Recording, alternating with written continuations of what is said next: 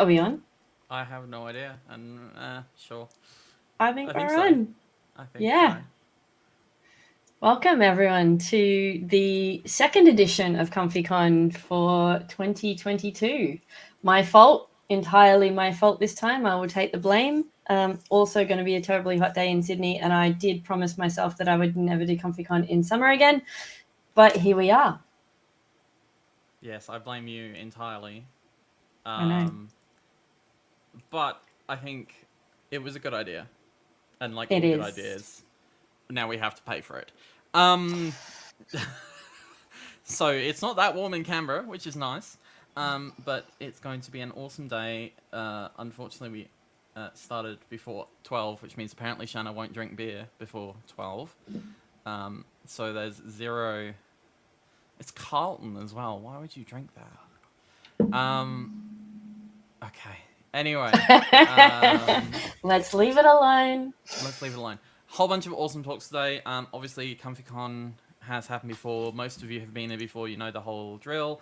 We're only doing it one day event today, this time, because frankly we get exhausted, and at this point in time we're also very busy. But we've got an amazing lineup today. We have 9 hours of amazing talks going until about 7:30. Got some breaks, got some talking, and yeah, just gonna see what's gonna happen. So we've got our keynote starting soon. So that's Jasmine Woolley, who Shanna has been begging me to put as the keynote for a very long time, and she's laughing because she knows that's true. Yep. Yeah, pretty much. I saw Jazz in Ozcert in May this year and decided from there that the next ComfyCon, everybody needed to hear what she had to say. So it's been on the cards for a little while, and then when we kick this off. But I also want to say thank you to everyone who submitted. It was actually really, really difficult this time. Like previous ComfyCons, we've kind of had like 20 spots and 18 people submit. So this time we had around about 45 submissions, 47 submissions, yeah. And a lot less slots this time. So we did try and get a nice mix of old and new and technical, non-technical. But what was really, really great was we just, I guess, organically got a really nice diverse range of topics and presenters. So just want to say thank you to everybody who submitted, and sorry to those that didn't get in this time, maybe next time, but it was really, really hard compared to previous ComfyCons. And yeah, one day is optimal for us, and I think for everybody else as well, particularly at this time of year. Yeah, it was difficult. We had to go through multiple rounds of like cutting down. We had to exclude based on, so one thing people I don't think realize is we also get a lot of international participants, and I realize I'm about to contradict myself. Shh, don't talk about it. but we have a lot of them, and we actually try and focus more on the Australian ones. However, there are some people who we can never ignore, and that's what you'll see today is that there's one international speaker who we just couldn't say no to, basically. So that will be happening today. There's going to be some amazing talks. I think the other thing to remember is that there's only 3 or 4 speakers that have spoken before at ComfyCon.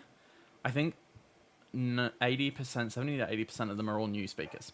That was not, again, it was kind of planned in that we wanted to give new people a turn, and that's why, sorry, Alan, I know you're watching. No Excel spreadsheets this time. But I think it's also recognised that was a really good opportunity to give new people a chance to speak and to have that opportunity, which I think there's not that many options in Australia to do that at the moment. There's obviously great programs like B-Sides Melbourne, which we will be talking to Lydia soon. But there's definitely, I don't think, enough options for new speakers. So we wanna be part of that. So yeah, Sorry, I'm really tired, so if I fall asleep halfway through, it's not because anyone's talk is boring, it's literally because I've been up till 3 a.m. Also means if today fails, he has not done his traditional demigod. No, I have not sacrificed a bottle of booze to the gods. That's all my fault. But we'll see how we go. I mean, we like taking risks here. We like working on our feet. I'm sure we will be fine anyway. I think so. So should we get Jazz? Sure, if Jazz is there. I think Jazz will be staying off camera for her talk, but yes. Sure. Yeah. And now we're like, is she here? Hi, everyone.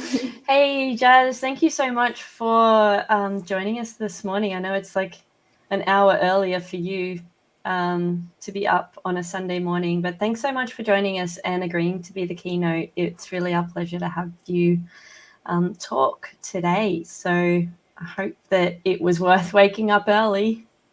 Thank you. It definitely was. I'm super excited to be the keynote speaker for today. Excellent. Well, if you want to get your screen up and we'll kick over to you.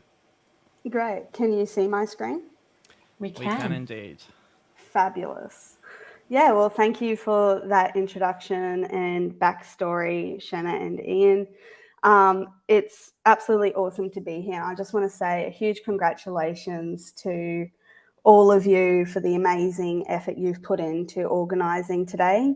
And I'm so excited to hear all of the other speakers as well. So as you already know, my name is Jasmine, and I'm here today to speak about applying Aboriginal and Torres Strait Islander philosophies to cybersecurity strategies. Now, before I deep dive into this complex topic, I would like to acknowledge the traditional custodians of the lands from which we are joining ComfyCon today, and I would like to pay respect to elders past, present, and emerging. I would also like to thank the First Nations men and women who I've collaborated with while creating this speech, for their support has been invaluable. So before I go any further into my research, I just want to take a little bit of time to talk about my experience. So I recently completed a Bachelor of International Relations, majoring in Languages and Culture at Bond University. And I'm now studying a Master of National Security Policy Studies at the ANU with a focus on cyber warfare. I'll hopefully be doing my master's thesis on applying First Nations philosophy to national security strategies. In 2021, I was selected for an awesome initiative called Project Friedman, which is sponsored by ASD and Women Speak Cyber. Now, as a part of Project Friedman, I received professional mentoring from First Nations entrepreneurs to help in the creation of today's speech. So I was encouraged to think about my speech in accordance with where I am now in my life and my knowledge as a proud Torres Strait Islander woman. After this mentoring and interviewing a range of people, from First Nations through to government personnel, we arrived at the conclusion that cybersecurity strategies may be strengthened by applying Aboriginal and Torres Strait Islander knowledge. So now that I've gone through a little bit of that backstory, I'd like to draw your attention to the overall research focus that you can see on the screen. So the research focus for today is that cybersecurity strategies can be improved upon by utilising Aboriginal and Torres Strait Islander philosophies. So the reason I use the word philosophies here is because each tribe and clan has a unique set of knowledge and cultural practices. But for the purpose of today, I will refer to this as philosophy because there are a core set of strengths that are evident in all First Nations groups. So to demonstrate the research focus, I'll first start by explaining what do I mean by First Nations philosophy and cybersecurity in the context of this speech. I'll then discuss three elements or areas of Indigenous philosophy and how they can map to cybersecurity. These three elements include adaptability, ethical and moral wisdom, and autonomous regard. I'll then expand on this link and discuss my viewpoints of why I think it would be advantageous to consider this knowledge in cybersecurity strategies. And then to end today's topic, I want to provide some practical points for everyone online to take away. So let's get into it. What exactly do I mean by First Nations philosophy? Well, as you can see on my handy diagram, cultural practices and law, LORE, is at the heart of Indigenous beliefs. So systems, rules and obligations are ways of living that provide guidance to First Nations peoples. So you might be wondering, what do I mean by law, LORE, versus law, LAW? Well, law, LORE, is a cultural law that has been passed down from generation to generation for the past 65,000 years. This outlines our relationship to place and all things in our place. It also shows that First Nations people have a responsibility to look after the world that we live in. So again, that's rules, systems, and obligations. So those elements that I mentioned before, ethics, autonomous regard, and adaptability, all fit under the rules, obligations, and systems. So it's a little bit like an ecosystem. All of these concepts interrelate and they interconnect in some way, shape, or form. So when we look at cybersecurity, I also like to think of it as an ecosystem. Cyber policy, trade policy, disaster and emergency response, social well-being, and healthcare all interrelate and interconnect in some way, shape, or form.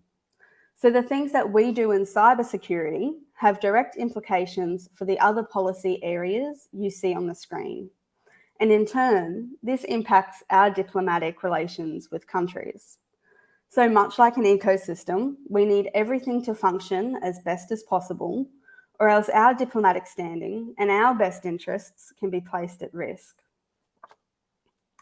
I'm going to switch pace here for a second, and I want to talk about something called the digital divide. So it might seem like it goes against the purpose of this speech, but I think it's really important that we address some of the barriers that are currently in place so that we can have a chance of overcoming it as an industry. So the digital divide stems from the Australian Digital Inclusion Index, which tracks and reports on digital inclusion across the country in regards to all citizens, including First Nations, people with disabilities, and people who live below the poverty line. Now, this report demonstrated some concerning statistics regarding the access, affordability, and availability of technology for First Nations people, and that First Nations people face significant risks and disadvantages online. And for starters, 1 in 4 Indigenous homes don't have internet. Now, this is a barrier to education, healthcare, and a range of other important things that we all need in this day and age. But what this report also highlights is that Indigenous Australians use social media in unique ways, such as connecting between generations, connecting with culture, and connecting with other Indigenous peoples globally. Statistically, the report found that Indigenous people use social media at a higher rate than non-Indigenous people, and adapted quicker than any other user group in the country. Now, to me, this shows an ability to adapt and a willingness to learn, which can be harnessed in our cybersecurity strategies. So speaking of adaptability, let's get into our first element. What do I mean by adaptability in First Nations philosophy? Well, non-linear thinking is used to get to the root cause of the issue. And there's an inherent adaptability and ingenuity that stems from the spiritual and physical realms that Indigenous Australians live with. It also means harnessing indirect management strategies and strong analysis capabilities to help create holistic outcomes. Now, the outcome here is, to be quite frank, holistic. So what do I mean by adaptability in cybersecurity then? Well, cyber threats need non-linear thinking. They are always evolving, meaning we have simply no other choice but to adapt. And we have to think critically and have a solutions-based approach to address new capability gaps. And the outcome here is to have a resilient strategy. So I'm not going to go into too much detail, but this is what our first response to threats looked like, with 7 core phases in the cyber kill chain. And this is the MITRE attack framework, which demonstrates how our industry has adapted to the changing threat landscape. Now, I'm not saying one has replaced the other by any means, but it is an example of how we have had to adapt. So I'm going to switch pace. It's a bit early on a Sunday, but we'll test the audience. Who here had a cup of coffee today? I'm sure a lot of you did. I know Shanna did. So what was needed to make that cup of coffee? Coffee beans, milk, a cup, sugar, water. What would happen if we took away the coffee beans? Well, you don't have a cup of coffee. And what would happen if you took away the cup? Well, again, you still don't have a cup of coffee. And if you took away the water, you still don't have a cup of coffee. Why? Because in this example, the whole is greater than the sum of its parts. I'll say that again. The whole is greater than the sum of its parts. So when we talk about applying philosophy to strategy, who better to reference than one of the most respected philosophers of all time, Aristotle.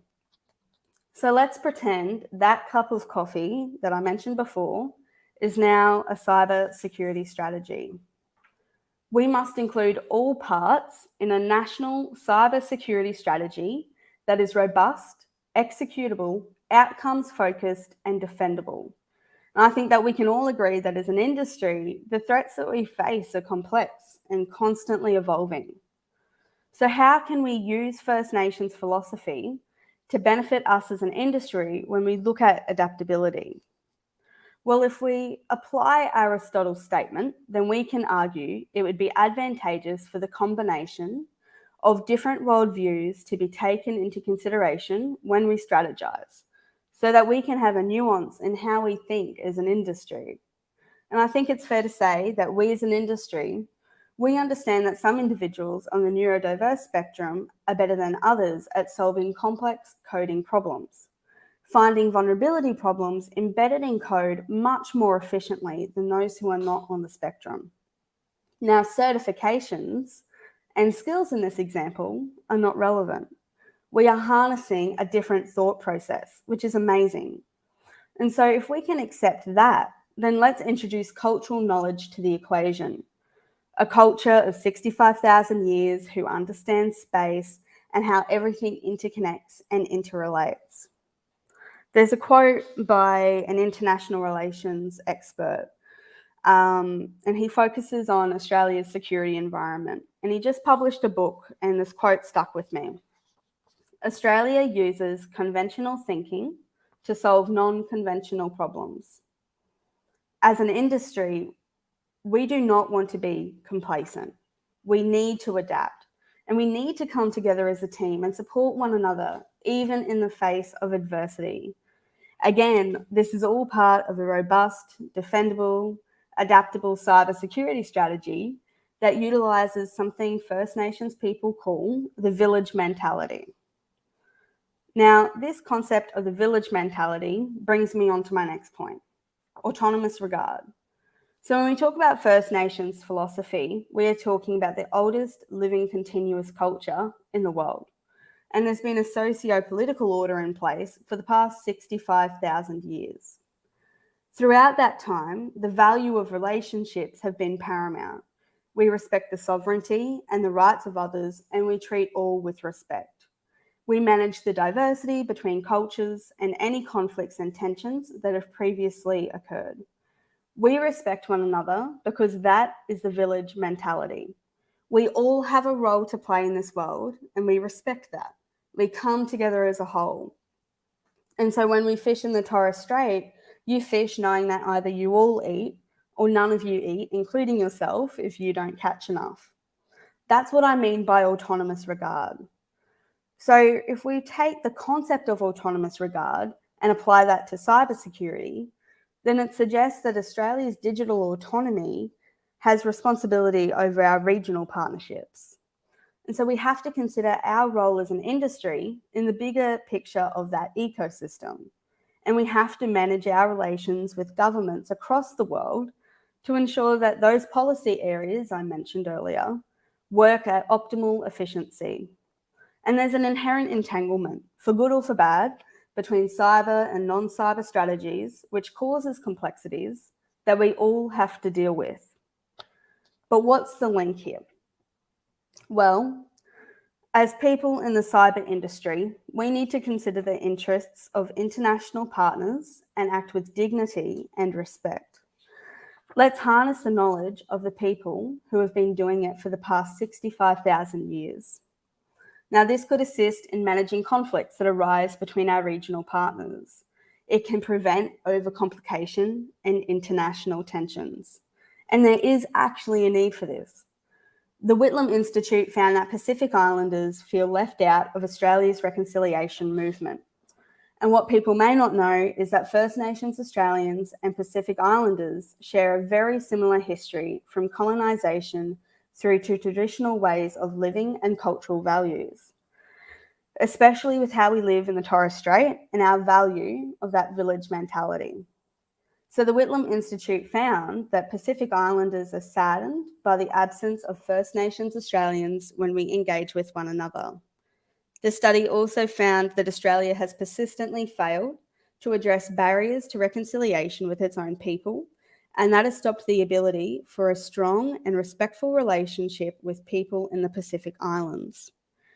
So if we were to conduct a cyber engagement, for example, in this case, it would be imperative that we include and harness the knowledge of Torres Strait Islanders and Aboriginal Australians, because the perspective that First Nations people would bring can show increased respect and a strong value of the relationship, benefiting that ecosystem I mentioned earlier. So all of this links with ethics and morals and acting ethically and morally. So in First Nations philosophy, when we talk about ethical and moral wisdom, it means that the individual holds an ability to predict the outcome of a situation before it occurs.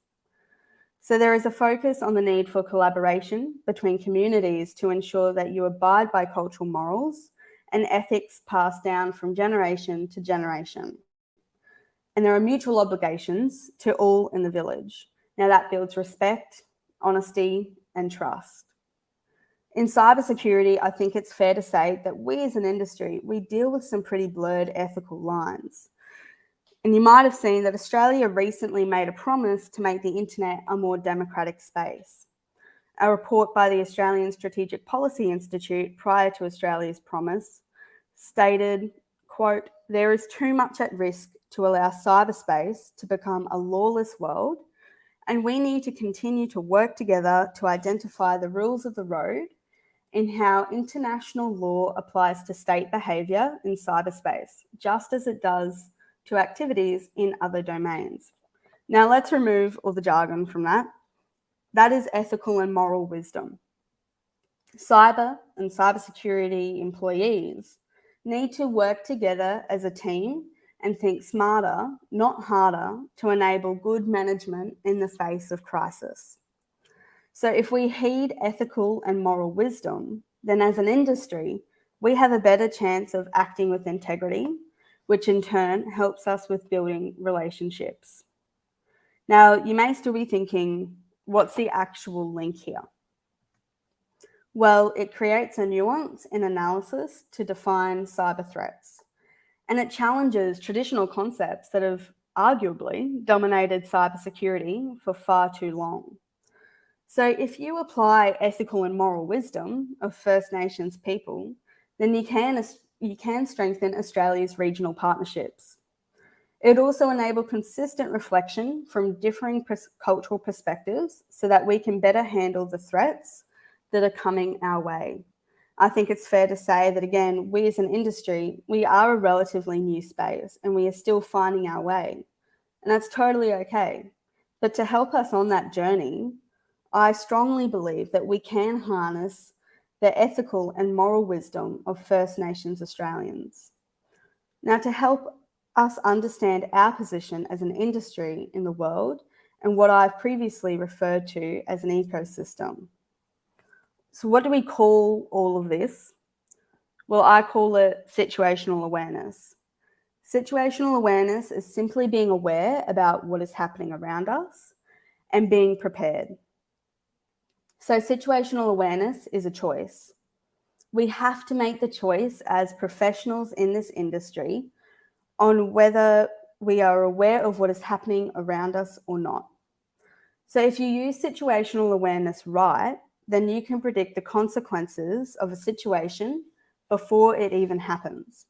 Now, I'm not saying situational awareness is going to prevent a situation from happening, but it can give us as an industry a sense of control to overcome the setbacks that we face and quickly move forward. So utilising situational awareness means that we can adapt, take into consideration all factors of a threat, and have a robust cyber security strategy. Now, all of this may seem out of the left field, but let me reassure you that there is precedent for the use of cultural wisdom when strategising. So the Australian Defence Force, ADF, has multiple regional force surveillance units that have been in operation for over the past 40 years. Now, Norforce is one of those units, and it's made up of 60% Indigenous Australians who utilise their unique knowledge of the land to conduct collection of threats harming Australia's national interests. One quote from a former Norforce commander demonstrates the tangible benefits of including First Nations philosophy in Australian security.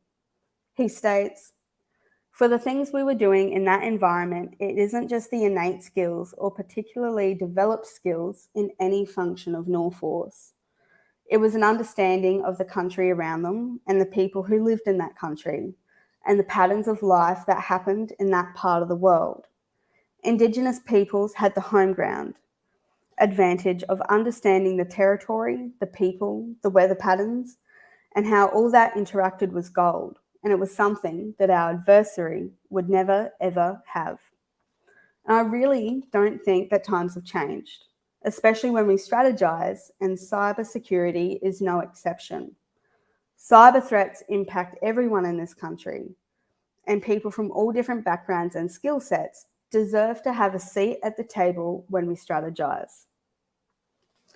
So in terms of a more technical application of Aboriginal and Torres Strait Islander knowledge, I'm going to talk about this example from Dr. Abbas. So in August of 2022, an Aboriginal language from the Northern Territory called Jingaloo made headlines in the cyber security industry. Why? Well, in what has been classed as a breakthrough for AI swarm systems, it has been theorised that the characteristics of the language actually allow it to be easily translated into AI commands. So Jingaloo has a total of 3 verbs: come, go, and do. So Dr. Abbas from the UNSW works with swarm systems, and he investigated systems that rely on gestures or direct commands. And he stated, quote, "Jingaloo can translate straight into AI commands, a human language that humans can understand, an efficient language in its syntax that reduces computational cost, a language where we can change the context of use without changing its syntax to allow us to transfer the AI between different domains with ease." So since the discovery, the University of Canberra and the Defence Science Technology Group have created something called JSwarm, a language inspired by Jingaloo. Now, JSwarm can be applied to any situation where communications between humans and a large number of AI agents are required. So its application can be relevant in medicine, defence, national security, or agriculture, for example. So again, this is a perfect case study of the influence that cybersecurity has on the ecosystem and how Indigenous knowledge and practices can advance our industry. Now, with all of that being said, I think it's really important that I provide the listeners of today some practical points for consideration. When we talk about philosophy, it can get quite heavy, but I really want to highlight the importance of how we actually go about fostering talent and diversity. So remote work is crucial. It breaks down geographical barriers that are arguably still in place regardless of COVID-19, and it helps people find more opportunities, especially in tech. Identified role hiring can also help address and minimise barriers in place for the community, and can increase the cultural capability of your organisation. You can also, as a business, help fund certifications and help enable people to who might not necessarily have that qualification yet to gain it and then to have a rewarding career in tech. You could also investigate whether a reconciliation action plan is valuable for your organisation, and it might not be. There might be a better metric that can be used to measure your progress in those diversity and inclusion areas. And as a part of all of that, I really want to highlight the importance of cultural competency training, especially within your organisation, or you can undertake it individually. That is so important in ensuring a safe workplace. So my final point for consideration is that First Nations linguists could actually be hired for coding. So there are Aboriginal kids out there who know 8 languages. Now, their ability to learn, adapt and retain so many different languages is an indication that they can learn coding quickly. And that would be an asset to our industry, even if they don't have the relevant qualification yet. And I truly believe that Jingaloo language and the creation of JSwarm is just the beginning. So we need to create more opportunities for First Nations men and women in this country. Now, when I talk about this topic, one of the questions that I'm most often asked about is what resources do I have that people can go to learn more? So I've decided to collate some of my most trusted sources for all of you change makers online. First of all, the Australian Strategic Policy Institute. So there's a report called Building Genuine Trust, and that provides a framework and strategy for Indigenous STEM and cyber pathways. Now, if you're more interested in the technical applications of Aboriginal languages to AI, then there is Dr. Abbas's work, which can be found on the Frontiers in Physics website. It's called JSwarm, a Jingaloo-inspired human AI teaming language for context-aware swarm guidance. A few of the others, the statistic regarding access to the internet in Indigenous homes comes from World Vision and the Connecting on Country report. And a few other books that have a more so defence or international relations perspective would be No Enemies, No Friends by Alan Bem, Defending Country by Noah Reisman, and the First Knowledges book series as well. That one's amazing. So that's kind of it from me. As we come to the end of today's discussion, I hope that I've left you all with some key points for consideration. And if there's one thought that I'd like to leave you with, it's that the skills and qualifications can only take us so far as an industry. We need to invest in people of all different backgrounds and skill sets so that we can become stronger as an industry and gain new perspectives on emerging threats. To be bold, we need to think bold. Thank you for your time. It's been an absolute pleasure to speak to you all today. Please feel free to reach out if you have any questions.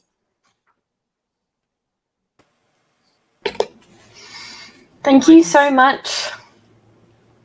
I can see why you wanted that talk to be at ComfyCon now, Shanna. Yes, So and really well done. Yes, I haven't had the pleasure of seeing it, but yeah, that was really great and insightful. And I hope there's been some discussion about it, so I hope everyone took something away from it as well. Yeah, and I really love the resources you've put at the end now, Jazz. That's really, really, really good, because I know that when we talked, even after AusCert and ComfyCon was around what can people do? Like, how can we make some changes? The whole digital divide really was one of the things that made me quite sad and something that I wanted to understand a little bit more about what we could do about it. So having those resources at the end is really fantastic. So thank you for putting those together. No worries. It's a really important topic. So thank you for providing the space for me to have this conversation. It's awesome. Anytime. Thank you. Awesome. So some quick housekeeping that I completely forgot because we don't organize this thing at all. The YouTube comments, if you're watching this on YouTube, YouTube comments are turned off. There is a reason for that. It's because we're too lazy to moderate two different areas. If you want to join in a conversation, the ComfyCon Discord is going off, as the kids say, at the moment. There's a lot of people there, and feel free to join in. You can find the link on the webpage, au.comfycon.rocks. Or if you want to go there directly, I believe it's discord.gg/ComfyConAU. But feel free to join in. There's 2 dedicated channels set up to talk about and ask questions and all that sort of thing. Please retweet and use the Twitter hashtag, which Shanna came up with, which is ComfyCon 2022. There's an AU in there as well, but yeah, I've been tweeting it. It's all over Twitter and Mastodon. Yeah. Well, some people are getting it wrong then, because I've just found one. I just saw Mr. Is it Roccia? Roccia? I don't know. Anyway, you got it wrong. Get it right, guys. I think it depends if you're French or Italian, the pronunciation. Oh, okay. Well, I'm just... Yeah. Anyway, whatever works. Just fucking tweet it. Just tweet. We'll just bring down Twitter and while it sort of implodes. Yeah. On Mastodon as well. Same. Oh, yes. Fantastic. I still haven't got used to it. I'm an old man and not used to it.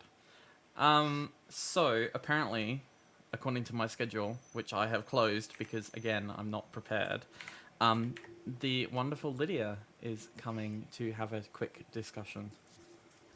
Hello, Lidia. Hello. Good morning, you two.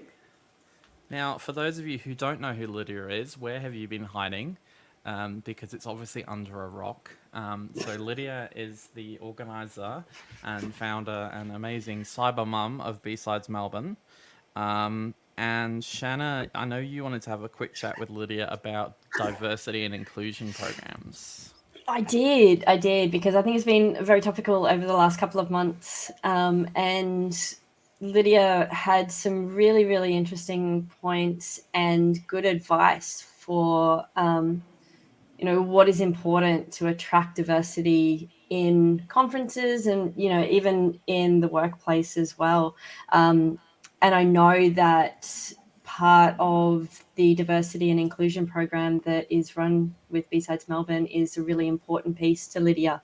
So kind of just wanted to talk through some of the advice that Lidia had given on LinkedIn around what are some of the things that can be done to help bring some further diversity, even to conference speakers and attendees, and, what's some takeaways that organizers could have. I know a lot of organizers have been reaching out to different areas, the AWSN as well. So it is something that people are very interested in. Yeah, thanks, Shanna. I might, if I can, just bump me off if I run out of time. I might. We would never do that. Well, just mindful time. But I might just start with a bit of a really short story. About 6-7 years ago, I gave a talk at the Diana Initiative about not very positive experiences in cyber. And I know, and I'm pretty excited to see Jess and Sarah's talk later this afternoon, but it was along those same lines. And when I started it, it was about my experience. And as I started writing the talk, I went, no, I've really got to understand what else is going on. So I interviewed a whole bunch of other folks in the industry. And I was just blown away. And so I guess the linkage here that when I started B-Sides Melbourne, I actually spoke to as many B-Sides organisers as I could. And I said, tell me your lessons learned. Tell me what you would do differently. Tell me what's next level, blah, blah, that sort of thing. And I got a lot of really good ideas. And I think the thing that initially when we started compared to this year's B-Sides because of COVID was that a lot of people were scared. A lot of people felt that there's that big imposter syndrome and they just didn't feel they were good enough to take the stage. So I guess the first thing we did was we started that rookie first-time speaker track in 2019. And then I remember shortly after, Google gave me a call and they said, what can we do to help? And they've been an amazing continuous sponsor for us. They give us money to help bring speakers or, underrepresented communities or whatever we want to do with the money, I guess. And I guess the most important thing is for me is that I went around and I started speaking to people and saying, what's stopping you from speaking? It's not, as Shanna said, it's not just, and take this the right way, it's not just going to AWS and saying, help me. It doesn't work like that. It's a matter of, and I always say this, if you're going to talk at B-Sides Melbourne, or you're going to talk at, a conference in New Zealand, or a conference, in another part of Australia, or a conference in Singapore, there's no point submitting if you don't know the reason why you're submitting, and you've got to understand, does that fit into your ethics? Does it fit into your, I suppose just into the reason about why you want to talk. And so not every conference is the right fit for every single person. Every conference, and this is what I love about B-Sides in Australia, every single conference aims for a different audience. And you need to make sure that audience, that's the right wheelhouse for you, I suppose. And from there, then you can go, okay, I want to speak at this conference. What do I need to do? And so I guess, with the help of, Google Cairo to help us financially, the very first thing that we do at B-Sides Melbourne is if we want to start a D&I program, we need to make sure that we've got money behind us to be able to support that, and it's not a matter of just going, hey, can you speak, or hey, can you speak? It's a matter of, we want to try to make people feel comfortable so that they can speak. And I don't want to make this about B-Sides Melbourne, because it's not, because many of you know that I do the speaker program for Black Hat USA as well. And it's about just making people feel comfortable that they can absolutely talk, and we've got their back. We've got their back. And it could be a matter of, you've never written a CFP before, maybe the blogs or the videos online aren't enough. You need that first time support. Okay, so is that something that you need to offer? Do you need someone to review the submissions? If your submission gets declined, I think it's really respectful that you try to give people feedback. I haven't done that for B-Sides Melbourne yet, so everyone's yelling at me for that. I've got to do it. As Ian said, I have been hiding under a rock. Those sorts of things. And I guess I had a really good chat to Kate that used to run B-Sides Wellington when they ran it. And she gave me some amazing advice about outreach and really trying to get the conference to a really wide audience. And look, the B-Sides team is so great. We did everything that we could to make sure that the message was spread far and wide, so that people knew that if they didn't have the financial means, that we were going to support them. We were going to bring them across. If they didn't want to come to Melbourne and Canberra was their closest conference, or ComfyCon was their closest conference, we were going to support them to go to those conferences as well.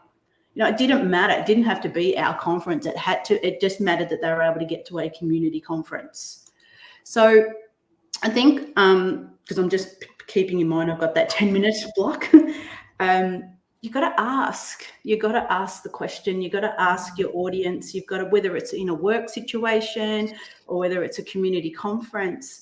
I always say, go and do a survey of what's missing. Do the lessons learned. What's going to encourage people to submit or to work in your workplace. I know, Ian, recently where you work, I know that you had a job ad that said, and correct me because I can't remember the detail, but you work your own hours, figure it out, whether it's around school pickups or whatever. I know for me, many of you know I've got twins and they are an absolute handful, and there's no way I could absolutely work a 9-to-5 job. There's no way, and I'm really lucky that I can work, say, from 9 p.m. to 12 p.m. because it suits me. And that's my way of, feeling that I'm included and that I can absolutely deliver in a way that I don't feel that I have to be available 9 to 5. And I've got that because we've got leadership around that are asking those questions. What do you need to feel like you can deliver? And it's not just a bum on a seat. So I think just just in all my learnings, I guess these past 10 years is you got to ask the questions. You got to sample the audience and see what people need. Is it CFP help? Is it, do they need financial assistance? Not everybody can fly across the country.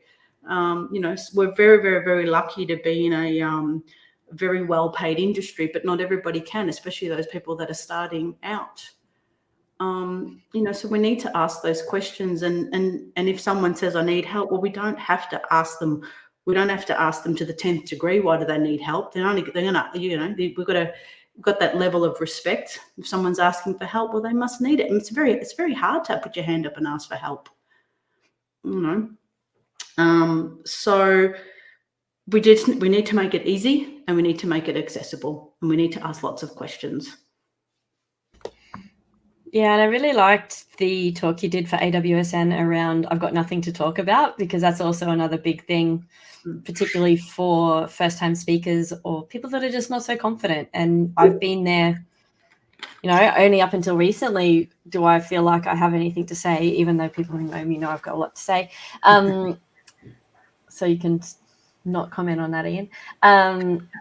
But yeah, it was a big challenge for me to think about, well, what would I even submit? What do I even have to say that people would find interesting? So I really love that you did that talk for the AWSN, because, you do have something to say. Everyone has something to say and something to teach or pass on to other people. So thank you so much for all that you do, Lidia, in the industry, particularly for people that are starting out and that, don't know where to start, don't know how to even go about submitting for a CFP or coming up with the topic. So we really appreciate you. No, and I think that's really, really important, because I remember in that session, I think it was Priya kindly volunteered and said, I'll start, and we asked her a series of, because she said, I really have got nothing to say. And at the end of it, she had this whole cloud topic covered. It was fantastic. Yeah. So I think it just takes somebody to help work with you and pull those ideas out, because I think everyone's got something to say and everyone's got something to share. It's just, again, enabling people to feel confident and, pulling. What am I trying to say here, Shannon? just being able to pull that information out of people and making them feel like they're enabled and they can do it. Yeah, definitely. Yep. So it's probably a good segue into our next speaker now. Awesome. I'm going to be watching. I can't wait. Thank you so much, Lidia. Thanks for having me, guys. I appreciate it. No worries. By the way, I don't believe you when you say it was 10 years, because surely you would have been 16 then. Sorry, I just have to do that every time. Nah. Thanks, Lidia. You're welcome. Okay, so the next speaker is the one that I was contradicting myself on earlier, in that you get a speaker who you can't really say no to, because I mean, I don't work in the forensics world, I don't work in DFR, so I'll pretend to know stuff, but I know the next speaker, Shanna, has been a great person to learn off and speak to and all those kind of things for you, right? Yeah, definitely. Hal has been an inspiration over the last 10 years or so. And yeah, having got to meet Hal in person several times, and I promised to never steal glasses again when we're out drinking. So Sorry, I think that I'll let him now so he can actually I will continue to be like, it's okay, Hal, I promise not to steal glasses, but only if we don't go out with Chris, because I truly believe it was his bad influence that brought me to take home several glasses from the beer cafe. So but yeah, thanks so much for submitting, and really appreciate it. Your talk is one that I'm very much looking forward to. So I feel a little special, being like the only non-Australian presenting. Make Australia great again, okay? That's, well, the only person outside of Australia presenting, I guess, too. Yeah, I guess that's probably the way to say it. You can be an honorary Australian, Hal. Yeah. Thanks. You'll be here soon. Yeah, I've been coming to Australia since 1998, and COVID slowed me down there, so I've really been missing coming down there. So I'm glad to do it virtually. Yeah, we've missed you too, and looking forward to your trip next year. All right. No worries. All right. Let's So get I the can add screen you to share going. stream. Yep. There we go. Let me put this away. Whoa. It's like ComfyCon Inception going on there. Yes. A little scary. Okay. Hey. Hi, everybody. I'm coming to you from the past. It's still Saturday night here on the East Coast of the United States. And of course, we're in the Northern Hemisphere, so it's autumn here. And I just wanted to come and talk about something that I'm really passionate about, which is file systems. And I realize that I'm maybe in the minority in that, but I really get into file systems, and I'm also particularly into Linux, having spent most of my career working in the Linux and Unix environment.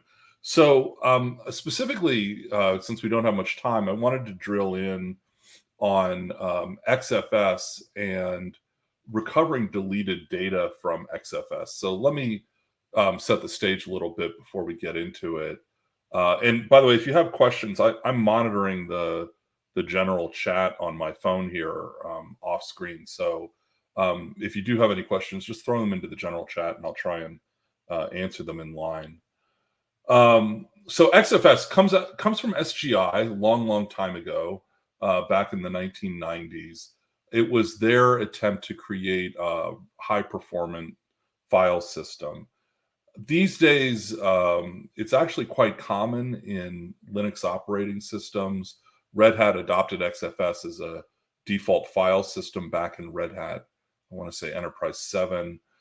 You also find it, I find it most often in my forensic work when I crack open one of these consumer grade network attached storage devices like a QNAP box or Synology NAS or something like that, because they're very often just embedded Linux systems running XFS over Linux software RAID.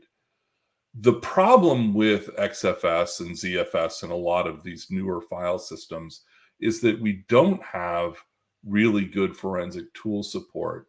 Xways admits to knowing something about decoding XFS, and there's a sleuthkit branch which has done some work towards including XFS support, but both of them, at least in my anecdotal work, have had some issues. So one of the things I'm going to demo to you today is using some lower level file system debugging tools, essentially in place of common forensic tools in order to get to where we need to get. XFS is, a modern 64-bit file system, blah, blah, blah, blah, blah, all the sort of normal features that you would expect.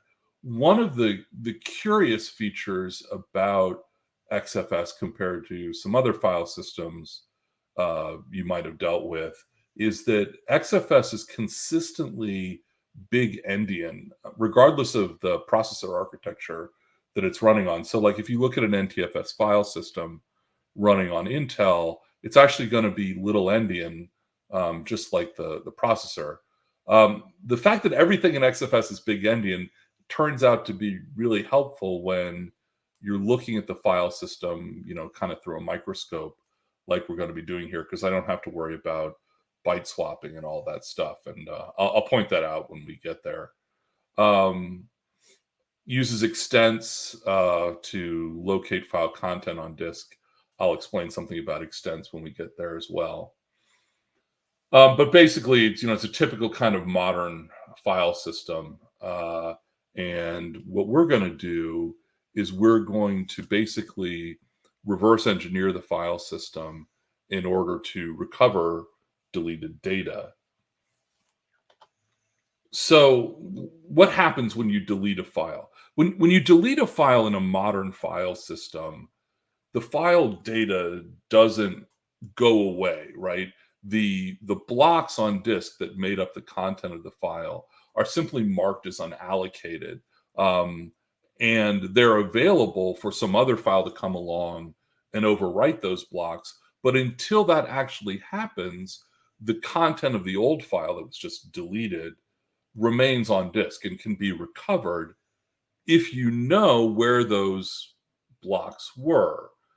Now, in a file system, the thing that points to those data blocks and tells you where the file content is on disk is this metadata structure, which we call an inode, index node for short. So basically, every file has an inode associated with it. And the inode stores all the data about the file that isn't the file content. So it's like the timestamps on the file and the security settings on the file and things like that. So when a file gets deleted, the content of the file, the data blocks, get marked as unallocated. The inode also gets marked as unallocated, but also elements of that inode get zeroed out. The file size is in the inode is set to 0. Timestamps are updated, indicating the deletion of the file. But in XFS, unlike, say, Linux ext, the actual extent structures that say where the file content are not overwritten. So if you can find the inode that used to be associated with the deleted file, there's still kind of the mapping of where the blocks were on disk. So inodes are how the operating system keeps track of your files, but how human beings keep track of files is with a hierarchical file system. There are directories, which include subdirectories and files and things like that. So a directory in a file system is nothing more than a special kind of file that simply maps your file name, which is how you, the human being, understand files, to the inode number, which is how the operating system tracks your file. So when you delete a file, the directory entry for that file, at least in Unix file systems, is generally just marked as unallocated space, kind of slack space in the directory. Unix directories are very lazy. You just say, okay, this file has been deleted, but again, like the data blocks, the directory entry isn't overwritten, and so the old deleted directory entry is still visible. You can see the old file name, you can see the inode number that was associated with it, and so on. And so combining all of that, it seems like we should be able to go through a directory file, look for the deleted entries that are kind of hanging around in the slack space, and then find the inode number associated with the deleted file. And using that, map to where the contents of the old file used to be on disk. And if those file contents haven't been overwritten, you should be able to get back the original file. Okay, so that's the high-level plan, right? And I'm going to kind of walk through that in a little live demo for you. Okay, so let's talk about what a directory entry looks like. So a Unix directory file is basically just a sequential list of directory records, and the directory records are variable length. So each directory record starts with an 8-byte inode address. And then there's 1 byte that follows that, which is the length of the file name. And then the actual characters in the file name, however long that is, followed by a 1-byte file type, which says, is it a regular file? Is it a directory? Is it a link? Whatever. And then some padding, because these directory records need to be 8-byte aligned within the directory structure. And then a 2-byte offset, which is used for traversing the directory. It's not really important right now. Okay, so when a directory entry gets deleted, what happens is the inode address gets partially overwritten. Okay, so the first 2 bytes of the deleted entry get overwritten with all ones, so FFFFF. That indicates that this is a slack region within the directory file. It's unallocated space. And then after those 2 bytes of ones, there's a 2-byte value, which is the length of the sort of slack space that's available, because you may have deleted more than one directory entry. You may have deleted a whole bunch of files, which creates a large blob of free space. So 4 bytes, the upper 4 bytes of the inode address of the first deleted directory entry get overwritten. Now, XFS uses 64-bit addressing, but the reality is that addresses in XFS are actually variable length, and they often don't fill up the full 64-byte address space. In fact, it takes a fairly large file system, over 512 gigabytes, to actually use more than 32 bits of inode address. And so for most file systems that you're going to encounter, or a lot of file systems you're going to encounter, the fact that the first 4 bytes of the inode address get overwritten doesn't really matter because they're all zeros anyway. And you can still see the remaining inode residue in the lower 32 bits and use that to proceed with recovering your file. So let me do an example for you. I'm actually going to do this live, and you know, damn the demo gods, we'll see if we can get this done. So let me get over to my terminal window, which is, you know, where I live. And so what I've done here, I created a little test image to show you. So basically what I did was I created an XFS file system. I made a file in temp. I deleted the file, and then I imaged the file system so that we could do this demo. So I've mounted that image on a directory called mount test, and so here's the mount command that I used, and I'm looking at the temp directory with the -i option, which shows me the inode number for the temp directory where I deleted the file. And that's where we're going to start with this little recovery exercise. So the command I wanted to introduce to you is a little command called xfsdb.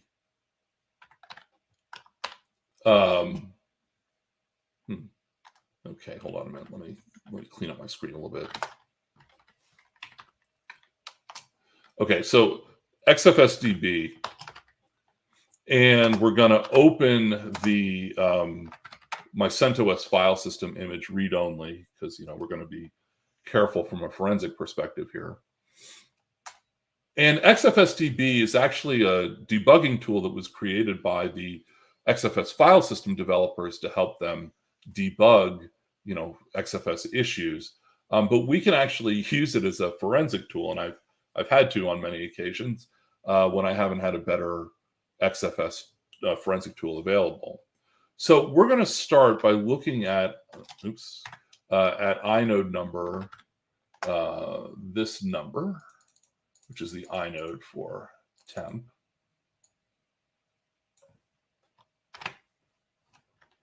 Okay. And so one of the things you can do with XFSDB is just print information in a file system data structure like that. So if I print the inode that I've selected, what you get is a breakdown of, you know, the information in the inode. You can see things like the timestamps, file size, and so on. And what we can see down here, this line right here, this is the extent list where the file, in this case, the directory, content lives on disk. And there's only one extent, which starts at this block number and goes for one block. So it's a simple directory file. It only occupies one block. And we can look at the contents of that directory by examining that block. So I'm going to choose file system block, that block number. And I'm going to set my output type to text, which is kind of like the standard hex dump view that you all are probably used to. And when we print out that block, you get a nice little hex dump of the content of that block. All right. So over here, you can see the file offsets, and then the hex values, and then the actual ASCII interpretation. And right here, you see this file name called I'm Deleted, which is the file that I created and then deleted, just to make it easier for you to spot that. Okay. So these ASCII characters right here correspond to that, file name. But if you look back here, here's actually the beginning of the deleted directory entry. Remember what I said about the first 2 bytes being written as FF. And you can use this marker to find other areas in the file where, deleted directory entries exist. But this is the one that I'm going to pay attention to. So here's the beginning of a deleted directory region. Here is the length of that region.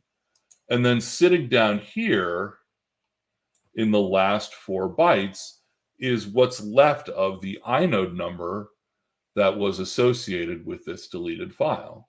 Right? And it turns out, because this is a small file system, you can actually see that only the lower 3 bytes of the address space are being used here. Right? So we can say, oh, look, okay, there's our inode number. Let me examine this inode using the XFSDB utility that we're sitting in right now. So I'm going to grab this inode number here. And I'm going to say, okay, I want to look at inode,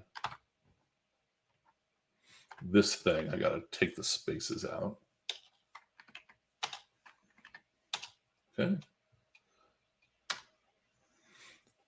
And we can print that inode, just like we did with the inode for the temp directory.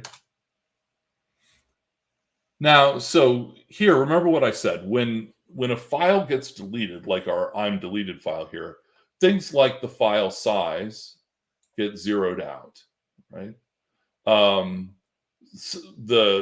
example, the ctime value here actually gets set to when the file was deleted and things like that.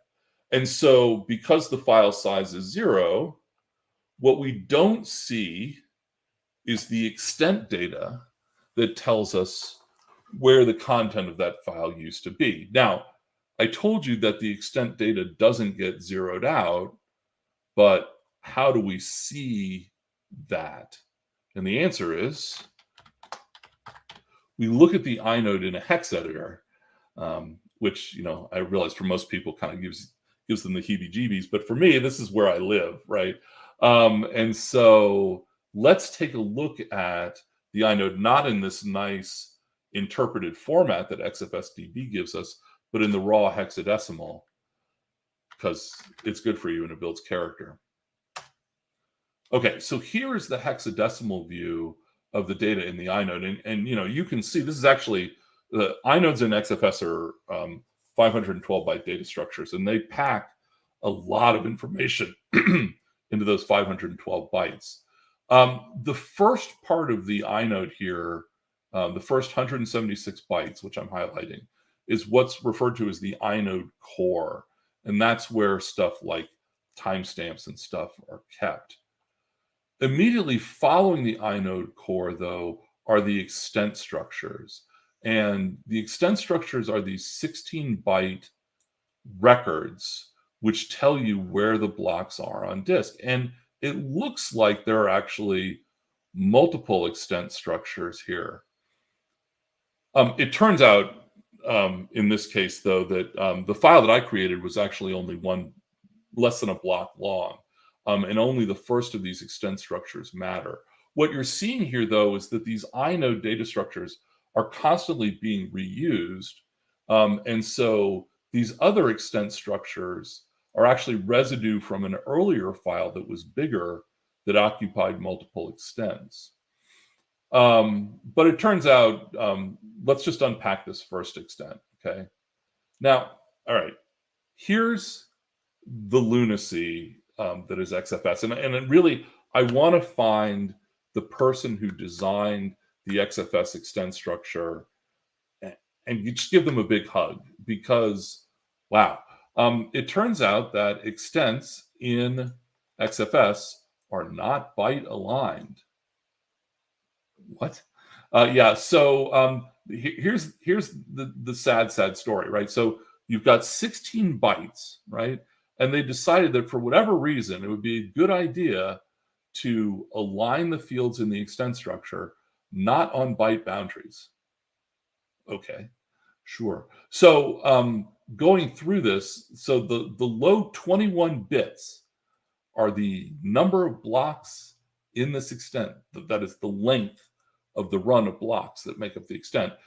There's 52 bits for the starting block, where the extent begins on the disk. 54 bits for the logical offset. So what that means is if you have a file that's been broken up into 5 pieces, you need to know the order to put those pieces back together in. So the logical offset is, this is piece 0, this is piece 1, this is piece 2, and so on. And then there's a 1-bit flag for pre-allocation, which is this clever thing that XFS can do to sort of save space ahead of time for a file that's about to be written. Okay, clearly this is wrong, right? I mean, there's absolutely no reason why this should be this way. I mean, the block count should be a 32-bit value. The FS block should be a 64-bit value. The logical offset could be, 31 bits and 1 pre-allocation flag in the upper bit that you could mask off. I cannot wrap my head around how we got here, but we just have to deal with it. It is what it is, okay? So what I've got to do is I've got to look at this crazy extent structure in my hex editor and somehow break it down into, the number of blocks and the starting block offset, which are the last 2 fields in this insane collection of bits, right? Okay, so here we go. What I'm going to do is, because I'm a Linux kind of command line nut, is I'm going to actually break this down using some command line tools. So you can see that most of the upper part of the extent is all zeros, right? So I'm just going to grab the non-zero portion of this and break it down into bits. Okay, hold on to your seats. Here we go. Let me pop this into a different window here. So what I'm going to do is I'm going to echo that sequence of hexadecimal. Okay. Need to, again, remove the spaces here. And I'm going to use XXD, which is a hex dumping tool, to convert the hex ASCII back into binary. So I'm going to use the hex dumper in reverse to convert that hex ASCII into binary. And then I'm going to use XXD again to dump it out in bits, not in bytes. And we'll do 6 columns of bits. Right. Okay, so here are the bits in this hex value. Now remember, the low 21 bits are the block count. Okay. All right, so hold on. Let's count. It's 8 bits, 16 bits, 1, 2, 3, 4, 5. Okay, so that's 21 bits up to here. So this is the block count. 1 block, right? Okay. The rest of this is the starting block number. Boy. Okay, here we go. So I'm going to convert that from binary back into decimal. Oops, grabbed the wrong thing. I'm going to convert that from binary back into decimal. Okay, there we go. Getting rid of the spaces again. All right. Okay, so that binary number in decimal, 1142794. Okay, so that is the starting block number. Let's go back into XFSDB with that number. I'm going to select FS block, that number, type text, print that sucker for me. You can see it's mostly nulls because it's a small file. But up at the top, here is the content. It's a flag with a hex value. You're a grand old flag. You're a high flying flag. So, and then the rest is nulls because files in Unix file systems, the slack space is null filled as a general rule. Okay, so cool. We were actually able to find the content of that deleted file using this crazy XFSDB tool. Now, if you wanted to actually, dump the contents of that block in a little bit different format, we actually need to play around with the XFS addressing scheme a little bit. XFS addresses are actually packed structures, which include what's called an allocation group number and then a block within that allocation group. So we need to convert our FS block address into what's called the AG number and the AG block number. Oops. Sorry, it's just AG block. And we also need to know the size of each allocation group. Print AG blocks. Okay, so each allocation group is that many blocks big. With those numbers, we can do a little bit of fun with the DD command. So DD,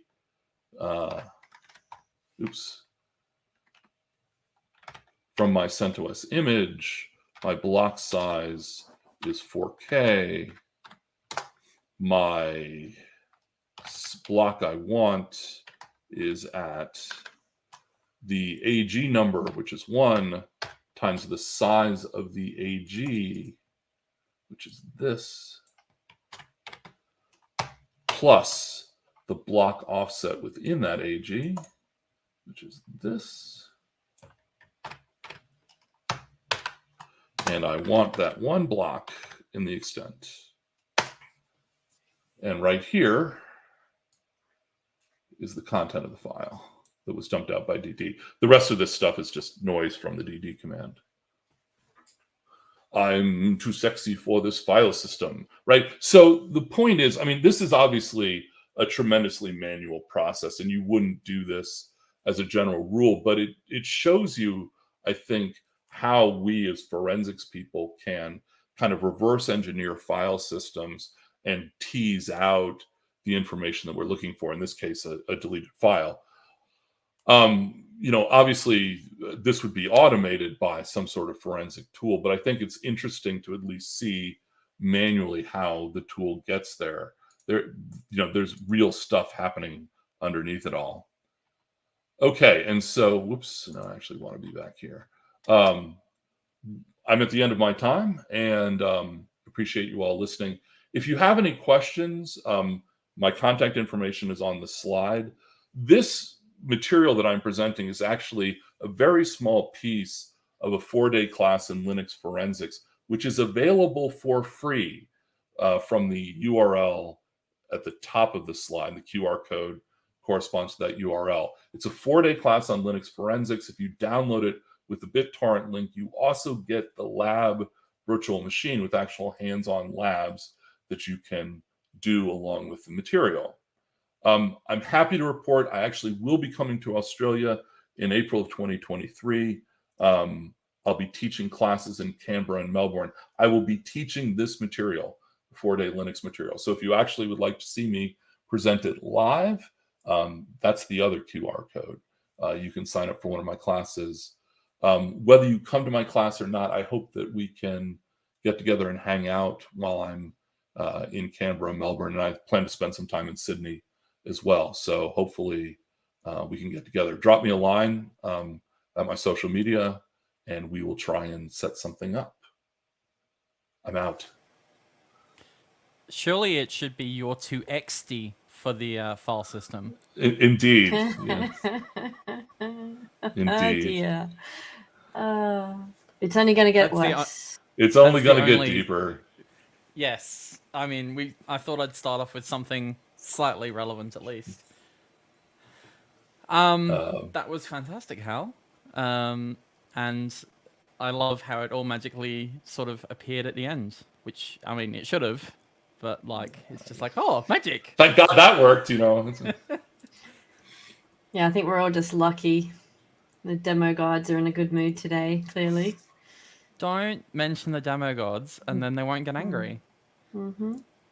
Sure. Anyway, thanks for having me. I appreciate you putting up with me as a horrible yank. And, Not at all. Pleasure, and can't wait till next year and we can hang out again. Sounds good. Absolutely. Thanks very much, Hal. All right. A reminder, please join Discord if you are not already in here. Apparently, Shanna is shit at self-promotion. Is that because you didn't tell your own company that you were going to be doing a conference this weekend? Pretty much, yeah. I probably could have posted Wow. it in the company Slack last week, but I didn't. And so some of my colleagues have found out via YouTube. Hi, colleagues. Hey, Hosey, welcome.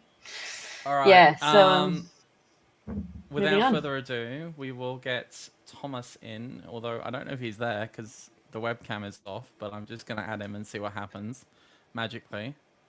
Mm-hmm. Yes, I'm here. Welcome. Fantastic. Hello. So what did the note on your screen say? Oh, if it didn't say Shanna sucks. I'm not giving you the answer right now. Okay. All right. Try again. Try again. All right. Well, without further ado then, I will add your presentation and I will let you take it ahead with your code graphology talk. Perfect. Thank you very much. So in criminology, graphology may be used to link a suspect to crime scene evidence. For example, handwriting sample can be taken from the suspect. Then crime scene analysts can compare the prints to evidence such as notes, signatures, messages left at the crime scene. And similarly, in computer science, the same concept can be applied to programming languages. And we can study the structure of a program to analyze artifacts that can be relevant to discover more. In this presentation, I will talk about code graphology and how to study an exploit code and build a hunting error rule with the information extracted. My name is Thomas Roccia. I'm a senior security researcher at Microsoft, and I've been relocated from France to Australia last January. If you want to see some of my work, you can visit my website at securitybreak.io, and you can also follow me on Twitter and Mastodon. All right, so in this presentation, what will be covered? First of all, I will define what is code graphology and what the concept is exactly. Then I will focus my presentation on a use case, which is a local privilege escalation CVE 2021-1732. And then we will see how to analyze this specific CVE to extract relevant information that can be used to create a hunting error rule. But first of all, what is exactly code graphology? Code graphology is actually a concept that was first discussed in 2020 by checkpoint researchers at Virus Bulletin. And they explain actually how to study the structures of an exploit to extract the information that can be used to uncover additional information. And this concept is very interesting, and it can be applied to malware analysis. For example, if you want to look for similar code similarity for a same malware family, for example, or to identify code related to the same attacker. But it's very useful in exploit hunting, because when you are coding an exploit writers tend to use similar mechanisms that will be reused for multiple exploits. So this is very interesting, and the concept is very well detailed in a white paper they wrote. And you can find more information about it if you're interested about this concept. The CVE 2021-1732 is a local privilege escalation on Windows 10. A local privilege escalation is very interesting for attackers because they allow them to elevate their privileges and run code with high privileges on the targeted machine. This is a highly regarded kind of exploit because it allows to run any kind of code into the targeted machine. This exploit has been first reported by Cyborg Security in February 2021, and they reported this exploit and said that the exploit were actually used in the wild a year before the reporting. And it has been used by the Bitter APT, which is a known nation-state attacker that used this specific exploit in several campaigns and several cyber attacks. This exploit is located in the win32k.sys driver, and especially this is a window object type confusion that leads to an out-of-bound write. An out-of-bound write allows an attacker to execute and run arbitrary code into the machine. So let's take a look more to the CVE itself. This is a simplified overview, and I'm gonna explain you all the steps, which are very important to understand from the next part. So basically, the exploit is located into the win32k.sys that we can see on the top. This is a driver responsible for graphical interface. Mainly, a program will use that specific driver to create a menu, create a window as well, and any kind of user interface, graphical interface. Our exploit is actually creating a malicious window with the API create window X and some corrupted byte in the object tag WND CB extra bytes. This specific corrupted byte into this object are very important because they trigger the vulnerability for the next part. As soon as the create window, in the exploit, there is also some elements such as the HM validate handle, which is a call to an unexported function from user32.dll. This is what we call a primitives. This is basically a known technique used by kernel exploit to leak a memory address from the kernel. Leaking a memory address from the kernel is very important to be successful in that kind of exploit, to be able to run code from the kernel memory space with high privilege, meaning with high privileges. Then we have our corrupted object, tag WND, that will be used to trigger the next part of the attack. We have client alloc window class extra byte, which is actually a function that will read the corrupted byte and trigger the exploit. Then we have a call to the anti-user console control, which is a function used here to convert the malicious window into a console window, and this specific part of the exploit will be used to exploit the out-of-bound vulnerability later.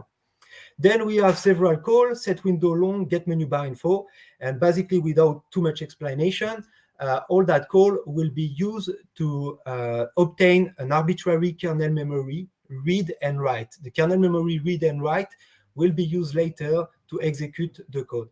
Then we have the final part of the exploit, which is the token swapping, basically swapping the token of the current process to a system process running into the machine, and then elevate the privilege.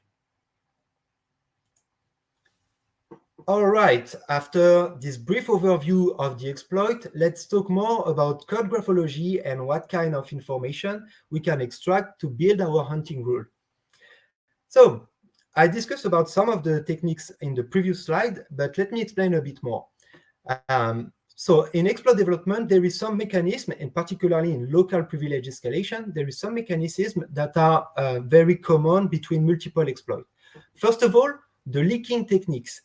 The leaking techniques here is actually the HM validate handle call that we discussed before, and this technique is very well known in exploit development, and it is used to leak a memory kernel address for the next part of the exploit.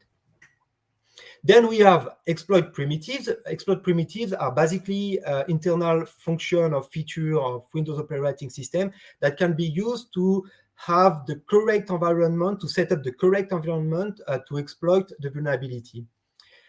Another interesting artifact that could be interesting to extract and understand is the operating system fingerprinting.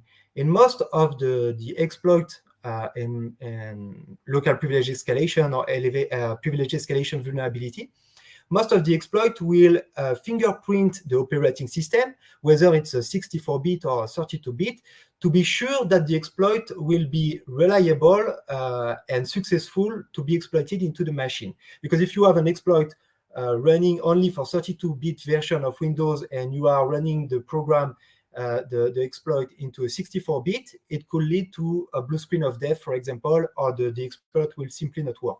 So there is, most of the time, an OS fingerprinting mechanism that will be used to discover the version of Windows.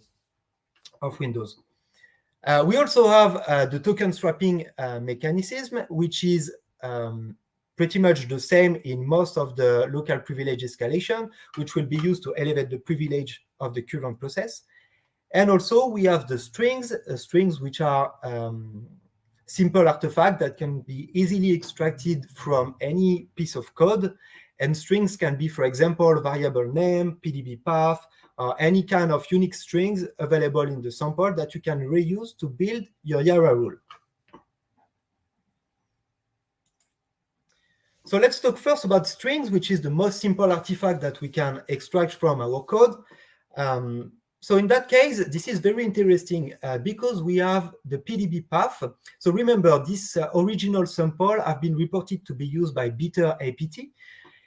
And in that case, we have some interesting artifacts related to the strings. For example, we have the PDB path with the path of the project where the project were compiled into the machine by the attacker. And in that case, this is very interesting because we have a strings that means KSP_EPL. So this specific string could mean Kaspersky _local privilege escalation in reverse. It's a guess because which is also interesting, at the beginning of this exploit, there is a process fingerprinting, which is basically checking for a Kaspersky process running into the machine, which is avp.exe. avp.exe is one of the Kaspersky engine process, and this particular sample is actually checking if the avp.exe is running into the machine. It is not very clear why they perform this kind of check, but the guess will be that they try to fingerprint the machine and be sure that the machine they target were running Kaspersky engine. Another strings that we can reuse are the strings used to create our malicious window, remember, to trigger the exploit. So these kind of strings are very specific to this exploit as well, and they could be used as well to build the hunting rules.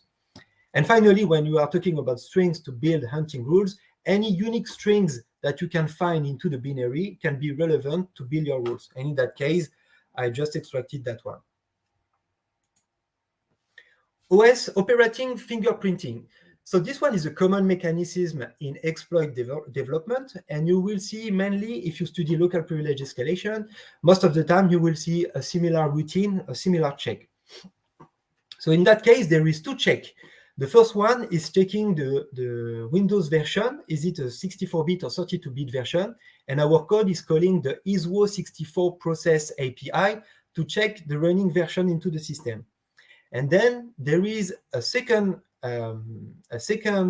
routine used to detect the Windows build, and in that case, it's checking the sample is checking which version exactly the Windows is running to be sure that the exploit will be successful. So this is very important because this particular exploit is running only on this Windows 10 build number machine. So this is very important to do that, otherwise the exploit code is not working. And for us, for building our hunting rule, this is also very important because this is very specific to this exploit. Then we have the leaking technique. Remember, the leaking technique is to obtain a kernel memory address. In that case, the sample will call HM validate handle. This is a known trick used by most of the kernel exploit to get a kernel memory address.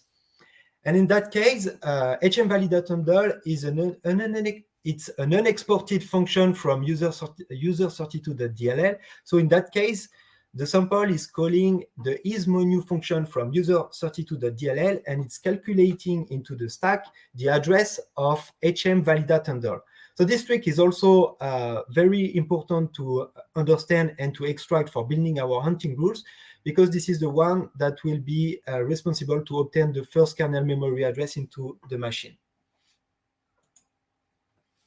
Then we also have exploit primitives that can be used to build our hunting rules. Exploit primitives are basically internal functions that can be used to get all the necessary elements into our machine to exploit the vulnerability. So the first one is client alloc win class extra byte. Remember, this one will be used to read the corrupted byte from our malicious window.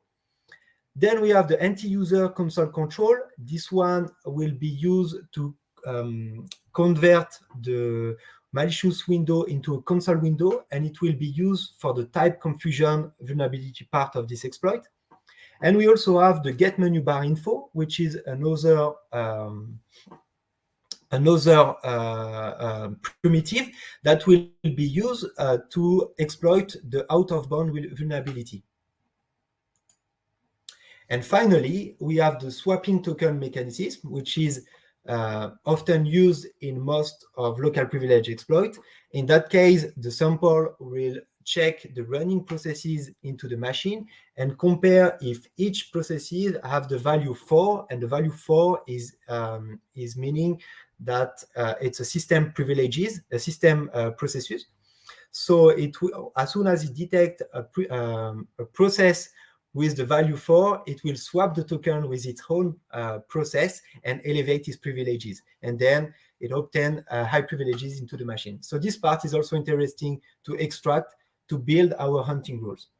So with all that information, what I did after several tries, I built a hunting Yara rule. So for those who are not familiar with Yara, Yara is an open source tool used to build signatures against any kind of file, whether it's a portable executable or any kind of files.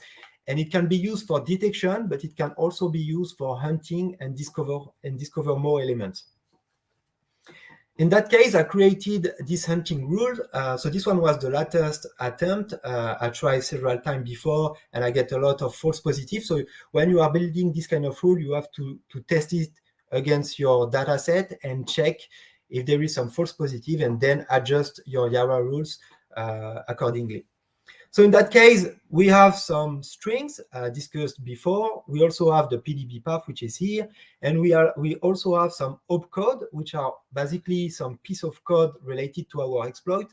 So here we have the check to the Windows version. We also have some check related to the time, the build number, and finally the swapping token mechanism. And in that case, what we want, it's an executable format. And we want that the rule match for some of the strings and some of the code that we have here. So I run that specific rule, and I get that result. I discover 187 unique samples, and all that samples with all that samples, I also extracted the PDB path, and from the PDB path, I extracted the username. And I put all the username in that specific cloud word, where you can see that administrator is the most common, meaning people were trying compiling the exploit in the machine with the administrator username. Another one which is interesting to notice is ascodb. Ascodb is the name of a known GitHub repository that collect and reference local kernel privilege escalation code exploit into the repository, because the code at the time of the checking was already available, so people were trying the exploit as well. So this is interesting because we can see that this is a reliable source as well for checking the exploit. And then we also have some other username which are related to the username of the user. Which is also interesting. Remember, the original sample was the CVE 2021-1732. So most of the samples were actually this exploit, but I also discovered that our rule is matching with CVE 2022-21-882. So this is very interesting because this vulnerability is more recent, and this is also a very similar one to the one which we built the rule. So this is very interesting because with our hunting rule, we have been able to uncover a variant of this exploit. In the timeline graphic above, what I did actually, I extracted the compile timestamp of the sample and I created this timeline. And here it's interesting to notice that in March 2021, we have a peak of samples, and it corresponds to the publication of the Cyborg Security report. So that's very interesting because people had some interest into the exploit and started to try it. And then we also have a peak around February 2022, which corresponds to the second vulnerability that have been reported to Microsoft. With all that information, so I take a look to some of the sample, and I discovered something interesting. Actually, remember the original sample where we built the rules were related to the bitter APT. Remember, there was an interesting string into the PDB path, which is KSP_EPL, Kaspersky Local Privilege Escalation, allegedly.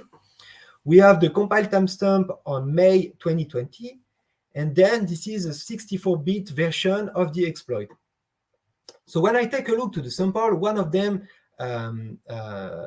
had my intention, because the PDB path have a similar naming convention, so, except in that case, it's using Sophos_EPL, potentially Sophos_local privilege escalation, and it has been compiled 2 months after the original one.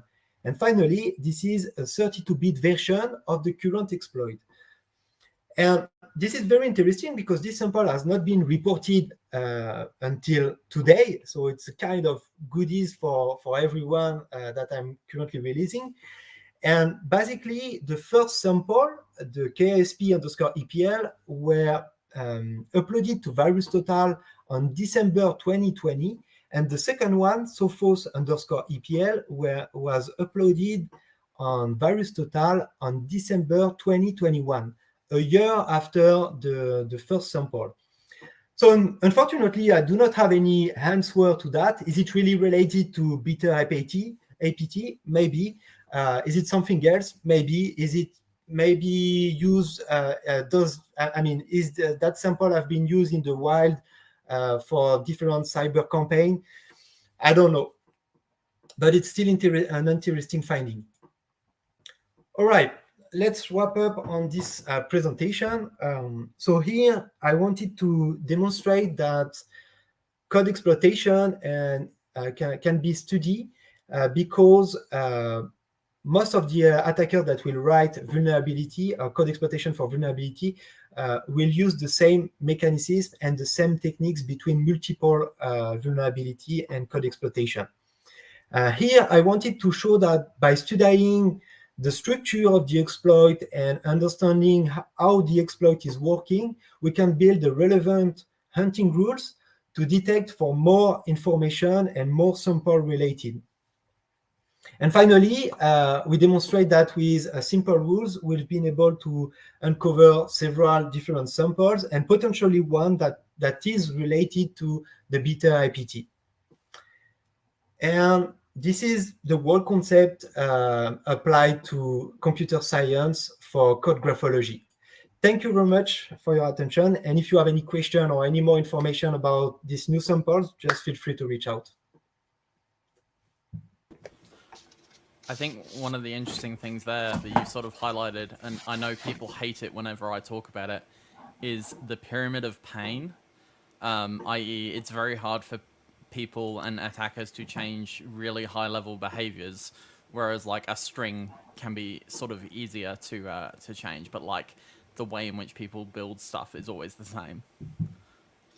Yeah, that's right. Especially for kernel exploit development, because there is some common mechanism used for obtaining this kernel memory address and elevate privileges and so on. So yeah, definitely. Oh, fantastic. Thank you very much, Thomas. That was an awesome talk, and I'm sure everyone enjoyed it. I know a number of people were commenting. Also, there may be some embarrassing statements about your accent in the chat as well, but I'm sure you will enjoy that too. I cut and paste. I'll send it to you. But there is a questions channel, so maybe if people have questions to ask you, particularly around that sample, they should probably go into that channel now. Sure, definitely. All right. Thank you. Thanks very much. Thank you so much. So I'm just looking at the schedule, and it literally is like blank, and then Ian and Shanna. Yeah. So prior to today, actually, Thomas asked me if he could have an extra 5 minutes. So I dropped in an extra 5 minutes for his talk, and then was like, well, what are we going to do for another 5 minutes? Well, we can shit talk. So we've got about 2 minutes to shit talk, which we tend to do pretty well. How can we shit talk in 2 minutes? I don't know if that's possible. I'm not sure either, but we do have Prescott and Bianca in the backstage area ready to go. I mean, we could ask them if they would like to join in. I think we should. Okay. And I'm super impressed. I do like Prescott's idea of Bianca's she should have gone with bin chicken, but I do like wheelie bins. So I did wonder about that one, yes. I think bin chicken would have been a great one. Then you could have just put your bin chicken avatar. Well, next time. Yeah, well, it could have been APT bin chicken. It's the next CrowdStrike t-shirt. For anyone in CrowdStrike watching, that's the new one. Yeah, so how thank you you guys today. This is a good way to break the ice and help the Yeah. nerds with it. So thank you. You're gonna be fine. You've done way worse. Like having not. I'm just saying you've done way worse presentations. Wow. No. Great. You've been in situations. You've been in worse situations to give presentations, and you always do a fantastic job. So I would not be worried at all, Prescott. Just ignore Shanna. Yeah, I'm gonna go on mute. Yeah. All right. So, noting that we have just spent the last 2 minutes shit talking, we're actually at the time. This worked out well. So, I'm actually really interested in this talk. So, Prescott and Bianca are going to be talking about how to hack your people networks and applying red and blue teaming to your career. So, do you guys have some slides? Because I don't see them shared. Oh, there we go. Thank you very much. And I will let you guys take the mic. All right. So, thanks everyone for tuning in, and Shanna and Ian and the team for giving us an opportunity. But yeah, this is something we created specially for ComfyCon after a few different conversations, and inspired by partially Shanna's and Mike's presentation with two different aspects on a topic around the Cold War gear. So that was awesome when you guys did that presentation. But yeah, we're here today to talk about hacking your people networks and from a red and blue perspective. So let me go to the next slide. Bianca, do you want to introduce yourself first? Yeah, sure. So hi everyone, Bianca Binns here. First, I just want to say thanks for having me. This is my first ComfyCon, so really excited to be here and see the different discussions going on.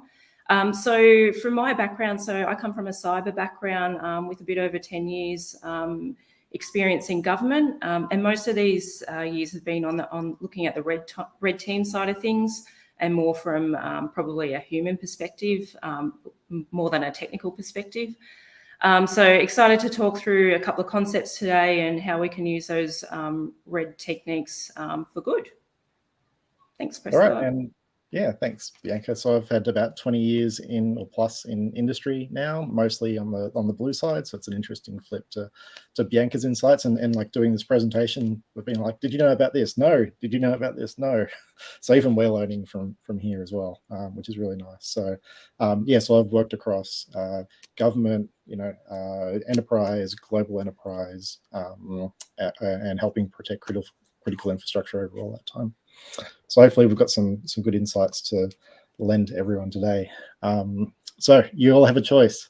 Are you going to attack or defend your career? Are you going to take the red pill or the blue pill at the end of the day from this presentation? Secretly, I think Bianca's going to absolutely kill this one. So I think everyone's going to vote team red at the end of this. Sorry, you just made me nervous. So what we're going to do is we're going to talk through some red teaming perspectives on how you might approach social situations in your career, and also think about some blue team frameworks and how they might help as well. Got an awesome matrix-like transition there. So yeah, I know it's said a lot of times, but the hybrid workplace has really changed how you build your social networks, especially around your professional relationships in your career. And while ComfyCon's sort of great to do from the comfort of your own gaming chair, as is the case with me today, really to really progress things and get your career to take off, you've got to get off the couch a little bit. Be brave. Don't be afraid of failing, I think is something is a theme that comes out a lot these days. Just give it a shot, give it a chance. Be curious about what's out there and what other people may think and other viewpoints, other cultures. And thinking back to the first presentation, the keynote of the day, which was terrific about how Aboriginal culture can integrate into what we do. But also be careful. And I think through Bianca's parts today, you're going to get an idea of the types of things that red teamers might be interested about you. The other point I make is that you're not alone out there in your professional career. Sometimes it may seem that way, that you're working from home, you don't really interact with people a lot, but you aren't alone. There's lots of people out there who are, and I think over the last 4 or 5 years, industries, the cyber scene's really shifted a lot. I think Shanna made the point earlier as well, that it's a very welcoming environment now. Just get out there and talk to people.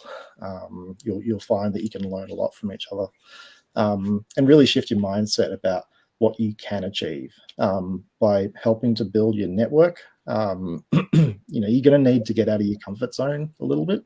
And if you just put some thought into it and think about it, and hopefully this gives you some framework today, you can actually achieve a lot. So without further ado, I'm going to throw over to Bianca for the interesting part of this presentation. No pressure. Thanks, Prescott. So we're going to jump into the core, one of the core red principles, which is rapport. So rapport is the most fundamental principle you can have, and is the key to building any kind of baseline of a relationship.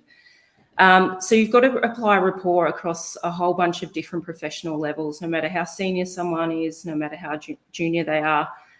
It's vital for building those establishing blocks in relationships. It's important to remember that rapport doesn't look the same for everyone. So there may be a whole heap of rapport you need to build up with a particular person, but then another person could be completely opposite, and you don't need to build that as an extensive of a baseline for rapport. So I guess the key thing there is understanding, I guess, your target profile. And knowing what you want to achieve out of that conversation. So, when we're talking about rapport, we need to have an objective in mind. So are we just wanting to establish a professional relationship? Are we just wanting to establish a friendship? Or on the flip side, do we want to know information about something specific to a project or something, more work related? And so that's where the elicitation technique comes in. So that's essentially, identifying a piece of information you want to know and using techniques to draw it out of them. So if we step back just slightly, so we need to assess our target, right? That's really important. So who's on the other end of us building rapport with them? So you can't come in and talk about how you've gone clubbing on the weekend and you've done all this, you've gotten drunk and done all this stuff, probably with a middle-aged man who's quite the introvert and family guy. Like, you're probably not going to find that point of commonality with him. So profile them, understand what their public persona is, and try and find points of commonalities to build those rapport establishing blocks. So how do we bring rapport and elicitation together? So you can do rapport and should do rapport without elicitation, but you cannot do elicitation without rapport. And this is where we come into this hourglass concept. So you start very broad, you're talking about your weekend, your hobbies, personal things, etc., etc. You're starting kind of, fairly wide, and then you're slowly pivoting your way into narrowing the discussion around what you want to elicit about that person. So start shaping the discussion where it naturally comes into a point that you can ask that key question or that key objective that you want to know. Now, on the other end, you may or may not receive what you've asked. It's a 50-50 shot, right? But don't keep pressing at it. There's always other occasions to come back to this and find other ways to get an answer to your question. So that's when we start to see the transition out the other side of the hourglass. So start then re-diverting and pivoting away from that question and start going back to that rapport, finding those points of commonality and leaving the discussion and the relationship at a more of a friendship level versus, where you've asked the question on what you want to elicit them. So think about it in the context of like an industry event where you've identified that your objective is to build credibility amongst your peers and just establish relationships in the industry. So always think of this hourglass concept. If there's anything you can take away from today, take away this hourglass concept because it's applicable in so many different situations. So, you don't always have to be eliciting information, by the way, it's just kind of built in there. But build the rapport bank up with whoever's on the other side of it, because there will come a time that you want to spend that rapport, and we can talk a little bit about that later. Next slide, thanks, Prescott.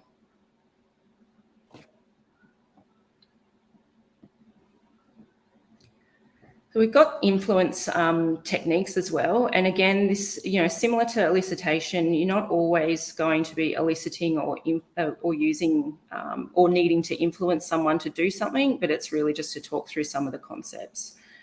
So influence comes in many forms. So I'm only just listing a few here. So social proof is basically when you're seeing people will do things that they're seeing others will do. So this can come in a lot of different formats, but it could be someone on LinkedIn that's from a highly reputable cyber vendor, for example, and they've broken these record sales, and you've seen that there's some really big high-profile orgs that have brought into this concept. So you're immediately influenced and drawn into this because you've seen that your peers and people you probably look up to are buying into something. So that is that kind of influencing technique. We've got scarcity. So then you're attaching more value to something that's limited in quantity. Therefore, I guess you're enabling another person or a group to be influenced by that thing. So an example of this could be the first 10 people to reply to my offer will get the gold platinum subscription of whatever product versus the standard one. And hey, call in 30 minutes and you'll probably get this other thing for free on top of it. And I know I'm guilty of being sucked into those concepts, but it's a really good technique to influence someone to do something. We then got authority. So individuals who are authoritative, credible and knowledgeable experts within their fields. We know they're typically more influential and persuasive than those who aren't. So, for example, if your organisation gets a phone call or a email from the head of the Cyber Security Centre and says, hey, your organisation is about to be attacked, be aware, you're likely to take that advice because that person or that organisation is incredibly credible versus probably, Joe down the street from another different cybersecurity firm. So authority can have quite a significant influence. And then finally, liking. So this is fairly straightforward, but, if you want to influence someone to do something, get them to like you. It's that simple. So point out your attributes you've got in common with someone, flatter them, You know, the perfect example was on the slide before where Putin and Kim had, you know, found their love of horses together. Oh, you like horses, I like horses, let's talk about horses. There's your natural trajectory for where you can take your friendship and build that rapport. And so we move into credibility now. So you've obviously identified your objective by this point and what you want to achieve with that person. And you've built up a network of cyber professionals, and part of your rapport building could be talking about web hosting, for example. And I know nothing about web hosting, so please don't drill down on any of that from me, just using it as an example. So you want to get on their radar, you want to talk about, you want to make an impression with this person about your web hosting skills. You can't talk a big game if you can't demonstrate your experience. So when you get the opportunity to showcase your skills, you've got to do it. And you need to be credible in the eyes of that person when they want to involve you in, you know, a body of work that's relating to, you know, something to do with whatever skills you're claiming to have, essentially. But without that, like, you've got to backstop that as well. So put yourself out there. Think about our industry. So we are building networks and looking at LinkedIn and different people's profiles.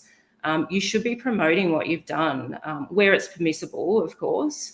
But, you know, what's your expertise in? Like, you're looking at Windows, you're looking at Linux. Do you have specific certifications? Are you doing any cool projects at home? All those things are super important to share and promote about yourself and about your skills. It will go a long way. Next slide, thanks, Prescott. Okay, so I want to talk through, I just want to give an example, which I've made up, obviously, just bringing how you can bring multiple techniques together. So you don't need to think about these techniques in seclusion of one another. So we've identified our objective, which is the key part I've been talking about. So, you know, when does Kimmy get his supplies delivered? So we start our hourglass at the top.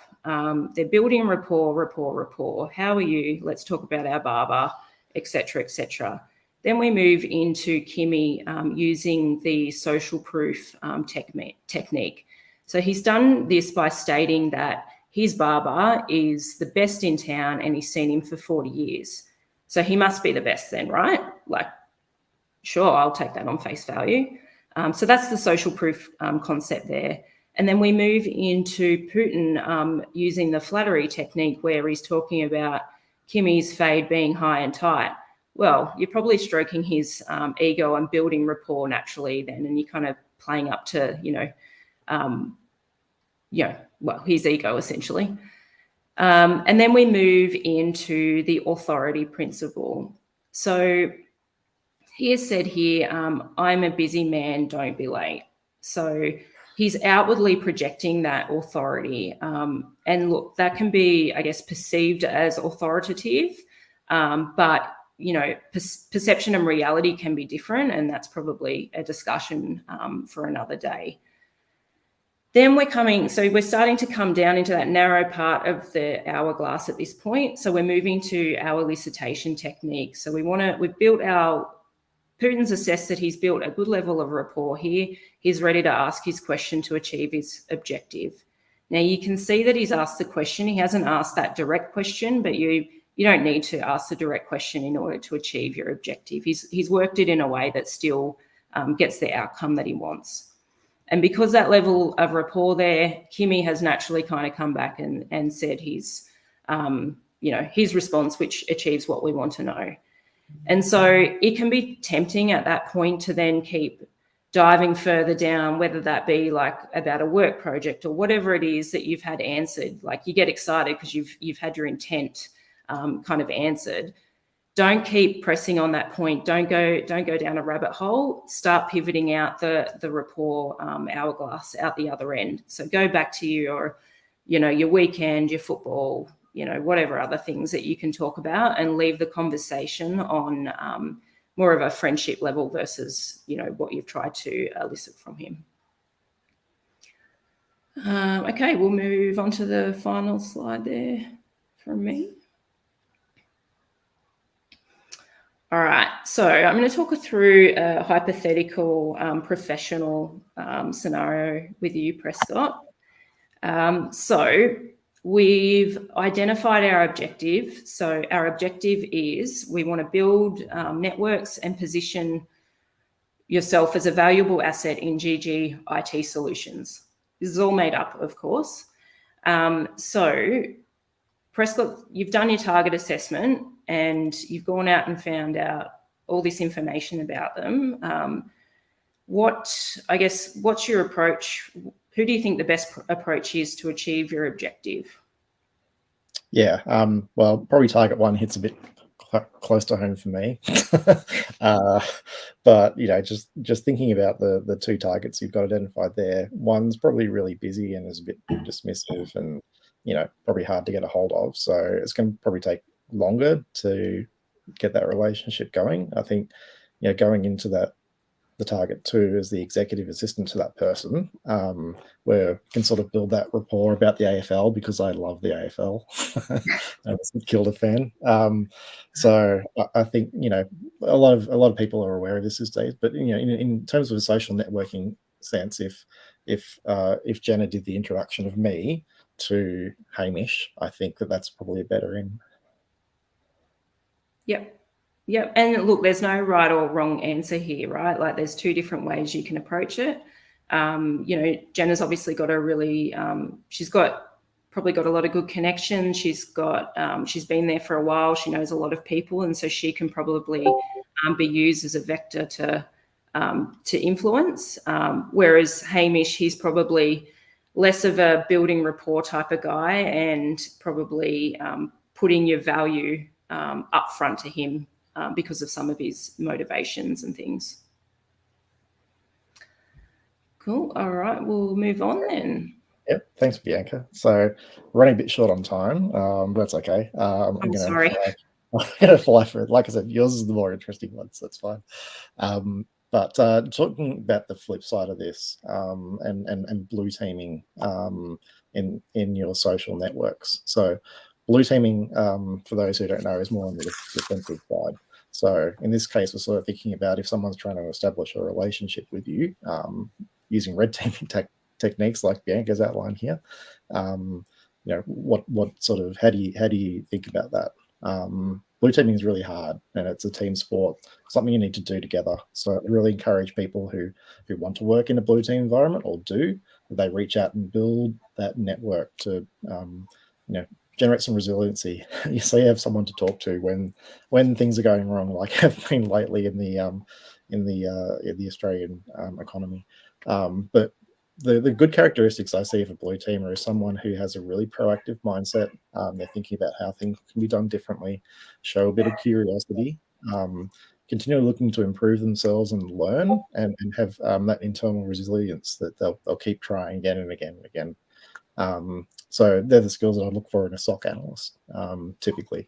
But you can also think about how you use those skills in a social setting. Be curious about other people, be proactive and reach out and build a network, generate some resiliency, have some conversations, be open, tell people how you're feeling. And I'd just like to give us a shout out to anyone who has reached out to one of these companies that have been breached lately and offered help. Taking someone there for a coffee to talk through it. These are all important things that are going on right now. So one of the, I think, important things to counter people who may be trying to get at you for the wrong reasons from a networking perspective is thinking about your cognitive biases. And there's some great training available from Chris Sanders with his investigation theory that talks about from an analyst mindset, how you approach some of these things around confirmation biases, hindsight bias, anchoring, bandwagon bias. I'm not going to go through all these right now, but the point here is to really challenge what are your assumptions on how you're networking with other people, and think about your own personal algorithm. We hear a lot these days about the algorithms that Twitter might use to sanitize content in the platform or others. What's the algorithm that you're using to sanitize? Have you considered many different points of view? And then what is the way you're going to approach that to train your algorithm to be more effective to help you with your professional networking. The other thing to think about, and this sort of touches on what Bianca was talking about before, is what's the outward persona that you are emanating as a blue teamer. Check where your personal information is, how much you're giving away, or how much you want to give away. You may be quite open with what you want to share. My last slide here is really thinking about a framework for how you might do this. Obviously, a lot of people would know about the NIST cyber security framework. But what I want to do here is think about putting yourself as the system that you're trying to protect. You're at the center of your career here, and subject of influence from a number of sources. Sometimes it's nice to be elicitated, but there's going to be people who want to develop that relationship, and you're going to want to drive it. So you can step through the NIST framework, but with a lens of a professional relationship. So identify your personal strengths and weaknesses. Protect yourself by just taking some baby steps and getting out there. Build up your courage as you're going along, and define what you want to give out to the market. Detect when your biases might be in play, and review how you are taking those actions when you're reaching out and networking people. Curate your relationships. Be really active in that. Help others. And then when you do make a mistake, and everyone will, I've made lots of them as well, if you take that time to be honest and open with other people, just like Bianca said, try again with another sort of lens to it, and don't burn yourself out. There's always going to be opportunities to build those relationships over time. So I'll throw to Bianca just to quickly close it out. I'll be super quick, sorry. So key takeaways, I guess, from our chat. Make sure you define your objective. So what do you want to achieve with that person on the other side, or that group? So really know ahead of time, so then you can plan your approach. Assessing your target. So what do you know about them? What's their outward persona? What are their personality traits? What are their motivations, weaknesses, anything that you can use to inform your approach? And this will feed into planning your operations. So you've got your end state objective. So how do we work backwards from that? Let's plan this out and identify what approaches are going to be best to use in this sort of situation to achieve your end state objective. And then finally, improve your techniques. So go to different industry events and practice on different people that you don't know. It's not comfortable, I know, and I'm putting myself in an uncomfortable position today by doing this presentation because I hate them, but it's you grow personally and professionally from these things. So just throw yourself out there and give something a crack. What's the worst that could happen? All right, cool. Thank you everyone for listening in, and Shanna, Ian, there's one question there by the looks. Have we got time, or do we want to move on? Yeah, so I was going to say, you were right. Bianca's section of the presentation was better than yours. I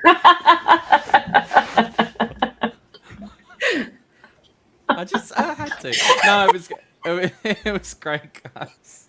Thank you very much for presenting. Thank you. I enjoyed both of your presentations, just for the record. Yeah, maybe just jump into Discord and answer any questions. I know that there was probably, there's at least one question, but I know that there's probably going to be some more chat around it afterwards. And yeah, super interesting. And thank you for putting yourself out there, Bianca. We appreciate it. Thanks, Shanna. Thanks, guys. Thanks very much. Awesome. So we're going to get into our next speaker, which is Kaz. So I'm just going to... Kaz, there we go. Hello. Good morning. Hi. Or afternoon. Yes, morning. Beer drinking time. It's afternoon. How are you doing today? I'm good, thanks. How are you both? I've been watching all the speakers. That's fantastic. And yeah, we are still awake and still alive, which is good. One shout out before you start, which I'm sure you would be okay with, is I just want to say thank you very much to Cole for introducing us. So Cole, unfortunately, is not watching right now because apparently his wife has gone into labor. So if everyone can excuse. So if everyone in the ComfyCon Discord can just tag Cole and give him some words of some nice words. I'm sure he'd appreciate it when he comes back. But Cass, we will get your slides up, and we will hand over the stage to you. Awesome, thank you. Thank you. Yeah, again, thank you to Cole, and thank you to Shanna and Ian for giving me the opportunity to present.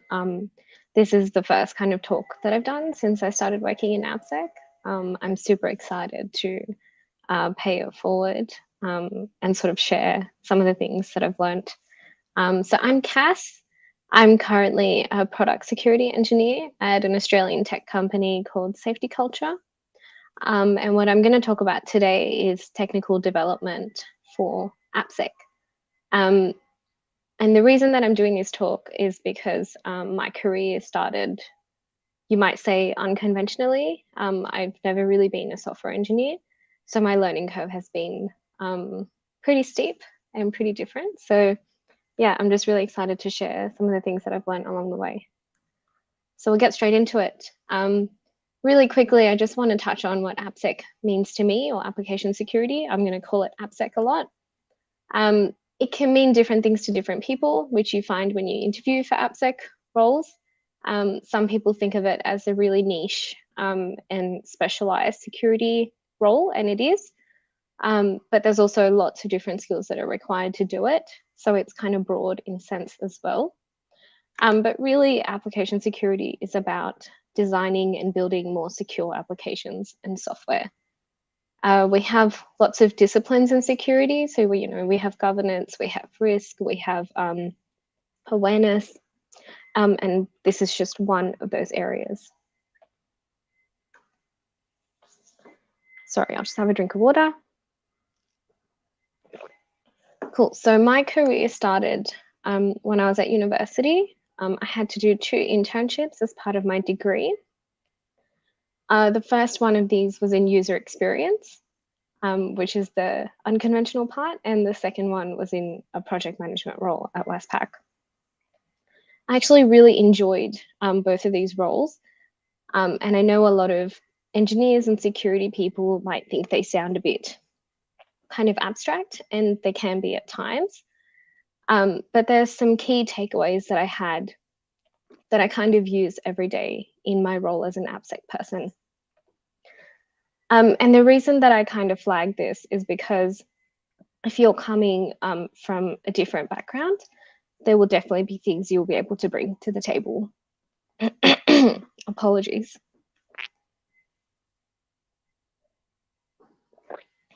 Cool. After I did my internships, I was really lucky. I had been able to come back to Westpac as a graduate, and they kind of asked me what I wanted to do, and I pretty much said, put me anywhere but project management and UX. And it's not because I didn't love those areas, but it's because I really wanted to see what was out there before I kind of committed myself for my whole career. And so I was really lucky to then be introduced to security assessment. And security assessment really just means security testing. Took me a long time to figure that out, but that's really all it means. There are a few different areas when we talk about security assessment, but really security assessment is all about finding bugs, finding vulnerabilities, and finding issues in applications, services, infrastructure. The typical perception of, pen testers is that photo on that slide. But obviously we don't look like that every day. But that's what security assessment is all about. Off the back of being introduced to security assessment for about 6 months, I realized that I love the people who I was working with in the AppSec team. And that was also kind of the most interesting area for me personally. And so I decided to kind of come back full-time as an AppSec consultant.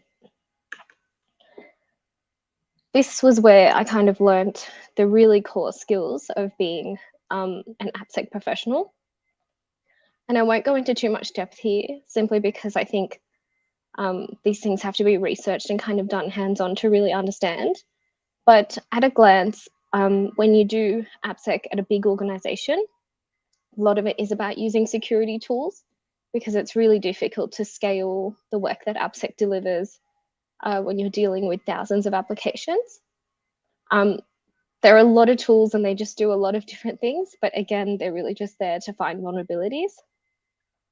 I can give some examples. So there are some tools, they're called static analysis tools. They'll kind of just run rules against raw source files. There's also source composition analysis tools that will look at dependencies and kind of let you know when there's known vulnerabilities or they need to be patched.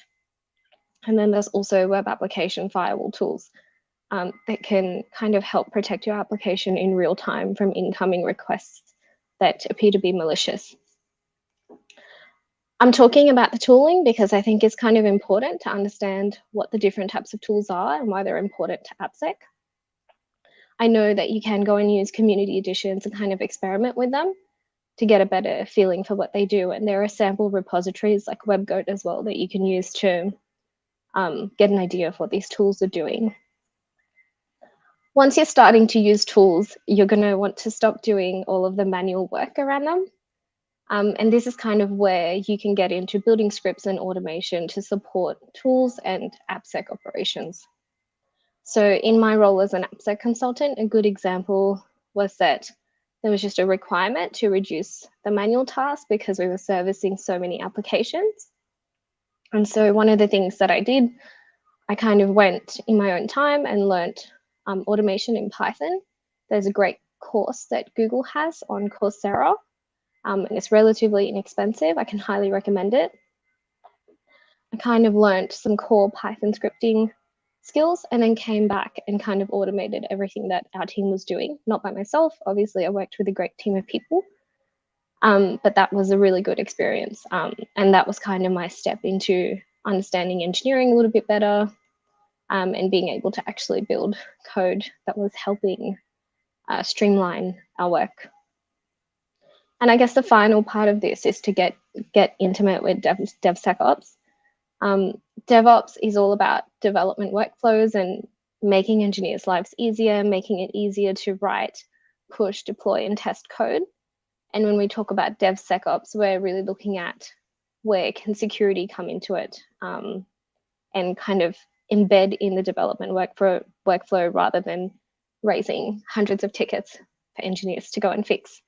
And so DevSecOps is quite an important part for an AppSec engineer, especially when you're working at scale. Just on this slide really quickly, these last two areas, scripting and DevSecOps, they're not unique to AppSec by any means. They're very transferable skills. Any engineer will be using DevOps tooling, and most engineers will have to do scripting and automation as well. And the reason that I only have Python there, obviously you can use any language that you want, but Python is super easy to use, really easy to learn, and quite powerful. And so that brings me to kind of the current phase of my journey. I'm currently doing product security engineering. And all of these are still concepts of application security, but I'm mentioning them here simply because I've done them more in my current role. So I'll start off with manual code reviews.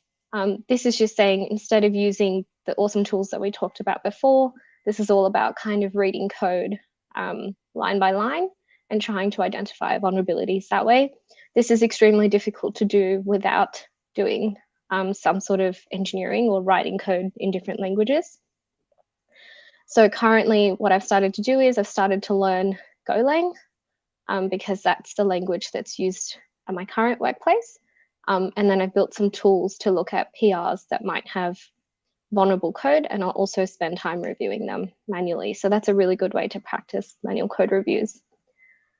The other aspect I've done a lot of in this current role is web app pen testing, which I wasn't really exposed to at a corporate level. So web app pen testing is just injecting malicious input or tampering with the application and, you know, behaving in a way that it might not expect or might not be able to handle without revealing vulnerabilities. You can do this with Portswigger Web Academy. They have some free labs that are really, really great. You can also do this by doing security research, which I wish someone had told me to do years ago. But essentially, you can sign up to things like BugCrowd or HackerOne and kind of just learn how to responsibly disclose vulnerabilities. And the final part of what I've been doing is developer awareness and training, because I finally feel like I'm at a place where I can talk about what I've learned. And the wonderful loop with AppSec is you must learn before you can teach. So you've got to learn engineering, you can then teach secure coding, and then you can also practice secure coding and test your own code and the things that you build. And just before I wrap up, I just want to say it's really easy to look back on someone's journey and be like, oh, wow, you've come such a long way. But really, I've always looked for people that I liked working with. And that was the reason that I started working in AppSec as well. So find people that you like working with and maybe just stick around and make friends with them. And that's it. If you have questions or feedback, please let me know in the Discord channel or reach out to me on LinkedIn and have a little giggle at that meme. But don't do that.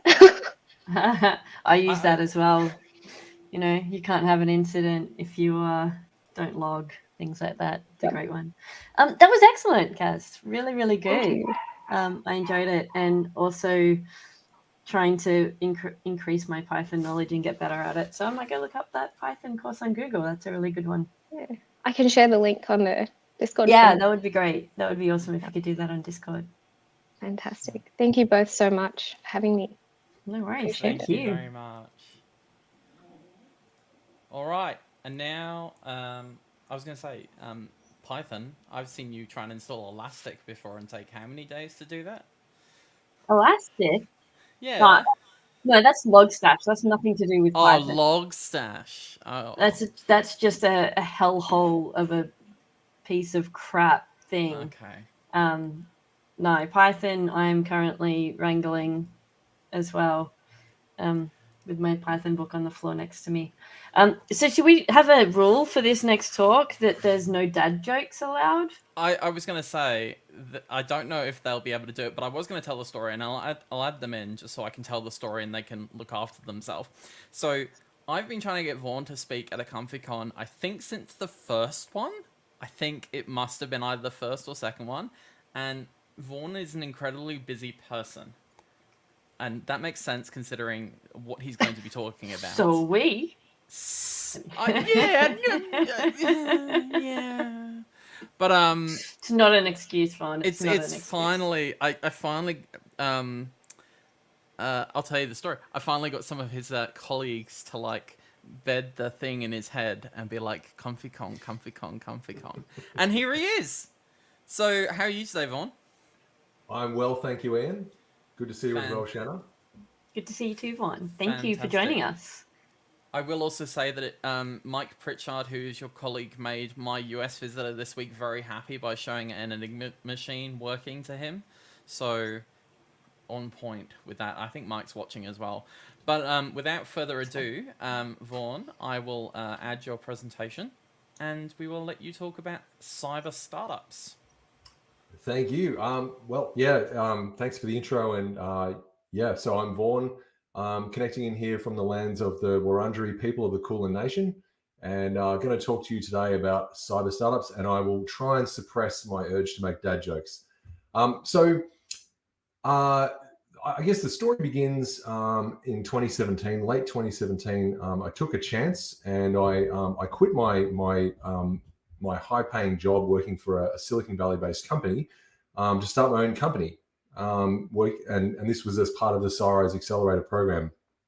So what I'm going to do today is to share with you what I've learned on that journey. So just a second. All right. So start with a bit about me. Put simply, I'm a software engineer, computer science graduate from way back. I've been playing with Linux and Unix stuff since the 1990s, and really, there's really not a lot in my background that would suggest that I'd be someone who would start a company.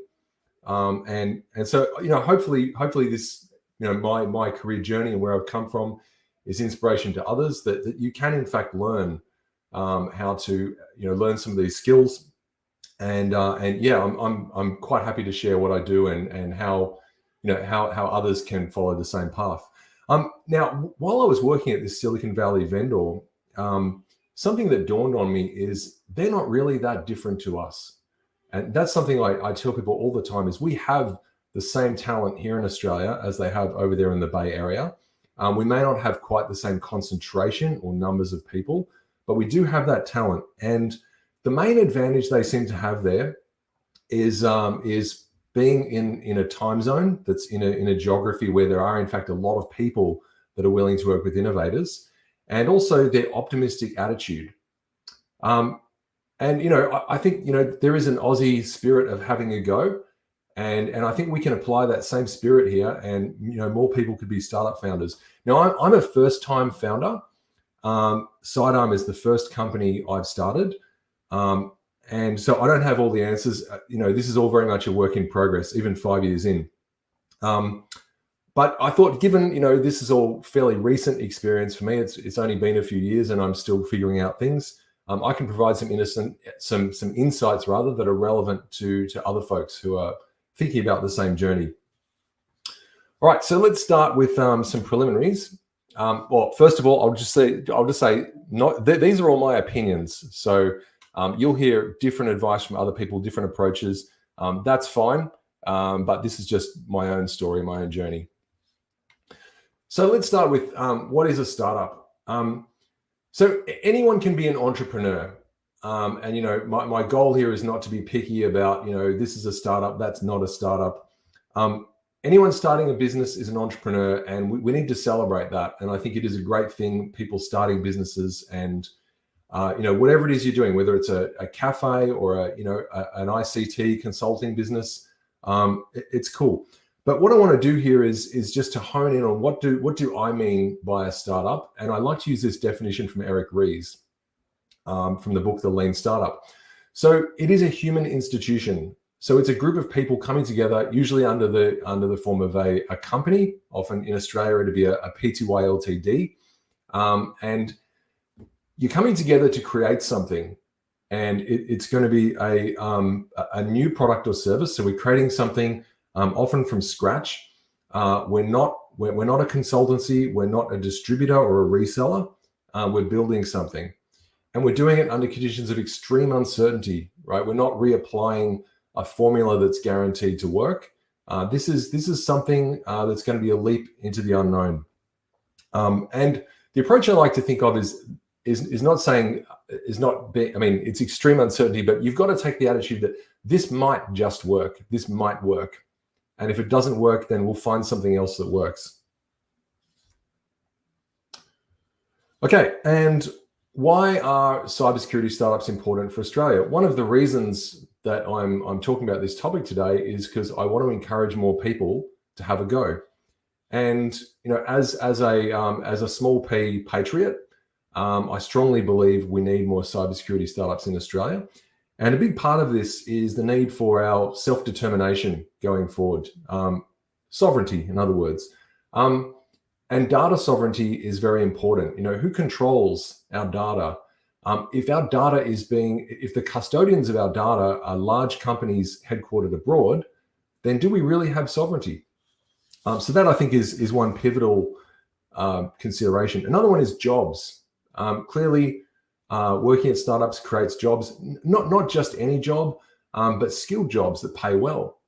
And we can reverse the brain drain. I think some of the brightest minds of my generation, certainly, and I came through the Australian Signals Directorate and worked with some very talented people. Many of them are now working in Silicon Valley, or they're in Europe. How do we make opportunities so that those people can have a fulfilling career in Australia? And then there's innovation. So innovation is very specific to a given audience. So, if you want to innovate a product for Australian people, then it makes sense to do it in Australia where you can get the direct feedback. So what we're doing is we're trying to make things better by making better things. And in the case of cybersecurity, that innovation can give our most important institutions an edge in defending themselves and protecting all of our data. And finally, one that gets touted a lot is exports, just being able to bring money into the country and make Australia a more affluent and better place to live. So let's go on into how you launch a startup. So a lot of people ask, how to launch a startup. I mean, do you have to be crazy? Is it insane? I would say no. It's actually a completely rational thing to do. And it all starts with having a problem you want to solve. And this is very important, to have a problem and to fall in love with the problem, not to fall in love with your solution. And a lot of people get this wrong, and they double down on a solution that doesn't actually solve a real problem. Secondly, you need to validate the problem by asking lots of questions. Talk to a lot of people and ask them questions.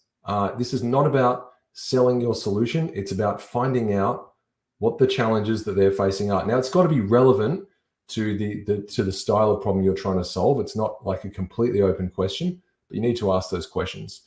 And then finally, build a solution, maybe prototype it, and validate that solution as you go. So we're doing, it's this cycle, you read about it in the startup, in the Lean Startup and other books. Build, measure, learn. Build something, measure how it's received, how it performs, with your target market, and then learn from that. And then you go back and start building more. And the idea is you continue this build, measure, learn cycle until you get to what's called product market fit. And from there, you can go into scaling. So figuring out how to get your solution into the hands of as many people as possible. Okay, so that's a bit about startups in general. But how is cybersecurity startups different? So many startups out there solve problems that we all know about. Things like, say, 15-minute grocery delivery, ride sharing, different kind of financial, payment transactions and whatnot. What's really different about cybersecurity is the problems that we're solving are not widely known to the general public. They are niche problems, and they're very much really only known to specialists in large organizations, including some of the people I know watching this feed. And large organizations, by virtue of how they operate, often have quite a long sales cycle. So you've got to think about that when you're doing a cybersecurity startup. Now, of course, if you come up with an idea that's consumer friendly and aimed at the mass market, then good luck. But I'm just saying a lot of these cybersecurity products are for the enterprise, and they're very subtle and complex and not well-known problems that you're solving. And then these problems also often present complex technical challenges, as I'm sure anyone who's spent any time in cyber can attest. So a little bit about the founder attitude. So what's the mindset that we need to bring to succeed as a startup founder? And first of all, you need to have a kind of optimism about the long term. I'd even go so far as saying you've got to be slightly naive, right? If you analyze all of the possible outcomes, most startups fail, to be honest. And really, if you're doing this as a way to create wealth for yourself, you're probably better off just getting a specialist skill and finding a very high-paying job. But by being optimistic about the long term of your startup, that will keep you eyes on the horizon, focused on achieving your goal. You got to temper this long-term optimism with some short-term realism. And that means relentlessly focusing on what's right in front of you, making sure you're delivering high quality, making sure you're minimizing the risks, and also reducing wasted effort and staying very, very laser focused on doing the things that matter. You're going to need a lot of tenacity. You're going to have to be in this for the long haul.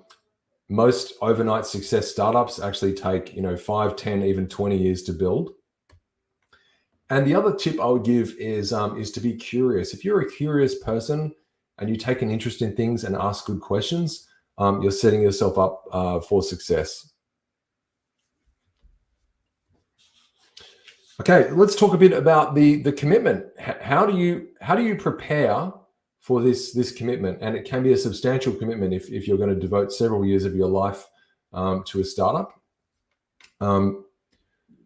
So first of all, let's talk about what this commitment is. So you can found a startup tomorrow, in your spare time on a weekend, and create some kind of web app that does a thing, or a, an electronic device, even if that's your jam.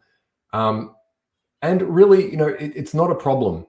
It's not going to overcommit you to anything. But as you go through different steps, as you start hiring people, as you start selling product to people, as soon as you take money from investors, you are signing up to a higher level of commitment. Basically, once you're given more resources to work with, you take on more responsibility. And so what I'd suggest is you've got to have exit criteria. So you've got to say to yourself, if this doesn't work within, say, 3 months, I'm going to bail and try something different, right? There's no point going at something for the long term if it's not going to work. And so we're looking at the viability, the feasibility, the desirability of what it is you're building. And then some other considerations, just when you're preparing to go in, is how are you personally prepared for this? Running a startup does take a significant impact on every aspect of your life, or at least that's been my experience and the experience of many other founders I know. You might have seen on the About Me slide, I'm a former and aspiring endurance athlete. I don't do the same level of physical activities I used to. I probably don't look after myself as well as I used to. So it's going to have an impact. If you're starting from a fairly high level of physical health, that's going to set you up well for dealing with some compromises. Similarly, mental health, right? So this is a obviously a sensitive topic, but just for a second, real talk. Everyone I know has some kind of mental health issues. Some people deal with it better than others. Some people have very minor issues, but we're all somewhere on that spectrum. Do you have a strategy for what you're going to do when things get tough? Who do you turn to? What are your coping mechanisms? Are you aware of your limits? And do you know what things are going to trigger you and throw you off balance? And I'll say right now, if you're a startup founder and you don't like hearing the word no, it's going to be a rough ride. So just be prepared. And then finally, your financial health. Your bank account is going to take a hammering when you found a startup. No one pays you to do your own thing. That's why it's often a good idea to start in your spare time if you can. And I understand not every employer will give you the freedom to do that. But yeah, make sure your finances are in pretty good shape. And again, know when your limits are. And going back to that previous point about exit criteria, know when it's time to fold them, right? And to walk away, as they say in The Gambler. All right, a bit about the founding team. So every startup, we've spoken a bit about the founder mindset already, but your founding team is a critical component. So who are you going to pick to be on the journey with you at the very beginning? Now, your business model is probably going to change. Whatever idea you've thought of, ideas are cheap. Ideas come and go. The execution of the idea, the desirability, the viability of the idea is going to be tested. And that test is going to fail very often. And when it fails, you need to be able to adapt. And so you need a founding team who can come on that journey with you, and they're able to change. So as you go through that build, measure, learn cycle, you want to be able to talk to your founding team and have a contest of ideas, not a battle of egos. So choose carefully. Ego is the enemy, right? If you're unable to play the ball, if you have to play the player, you're in for a rough time. There's going to be a lot of unhappy people. Investors understand this really well. Investors, certainly at the early stage, are more interested in who the founding team is, and the founders particularly, than they are in your idea. Like I said, ideas are cheap. They come and go. Anyone can have an idea. Are we working with a founding team that can adapt when they find out that they're, when someone tells them their baby is ugly, basically?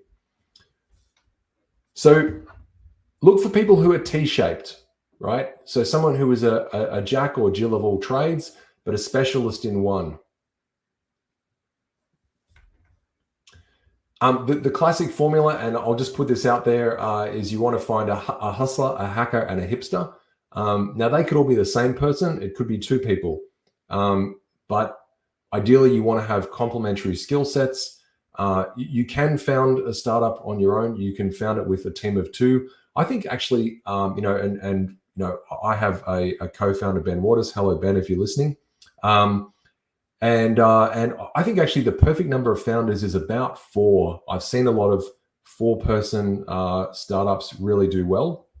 But I guess you take who you can get, and you do the best with what you have. In the early days, people have to be building or selling the product. That's really the only 2 jobs: building or selling. Are you doing product development or customer development? 2 sides of the business.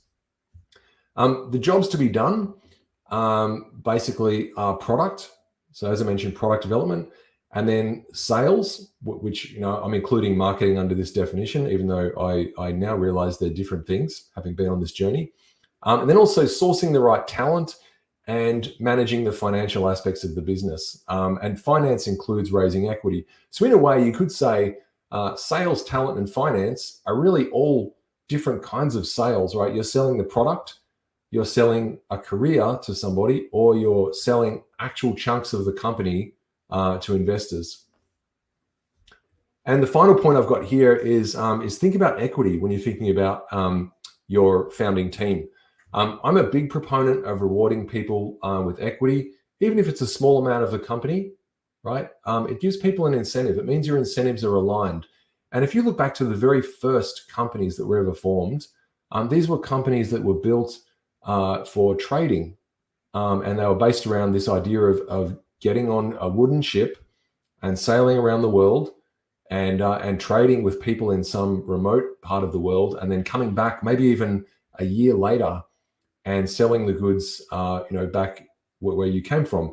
And how do you get someone to sign up for a crazy journey in a wooden ship? And the answer is you give everybody equity. So everybody joins the ship's company. And this is where companies came from. And I think it's important to remember those roots. And this is how you motivate people and connect them and make sure that we're all in this together for the same reasons. All right, let's move on to startup economics. And I included this tweet here from someone on Twitter whose logic I don't completely agree with here. I think the only thing that's clear from this is the author clearly has never grown tomatoes. I've got a garden bed with some tomatoes. They all died. I can assure you this is not a way to get rich. But all the same, we all know stonks only go up. And so let's talk about how this works in the concept of a startup. So first of all, now I did mention that my definition of a startup does not include services. Well, I should qualify that a bit. It can include services, but that's not really, that's not a scalable model. So services is where you're trading your time for revenue. And it's a great way to make money. It's a proven way to make money if you're delivering a valuable service. But it's different to what you would ideally do in what I define as a startup. So the difference with a startup is you've got a product. And so what this is, it's an IP asset. You've built some kind of asset, whether it be a hardware device or a web application, or maybe some content with a content delivery platform.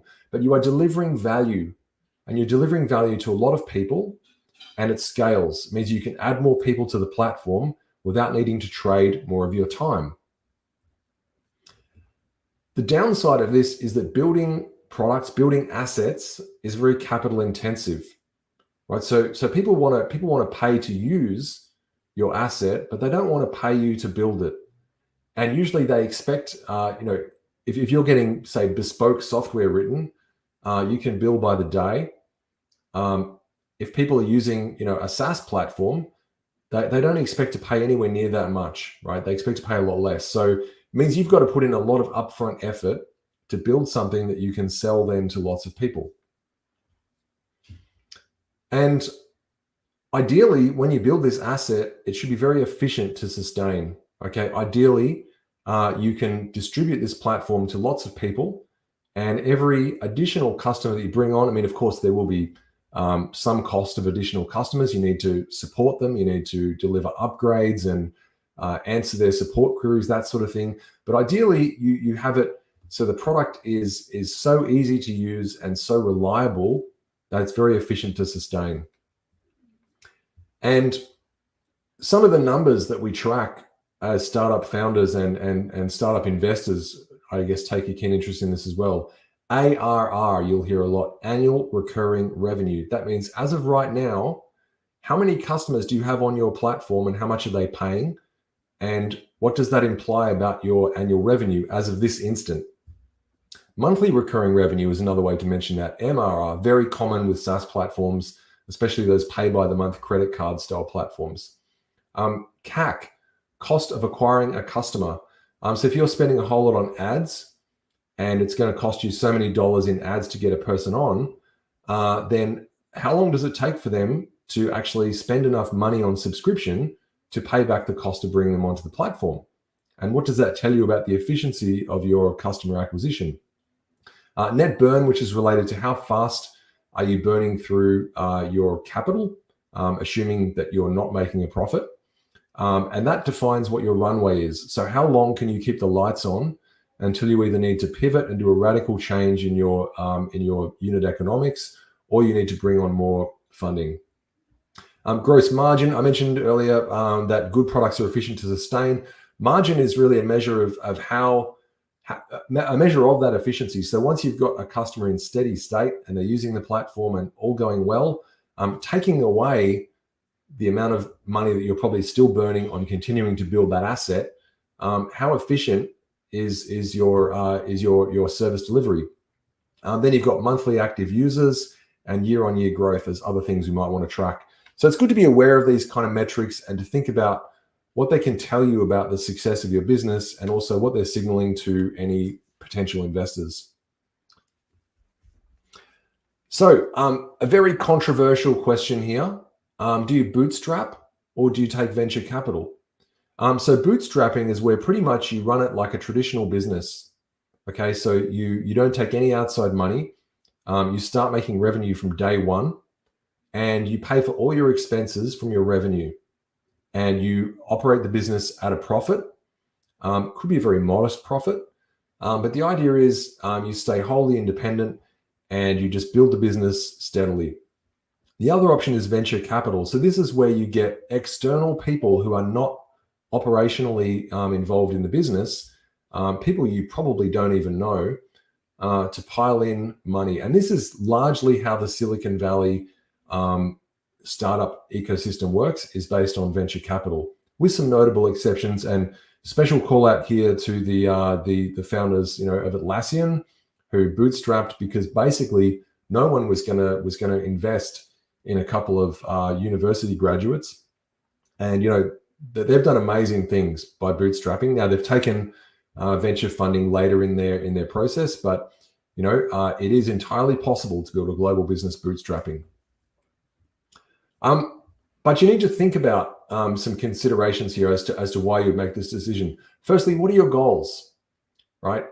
Is this a business you want to hand down to your children, for example? If it is, probably not venture capital, okay? Venture capitalists have timeframes. They want to see a return on that investment. They either want to see it go public or they want to see your company sell to a larger company. Secondly, are you independently wealthy? I'm not, but it's a fair question to ask. If you have lots of cash from your previous life activities, or maybe you inherited some money, why not bootstrap? If you're willing to put your wealth on the line, then you can go ahead and do that. Obviously not a choice for many of us. And venture capital starts to look more attractive if you're not someone with that amount of disposable wealth. Another approach is to use services cash flow. So taking money from services you're delivering to sustain the ongoing product development. This is a tricky model. I know some people that have got this right, but it's often very difficult. You will be under constant pressure if you're delivering services to basically to bill more, to basically invest in putting people forward, charging a day rate, getting cash inflow. It's very hard to take that hard-earned services money where you've traded your time and then to put it into development of a speculative product that may not even be useful to anybody. This I think works better when you've got a services business that's well aligned with the actual product you're building, and may even be of use to the people who you're delivering the services to. The fourth one there, the speed you move at. This is increasingly an issue, especially in cybersecurity.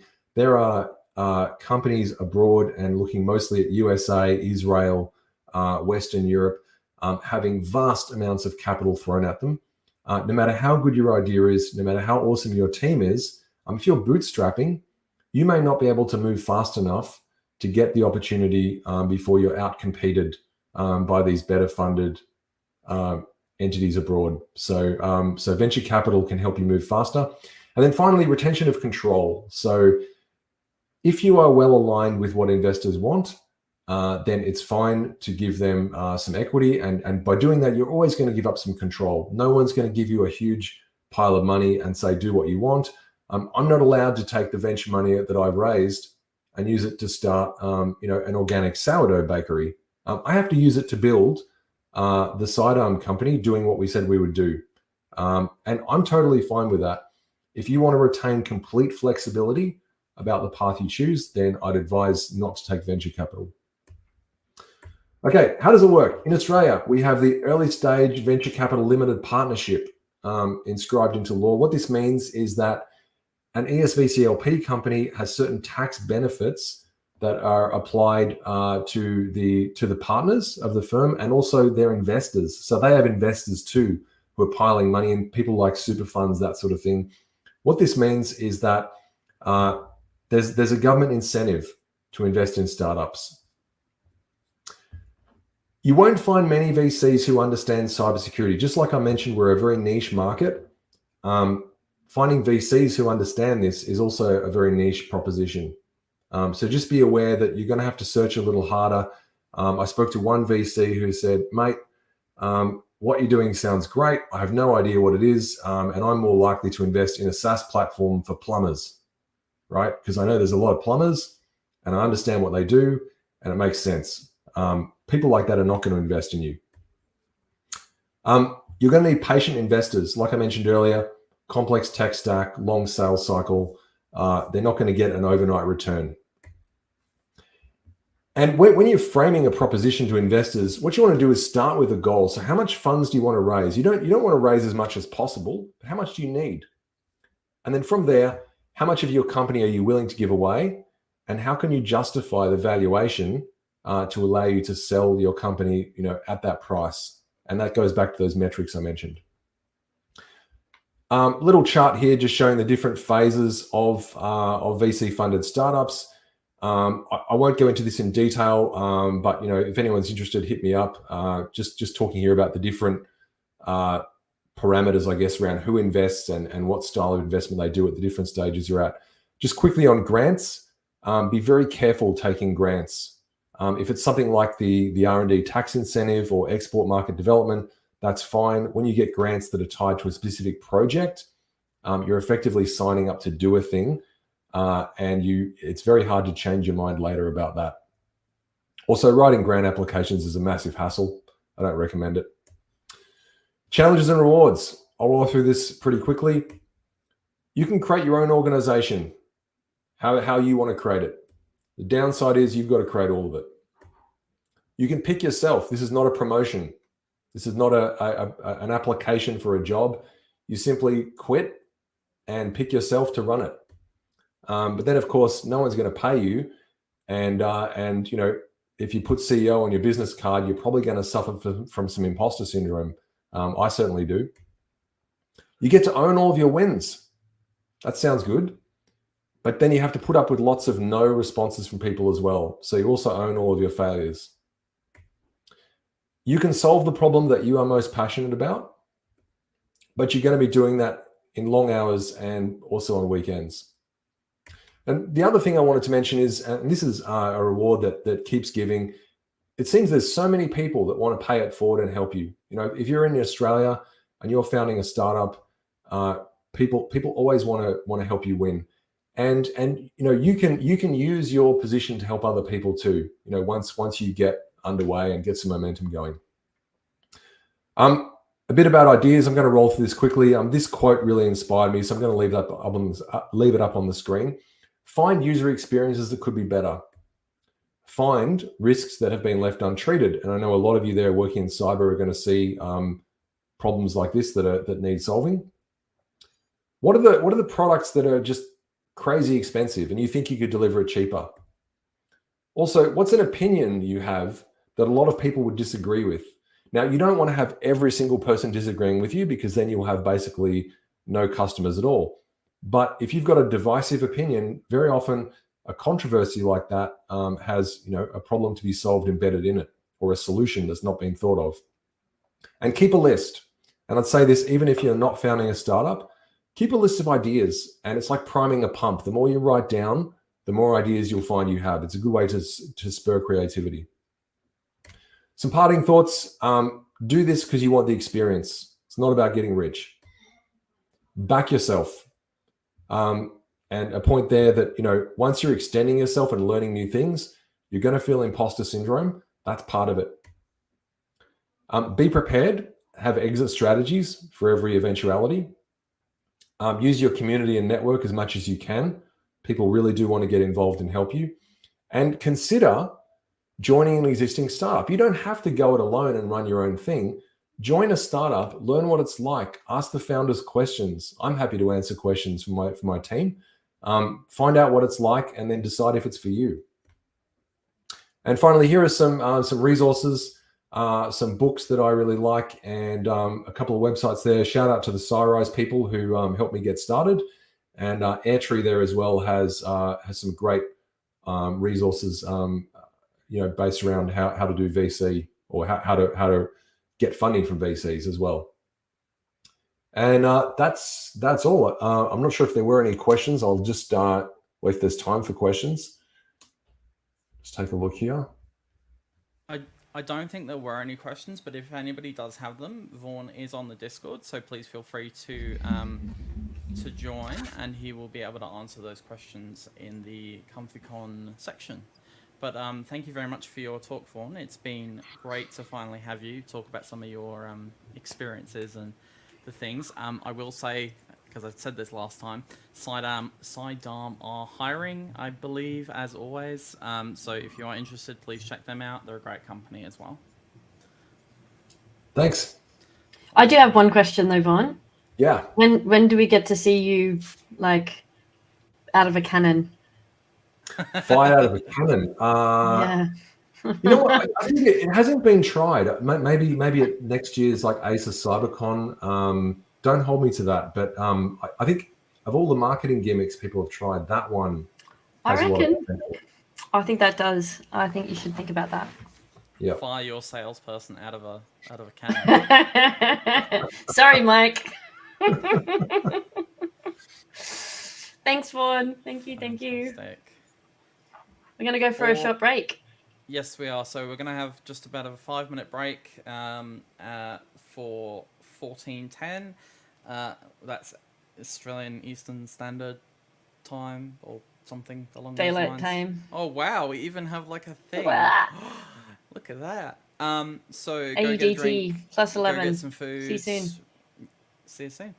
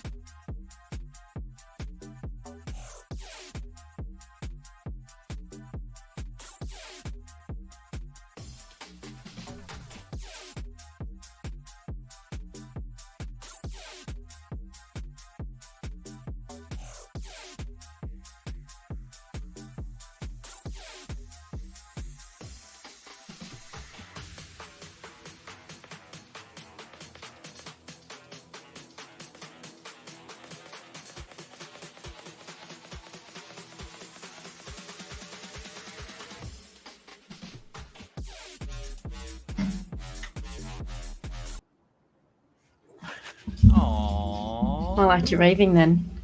Yeah, it was like me when I was not a teenager and not raving. Well, that was a very quick break. I must admit that went by rather quickly. Lucky I already got my tendies, the only acceptable chicken dinner to have while watching ComfyCon. But we do have our next speakers, and we're going to give you a chance to respond to that. We do have our next speakers waiting to come and talk to us, and hopefully, I can see in the background. I can see a puppy. I can see one. Wait, that was. Yeah. Let's hope the little fuckers don't fight with each other. Oh, no, you're allowed. You're allowed. I'm going to say. I'm presenting with Jess. Let's hope You're presenting with me. It's true. But I'm trying to get in there first. Let's hope they just stay like this, and we don't have any fight. You can't actually see. I'm going to say you can't see the one who's got the cone of shame on there. Yes. Oh, Grayson. poor Grayson with his cone. Aww. Yeah, I know. He's Grayson. What are you doing? Oh no! Now you're waking up because I called you. Perfect. The joy. And Jess's cat was covered in grass stuff. Yeah. Yeah. What a Don't morning. even get me started. Don't even get me started. Literally woken up by panicked husband coming into the room and a crying child, and the door was left open. This is why we close doors being discussed in the house, and found him. And seriously, like, his tummy is just all covered in cobbler's pegs, and I'm refusing to brush him because he needs to learn to regret his life choices. Excellent. Well, thank you so much for coming and doing this V2 of the talk. I did see your V1 at ComfyCon when you presented it in 2019, I think. So wow, that seems like a long time ago, but it's not that long ago. Yeah, I'm pretty sure it was 2019. Yeah. LBC, right? Oh, look, now there's two puppies. Oh, great. Let me move that way. Well done for spitting on the dog sofa. Good work. Well, we're all going to be distracted by the puppies, but I expect that we're also going to be very much distracted about what you guys are talking about today. So I think, as Ian says, without further ado, I'm going to say this. Let's see. I'm up for presenting things, so just give me one second, and I will, because my machine has obviously right at the moment we start decided to go very slow. Of course. Is that because it's a Microsoft machine? It is indeed a Microsoft machine. But there you go. Let's see. So here we go. I'm not throwing shade. All I will say is yes, Microsoft do issue me with a Microsoft do indeed issue me with a Microsoft computer. So you can take from that comment what you will. Anyway, let's crack on. Hello, everybody. Good to be here. I'm Sarah Young. This is Jess. I will let her introduce herself in a sec. But today we're talking about Tales from the Tech Trenches. This is version 2.0. As Shanna said before, Jess did do a version of this talk, the original version of this talk, like 3 years ago now, which is just insane because I was there too. And wow. Yeah. Okay. Wow. Yeah, it's been a while. Yeah, I know. So yeah. Let's crack on. I was trying to see if my Stream Deck would work there, but it wouldn't. So quick agenda. Essentially, we're just gonna talk about ourselves for a sec. We'll do a level set. We'll set some background. We're going to talk about the story so far. Is it getting better? And then what else do we think we can do? So we're going to keep it. We're going to keep it nice and succinct. Obviously, this is a thing we could go on about for a long time. So we actually had this discussion. I'm pretty sure that we have spent more time talking about this behind the scenes building this talk than we have actually going to be giving this talk. So feel free to come and have a chat to us. You'll notice that on most of the slides, you'll find our handles of where you can find us. I was going to say on Twitter, if Twitter doesn't burn down in the next half an hour or so, you can come and have a chat to us there. Yeah. For however long Twitter is still there. We are going to have a few interactive slides. So you can actually go ahead and start answering the questions now if you want. There's only 3. But if you want to play along, feel free. You can use that QR. Yeah, please do. It can be anonymous as well. You know, you don't have to say who you are. We're not interested in that. We just like to we love a bit of audience participation. I'm not sure if anyone on here has used Polly V. It's super fun. So feel free to log on your phone or your machine or whatever and join along with us. And then Jess. Hi, I'm Jess. So this is my Who Am I? You'll notice you can see my cute QR code. I've got it in the background. You can see it sort of right here, if I can point to it properly. So this is a Lego QR code that will take you off to my link tree that lets you find me everywhere. I am a, whatever they're calling me this week, senior cloud solution architect engineering in cybersecurity. I've been at Microsoft now for about 3.5 years. That's by the by. I've been in the industry for about 20 years or so now. So now I feel really old. I'm a recovering sysadmin. I will always be a sysadmin at heart. I help co-run the Women IT Pros calls, which, good reminder, that's coming up this Thursday. So that's the APAC version. I am the mum to a small human, as you can see, an old fluff who escapes whenever required, some chickens and some bees. I collect a lot of Lego. I am a video game addict. You are currently taking up World of Warcraft and Terraria time for me to present this, so you should feel very honored. But I am a huge supporter and a huge advocate of women in tech and getting more women and getting more girls into tech. Thanks, Jess. So I'm Sarah Young. I'm a senior cloud security advocate. I am also working at Microsoft. I've been in security now for the past 10 odd years. I've been in tech for God knows how long. I love talking about how we can secure the things. I know there'll be plenty of people watching the stream who I know. So hello. I've written some Microsoft Press books if you're studying Microsoft exams. I co-host the Azure Security podcast. So again, it's specifically if you're using Azure, go and listen. It's basically 4 of us nerds. It's not sort of officially Microsoft produced, like we've just been doing it ourselves for 2 years, but it's Microsoft people who know good stuff.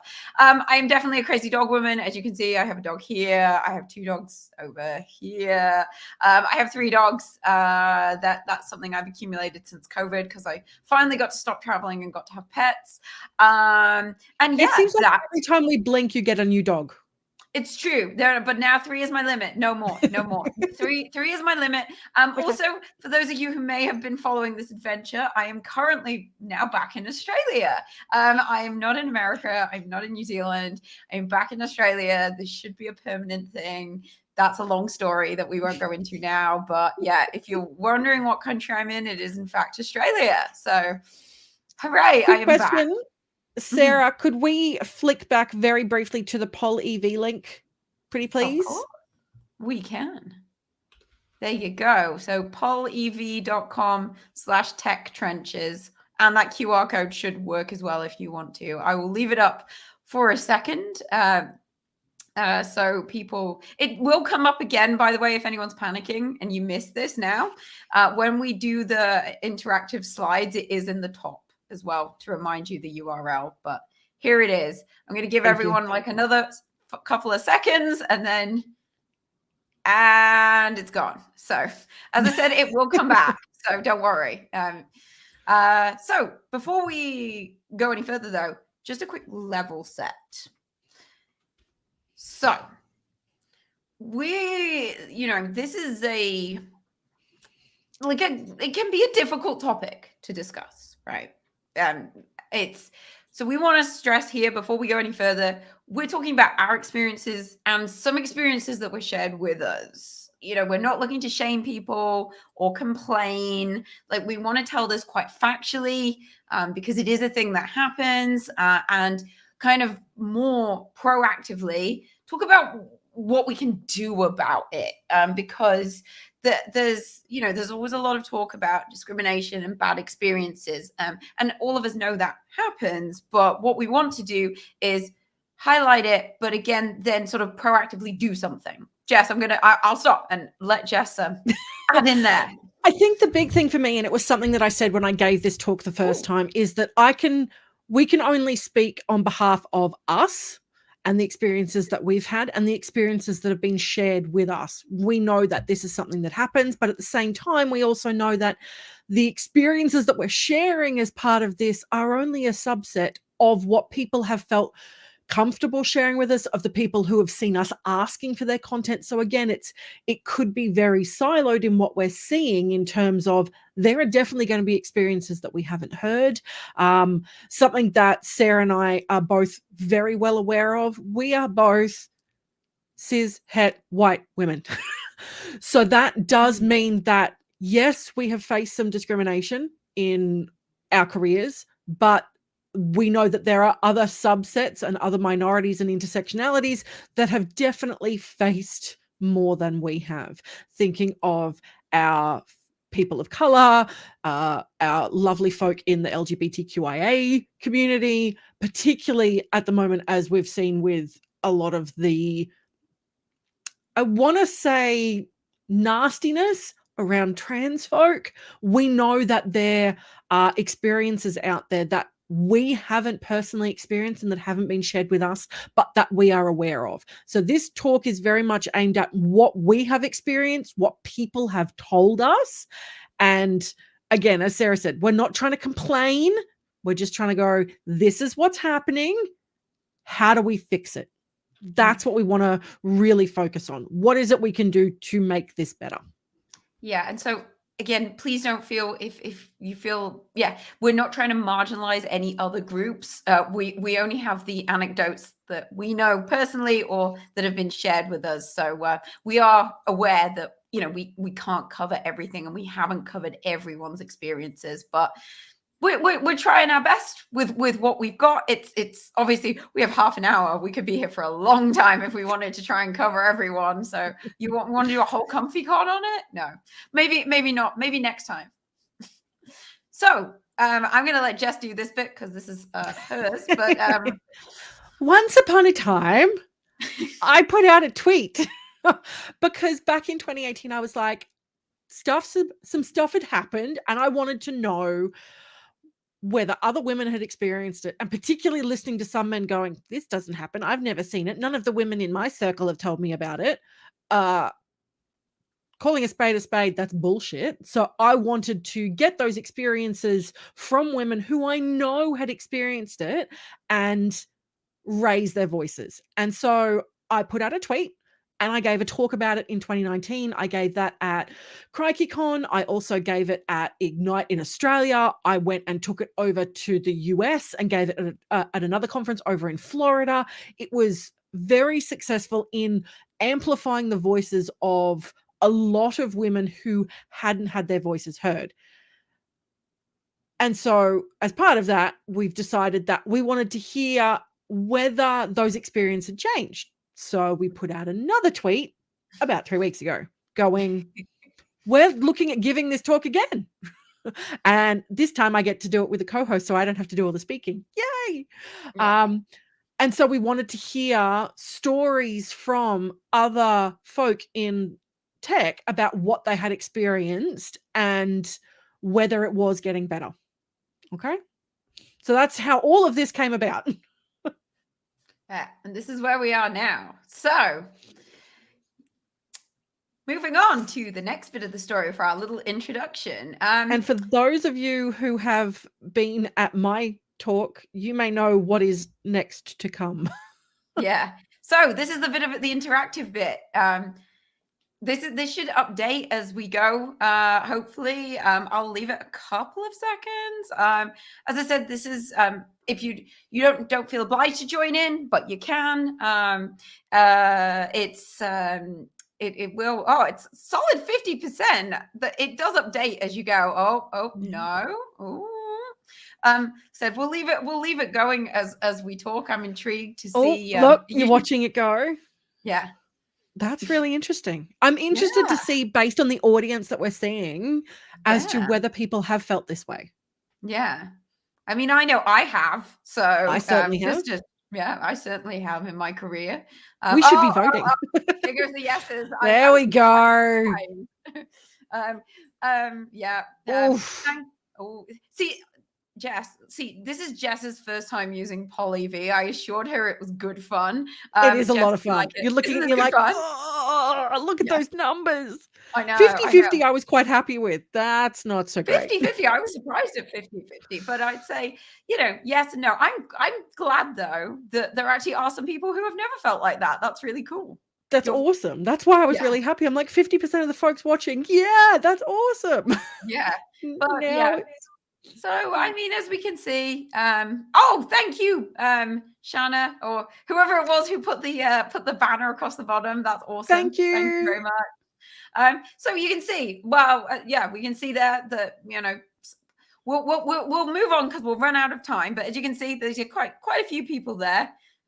Folks are watching more. So 3/4 have, 1/4 haven't. So, I mean, obviously this isn't broken down by any sort of other things. This is just who's watching ComfyCon right now. But yeah, we can see it's definitely something that's happened to people. Yeah. And based on the stories we've got, that's not surprising. Yeah. So, well, Jess, if you did see Jess's original talk, and if you didn't, I encourage you to go watch it because it is still on YouTube. You can see that here we've just got one page of anecdotes, some of the ones that were shared with us. I mean, Jess, you got any favorites there that you want to? My favorite one is one that was shared with me, which was having a junior colleague try to get me to have sex with them in their car in the office car park on the day we met. This is not acceptable. Like, I don't understand. Like, I have to laugh because if I don't laugh, I'm going to cry. These are so pervasive stories about these sexual approaches and sexual harassment of women in the workplace. Like, how are we still seeing this in 2022? I think the one that sort of, again, for me, one of the ones that stands out, well, they all stand out because we put them on this slide, but, 3 weeks into starting a new company, colleague told me that I was just a diversity hire. We wanted to hire a guy, but HR told us we had to hire a woman and you were the best one. And I'm pretty sure a lot of the women who are watching this have had someone tell them that the only reason they have their job is because they were a diversity hire. I know I've had that happen for jobs that I've been hired for talking slots that I've been given at conferences, and it sticks with you. It hurts. Yeah. It's I've certainly heard there's only one story up on there, but I've certainly heard many anecdotal things from people about people saying that they're just a diversity hire, or maybe not quite saying it to their face, but it's strongly insinuated that they're just a diversity hire, which is, or worse, it's said behind their back to other people that they are working with. I've experienced that one, and that one, it hurts. It really does hurt. Yeah. I mean, as you can see here, we have things about maternity leave, which you'd think people would be, being that, it's quite enshrined in litigation, that people would be more sensible about. Someone being given a coffee order. I know I've been told in my early days in support, there was a gentleman who used to ring up the company I did support for, and every time he got me, he'd say, I don't want to speak to reception, I want to speak to engineering, despite the fact I was engineering. Yeah. Being seen as the receptionist or the person there to take notes. Probably the one down the very bottom, talking about only 2 women in the office and walking up to my desk while I was on the phone and gave me his coffee order. I know a lot of women that I've worked with in the past have felt that a lot of the women's work, as it's so seen, is put on them despite them being in technical teams. Things like organizing going away presents, organizing birthday morning teas and social outings, despite it not being our jobs. If you're a manager, that's your job. That you go and do it. Don't put that on the women in your team.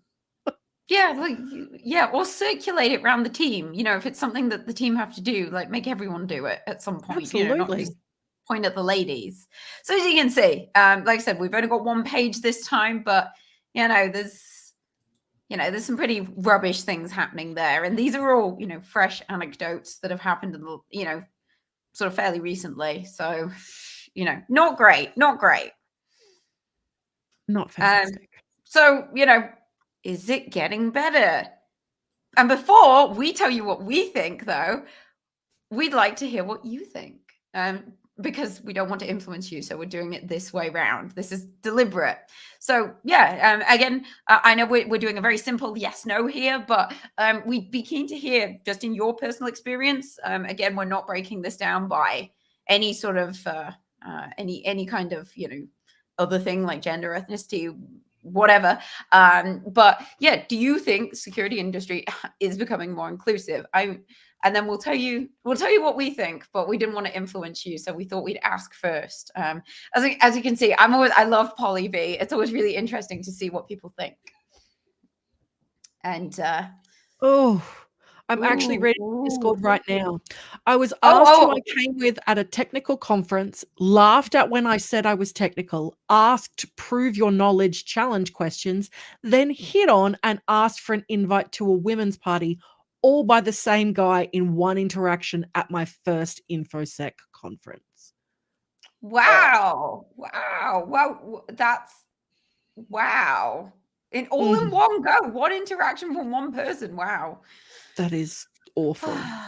I would like to think maybe that wasn't too recent, but I mean, I've been asked out at a conference. That's happened to me. I've been asked a hotel room at a conference. Yeah. Oh, do we think it's becoming more inclusive? Oh, this is interesting.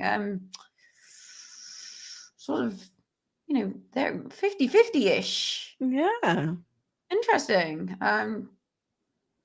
Well, we'll give it just another few seconds because although I could sit and watch Polly V for ages because it's quite fun, we'll keep moving along for time. But I'd say that's interesting. I'd say only slightly more yes than no's there. It's again, it would be interesting. As I said, we have done this very anonymously on purpose, so people can sort of feel that they can speak freely. But I would be intrigued to see a breakdown of where people are from and what they do. So, what do we think? Well, I think yes. Like, I think it's getting better.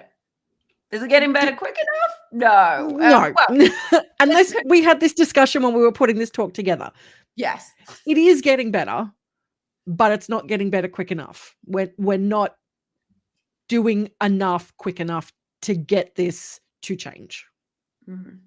It's not, and of course it is a complex problem. Let's not beat about the bush. It's not something that can be solved overnight. This isn't like a technical change where we go boop boop boop, it's done. There are massive societal, cultural things that lead up to this, which is why it's so difficult to change. And I think we're going in the right direction. There are certainly so many organizations out there, but we're not there. And to this second point, I think for those of us who work in big corporates, and again, I'm not picking any particular big corporate, just big corporations. Now, most of them have a focus on D&I, and that's great, right? Because it used to be that people were just like, well, we might do it. It's nice. Whereas now a lot of big organizations are I don't want to say forcing, because that makes it sound like people don't want to do it, but they are sort of putting it up front and center that you must look at D&I and do things about D&I, which is great.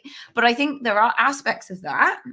Again, I'm not pointing at anyone, where it's almost lip service to D&I. A bit like, and this was the example I was talking about with Jess when we were planning this talk, is like greenwashing. So, it's now very trendy with products to say, oh, we're environmentally friendly, we care about the environment, blah, blah, blah. But then when actually there's some research done behind the scenes, quite a few of those products actually aren't very environmentally friendly, but it's now the trendy thing to say. And I do think there's a danger with our D&I initiatives in tech and security that there is an element of that. People are just saying it because you need to say it rather than doing it. So it's just saying the words because you need to say the words, and actions speak louder than words. And I think that's the most important part. And I think people need to be looking at what actions a lot of these organizations and companies are actually doing to improve diversity and inclusion rather than just looking at the words. So that's the big one, I think, for us. Yeah, because if you're doing like a one like a one-off event, that's great. I mean, it's better than doing nothing, but where's your like long-term commitment to trying to do something regularly? If it's like coaching, that's great. But are you doing it regularly? You know, is it doing coaching and mentoring? Is it being done fairly regularly? Or are you just going in like saying, hi, like, let's talk to you about tech. You're marginalized, and then disappearing forever. Like that sort of stuff is kind of like almost like box ticking. Oh, we did some D&I, but it's actually not properly committing to it. And so definitely if you're whatever organization you work for, and if you're working on D&I things, definitely think about, you know, is this lip service to tick a box to say we did it, or are we actually trying to make a sustainable long-term like commitment to changing things? And the other thing that we wanted to put here as well is that it isn't just about gender. Yes, we are both women talking about women's stories because that's our experience. And a lot of the people who have contacted us with their experiences are women as well. But D&I isn't just about gender. And I think that's another aspect that a lot of organizations seem to miss. A lot of women in tech events or women in coding. Look, I love you developers. I love you coders. I can't code to save my life. I don't care about women in coding, which is how we came up with women IT pros. Some of us can't code to save our lives, but it isn't just about women. There are other groups that we need to be thinking about. There are other marginalized and intersectionalities that we need to be looking at. We need to be looking at accessibility and diversity when it comes to disabilities. We need to be looking at race. We need to be looking at all of the LGBTQIA community as well, and making sure that everyone feels included, which is why diversity and inclusion is so important. Yeah, I think because you know, it's been gender in terms of just saying there's not very many women in tech. That's been a really easy one because it's generally very visible. It's something that has been sort of around for a long time. And I think there are a lot more initiatives focusing on women, but as Jess said, diversity is so many other things as well. And I think some of the other initiatives to make people feel more included are not as far along as well. So we need to make sure that we sort of bring them along, you know, if it's something for trans people or particular race, ethnicities, religion. Like there's always been in tech in particular, a big focus on getting more women. And don't get me wrong, it's a problem, but there are other bits to it as well that it's important to not try and forget about as well, because there's, you know, still more work to do there as well. I mean, some of these communities haven't even really been recognized very much at all, just in society generally until fairly recently. So, you know, to have them recognized in the industry as well is, you know, going to take longer, right? Yeah, but it's something we need to do. Yeah. Now this is not a slot. These are stats not from us. This came from a talk that pilfered. Was ASA.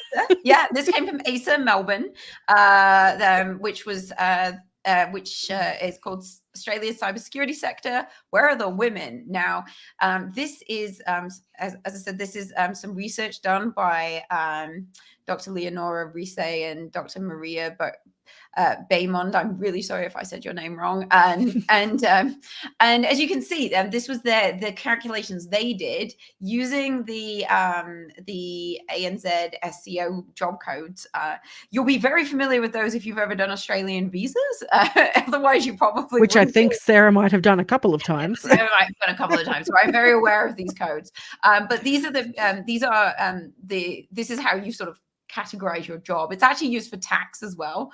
So not that it's such a big deal in tax land if it's not quite right, but you can see here like the proportion of women to men, and this is in Australia. So because it was actually really difficult, we wanted to find some stats that were more Australia specific, being that this is ComfyCon, and this was the only one we could find because there's not too much research out there. But as you can see, it's still very overwhelmingly men.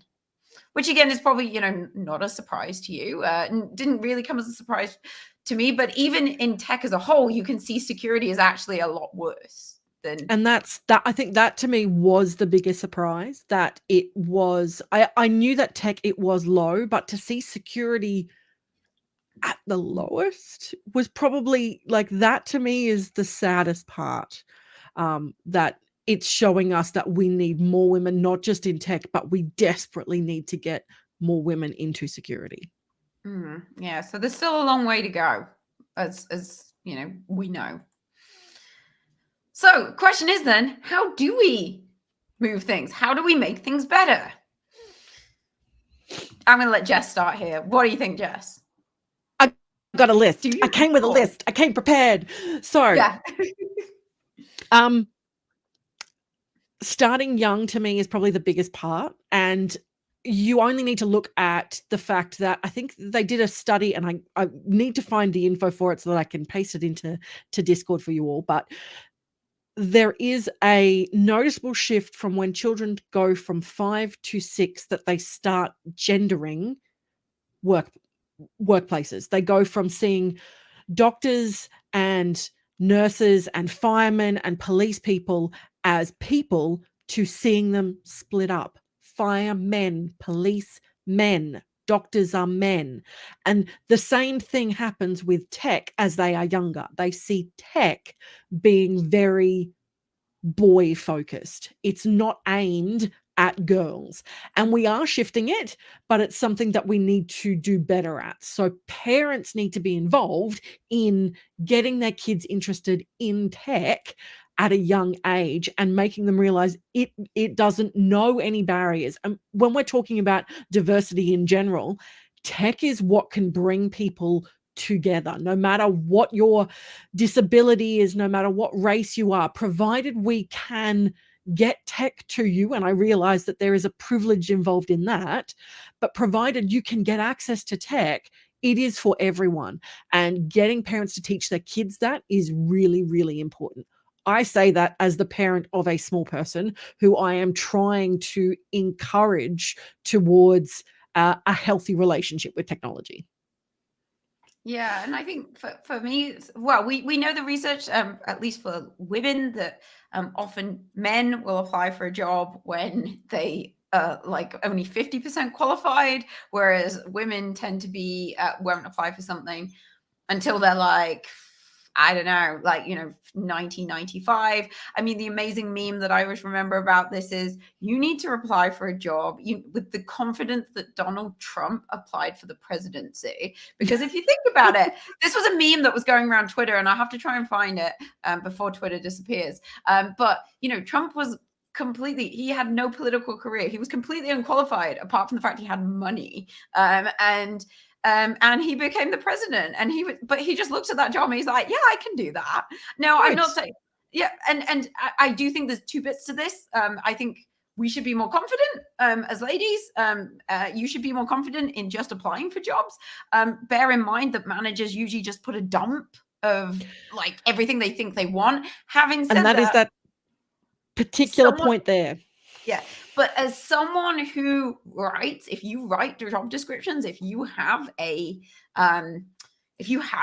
like any kind of say in that, then please think about how you write them. Like, I realize that writing job descriptions is really boring, and often people just copy paste the last time they hired for a role. But if you want to try and if you just got like a load of cis het white men applying for your job last time and you want to change that, then think about the way you're writing the hiring, you're writing a job description. You should say things like, hey, if you don't have all of this, but you think you're right, come and apply and tell us why you should. Things like that. Just try and make it more, and don't just put we are inclusive at the bottom, because everyone writes that at the bottom. It doesn't. Yeah, don't do that. It needs to be more than that. There's all kind of things here. With the reviewing of the hiring practices, so particularly around those job descriptions, if you are concerned that the people that you are getting coming in, and I've actually seen this work really, really well in a couple of communities that I'm in, if you're putting out a job and all you're getting back are the same people and you're like, what am I missing? Why am I not getting the right people? Get other people to look at it. Look at the people in your circles. If you're trying to get women to take a look at that job description and tell you why they wouldn't apply for that job, because it can really help you when you are writing those job descriptions. And I've helped a number of friends, colleagues and managers rewrite job descriptions to be more inclusive and get more people applying. Yeah, and I think I'll hurry up a little bit here because I think we're over our time, Jess. We were always going to go over our time. We always were. Yeah, I know we always were. But, call out bad behavior. If you see it often now, I think in my experience and what I've seen and anecdotally what I've been told is often bad behavior isn't super overt. Like most people know it's not acceptable to be like, she can't do that, she's a woman, literally to her face, but to your face. But if you see bad behavior, or if you see someone not being inclusive, or someone bad mouthing D&I saying it's fluff, because that does still happen, call people out or call people out because it's not cool. And the big one for women, for me, the one that I really like giving shout out to this one is that visibility. You can't be what you can't see. So for women in the community, standing up and letting others see you and getting, it sounds terrible, but just fake it till you make it by giving conference talks, coming in and presenting something at ComfyCon. Honestly, the more people can see that there are women in this industry, the more likely they are to want to come and join this industry because they see people who look like them, because you can't be it if you can't see it. It's true. I agree with that very much so.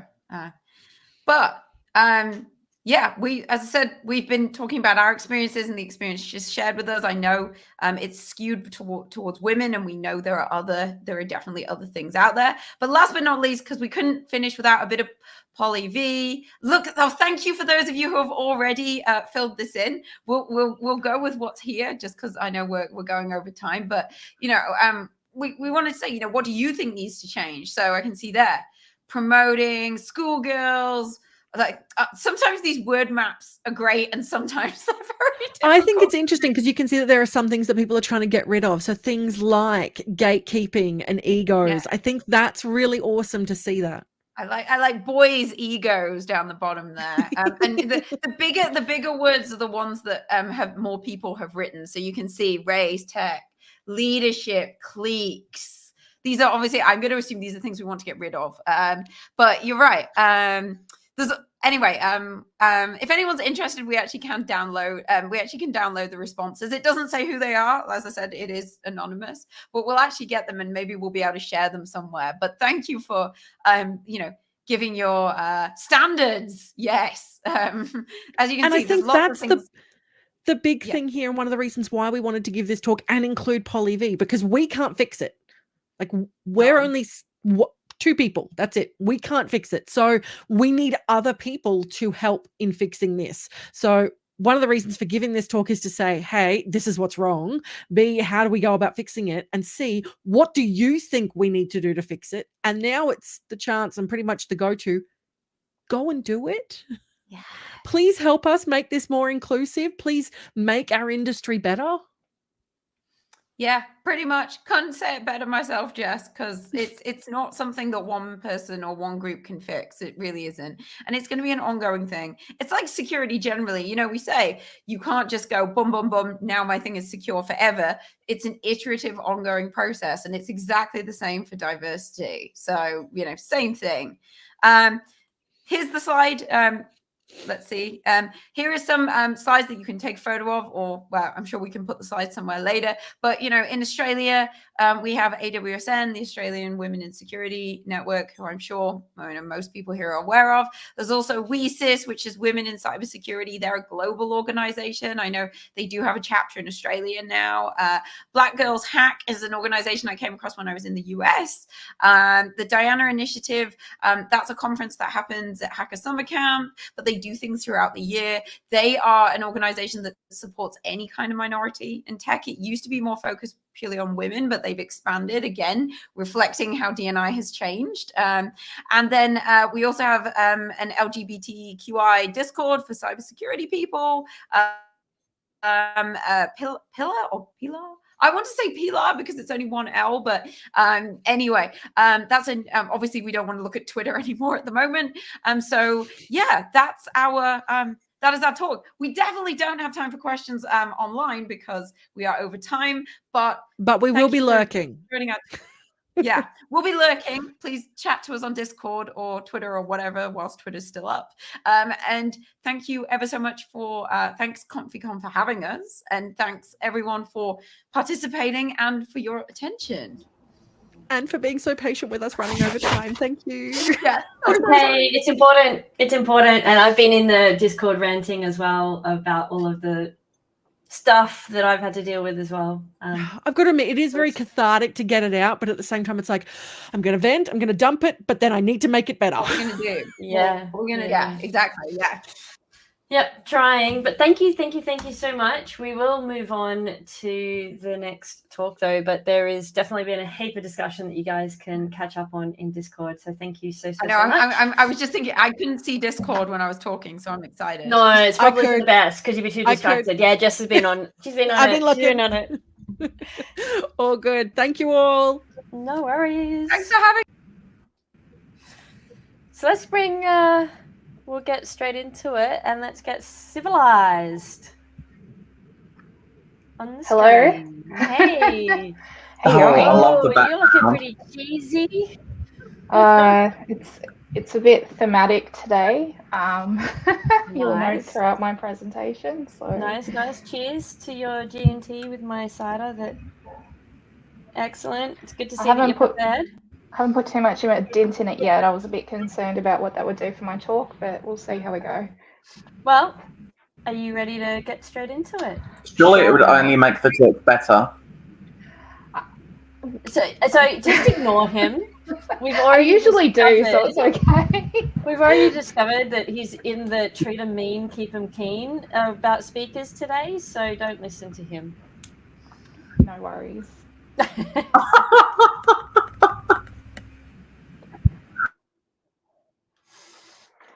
Alrighty, shall I kick off then? Great.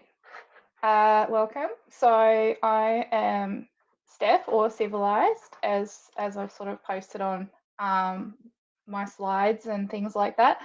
I am a threat hunter. I've been doing that for a couple of years. I'm currently on an internal hunt team, which is really cool, for a bank. And I've previously done like consulting and managed service hunting, and I just really love it.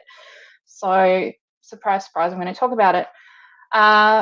What I want to talk about today is basically I've seen a lot of posts in Discords and forums and stuff of people going, hey, look, I really want to get into threat hunting, or I want to start threat hunting in my organization, but like, where do I start? What do I do? Like, there's not a lot of resources out there for this specialization or this particular capability yet. It's a little bit undetermined, a little bit new, and a lot of people have a lot of different ideas about what it entails. So I'm hoping today we can just sort of set up some sort of foundations to give people an idea of some steps that they can take to start to implement this into what they're doing in their organizations. And there's a lot of pictures of cheese because I felt like it. There's literally nothing else to read into it other than that.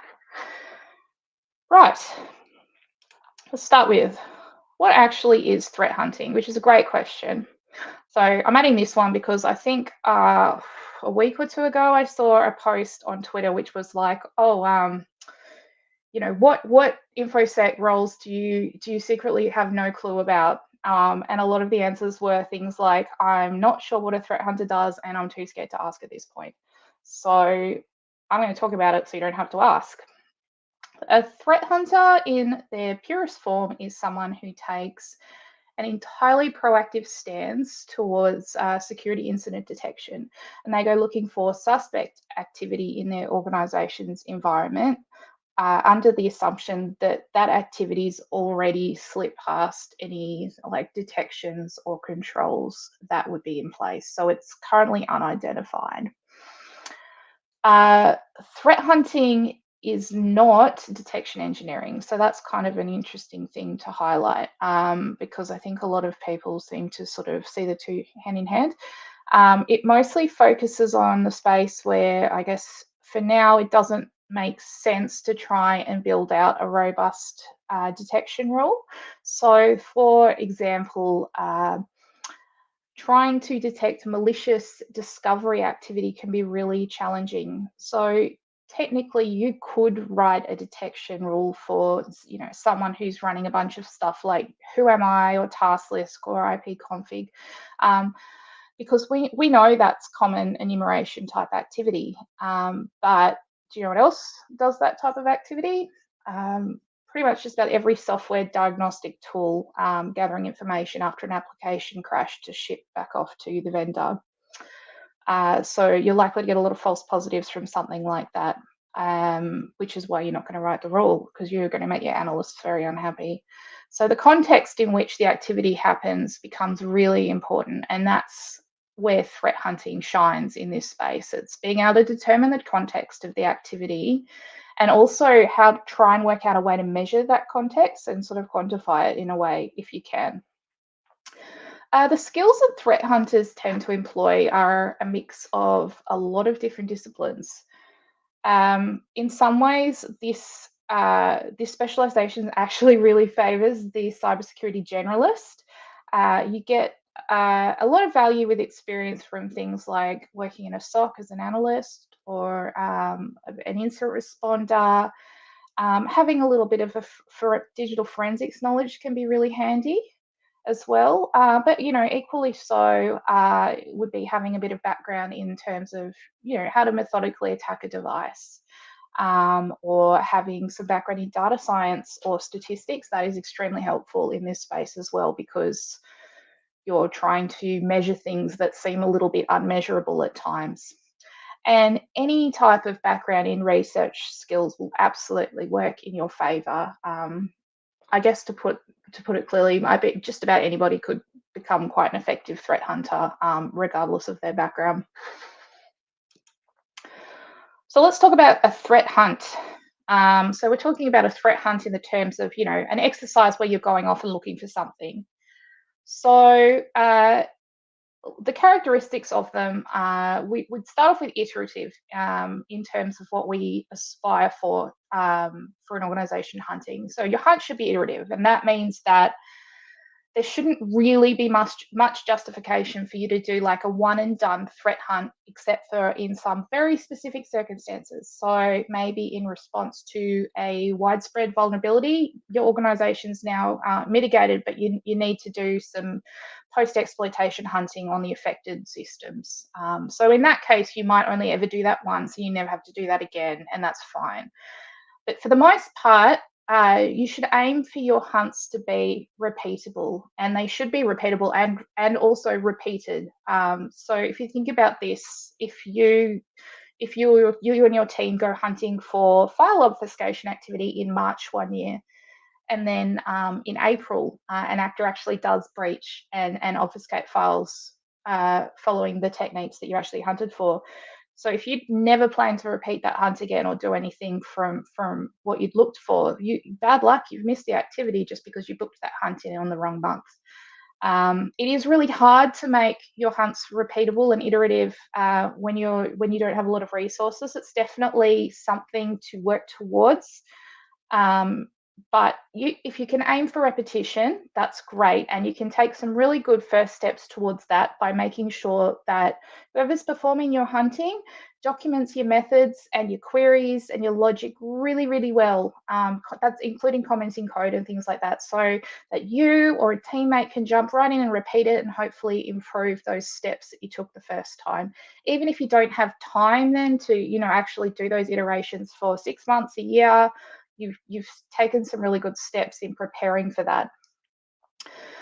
Threat hunts should be relevant. Look, there's heaps of exciting stuff constantly posted.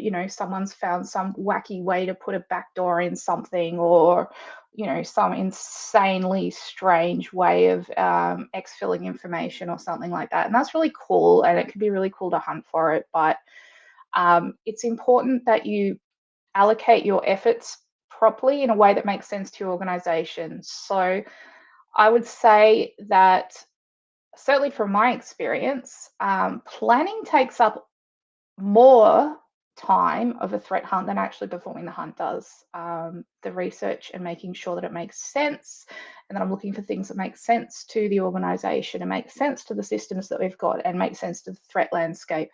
That's a huge part, and that's a really, really important thing that you need to be mindful of when you're planning a threat hunt. Hunts should also be time boxed. Look, you shouldn't just go YOLO hunting on some interesting use case indefinitely. When you're starting out hunting, you really need to be strict with yourself and set some boundaries around how much time you're going to invest in, looking for each activity. And that behavior will absolutely continue into when you've got a more mature program. It will also help you sort of like if you're having to ask your managers or someone for some time put aside for you to start experimenting with threat hunting and piloting it, then that will really help support your case as well. Hunts should be measurable. We need to know if they are successful. There's a lot of ways to measure success with threat hunts, and I'll go into some of those through the rest of the presentation. But always enter a threat hunt with that in mind. You need to be able to determine how you have improved the security posture of your organisation by undergoing that exercise. All right, types of hunt. I'm going to preface this by saying you do not need to, a lot of hunts are a mixture of all of these things, but this is kind of like the pillars of where they come from. So let's get into it. All right, intelligence-driven hunts. So these tend to come from external threat intelligence. So, information generated beyond your organization. So that would be like, all right, we have read, X amount of threat articles saying that actors from Southeast Asia are targeting medium to large Australian-owned and operated not-for-profits and exfelling sensitive information to the next door later. I made that up. Please don't go hunting for that. You don't need to panic. It's all good. But from that point, if we're like, okay, well, we are an Australian medium-sized not-for-profit, we can make the assumption that perhaps we might be a target for those actors. So that intelligence-driven hunt might drive, that intelligence might drive us to hunt for known activity of those particular actors. Intel-driven hunting can be really, really effective, but you really shouldn't make this all that you do. I guess as a starting point, you can get analysis paralysis on what intel to act on, especially if you are in an organization that doesn't have a dedicated person or team curating your intelligence, and you're sort of having to do it yourself and determine what's relevant. So additionally, you can, shoot yourself in the foot the other way by launching a hunt off, any old cool new thing you've read about, because that might not be a likely scenario for your organization. So you're not really adding value by pursuing it. The next one is entity-driven hunts. So these ones are basically where you are structuring your hunt around wanting to investigate a particular perhaps type of system or asset or something in your organization. So you may be slightly less concerned about whether or not intelligence is tending towards, unless it's something like, like NetScalers or something like that, because maybe you've seen a lot of intelligence towards NetScalers getting popped. I think that's been a pretty common trend for the last few years. But you may have a new system, you may have a new cloud provider that you're using, and you're like, well, we want to perform some hunting into that because we haven't done it before. Data driven sounds similar to intelligence driven. I'm putting that here. I'm just providing a distinction because I like to think of this as more analytics and reporting from within an organization. So, for example, if you've got some kind of incident response statistics from your organization or analytics from your triage and alerting and stuff like that, you might want to have a look at what types of alerts are firing, and that might inform the types of attacks or, you know, incidents or things like that that your organization is prone to, and that may shape what you'd like to focus on. Finally, we also have TTP driven, which is, it's basically looking at something like MITRE ATT&CK, enterprise matrix, and picking a technique or sub-technique off there and saying, hey, we're going to hunt for that stuff. And that's, you know, as far as that gets in terms of complexity, really, but I'll try and make a few more examples as we go. Right. In terms of actually performing the threat hunt, this is the basic framework for it. You don't have to necessarily do everything that I'm saying in this report, like in this presentation, sorry. These are just some really critical things that I think should be a component. The first thing that you want to do as a threat hunter leading an exercise is you want to form one or more hypotheses. So that means basically assuming a scenario or a belief. So we often hear practitioners say, oh, you know, assume you've already been breached. So in threat hunting, we take that advice very literally. That belief could be something like, we will assume that APT Stinky Bear has breached our perimeter and has established persistence in our environment.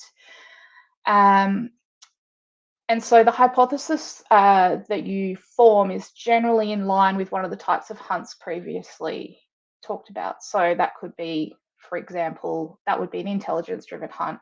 We're hypothesizing that we are impacted by this APT, and so then that's going to dictate our research into what we want to look for and what we want to hunt for.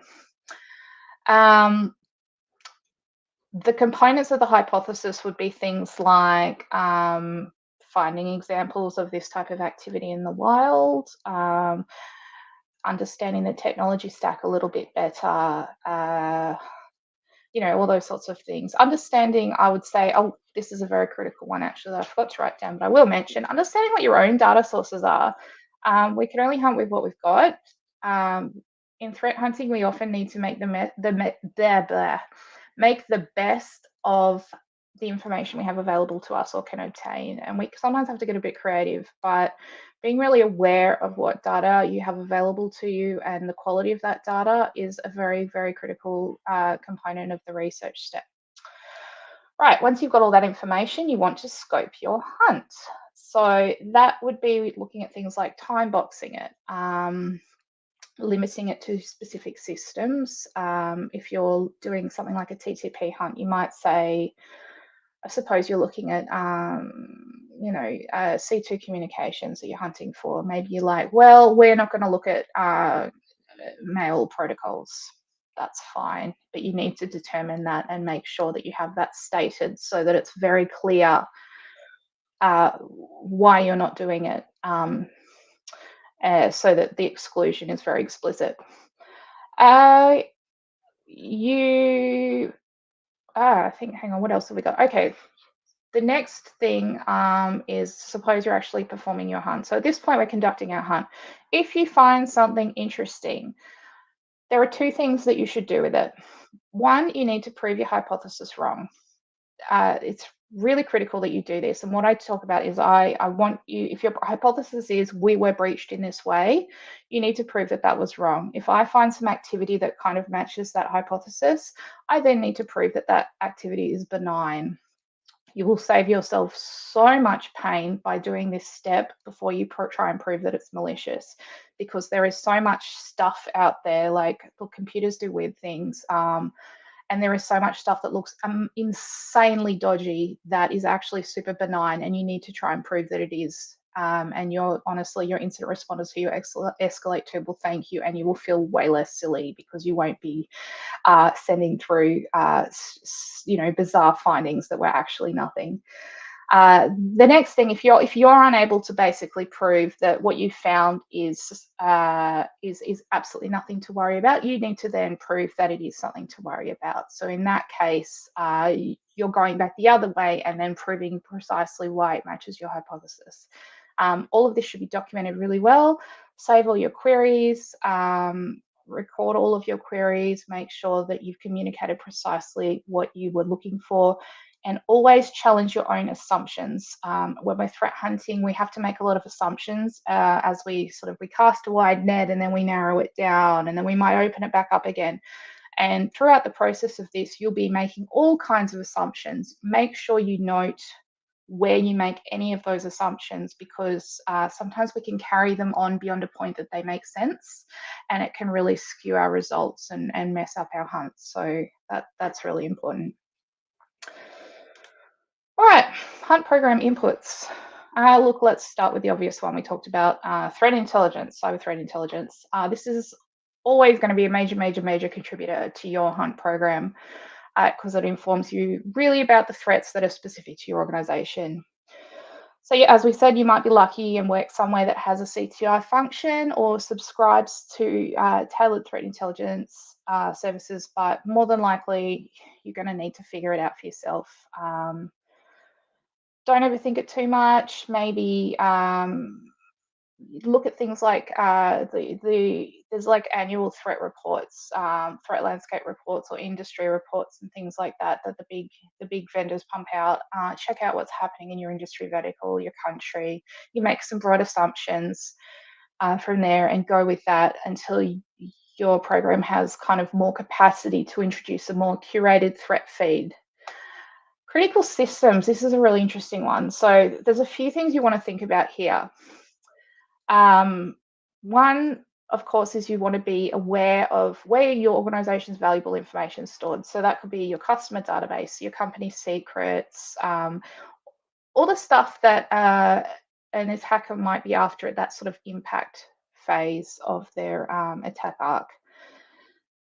Things that might get them some financial or tactical advantage. But you should also think about the systems or environmental components that serve as perhaps access points or facilitators to those other critical systems, places that might be advantageous for an attacker to gain access or persistence.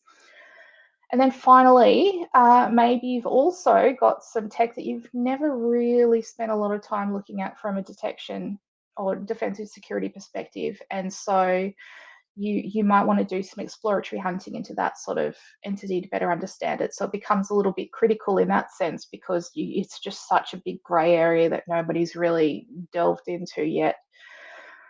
In terms of alert and incident statistics, this can be a really interesting one to try and look at, because I wouldn't use this as the be all and end all of informing your hunt program.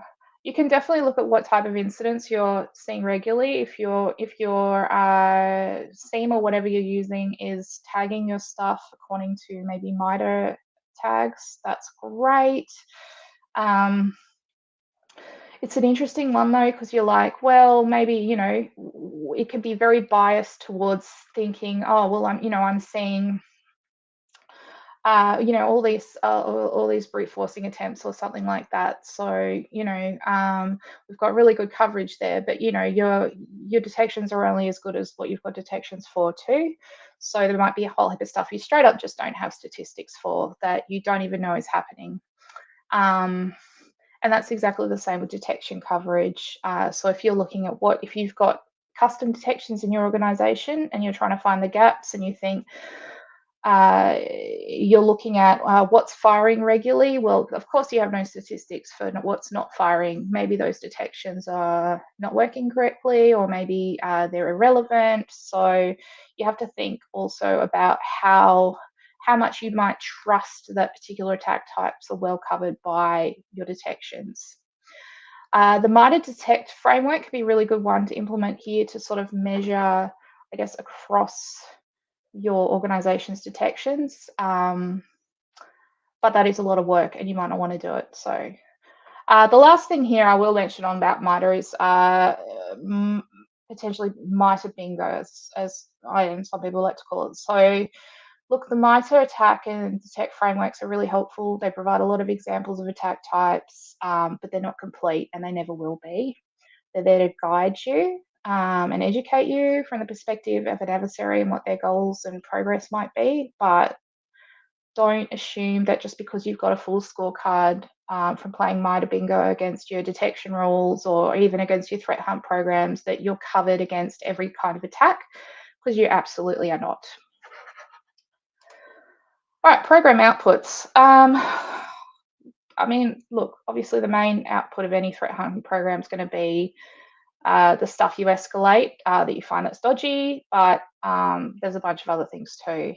You are going to need to do reporting so that you can justify your existence to managers, what you've been spending your time on, things that you've observed. You may need to put some metrics in there if that's the kind of thing that your organization loves. And you even may like to write a playbook, or you can combine the two, or you can pick one of the two. That's absolutely fine. But the idea being the playbook is all about that hunt repeatability. That's where the code tends to live, so that someone can jump right in and start to re-execute those things. Often playbooks are entirely executable in themselves. Sometimes it's copy-paste the code.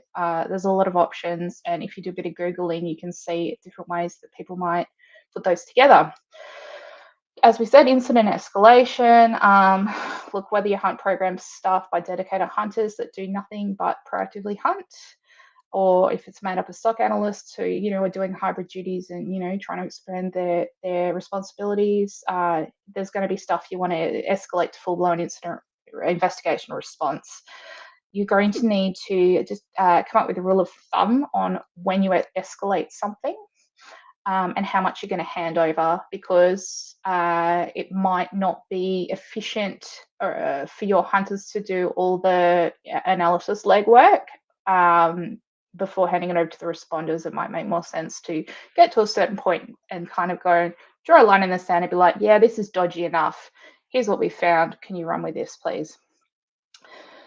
Detection logic. Your hunters are going to be really well positioned to help inform any detection engineering function in your organization about ways that they can improve detection logic or introduce new detections.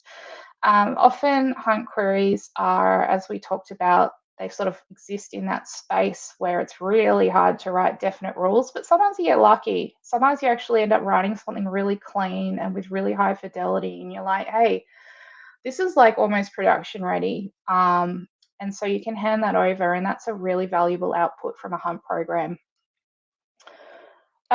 Visibility gaps, this is massive as well. So this is huge output from threat hunting. So I guess throughout your hunt, you might realize your organization needs to reconfigure which system events are being logged, or maybe you need to put an extra network sensor in because you've got a blind spot and that your other sensors are just not covering it.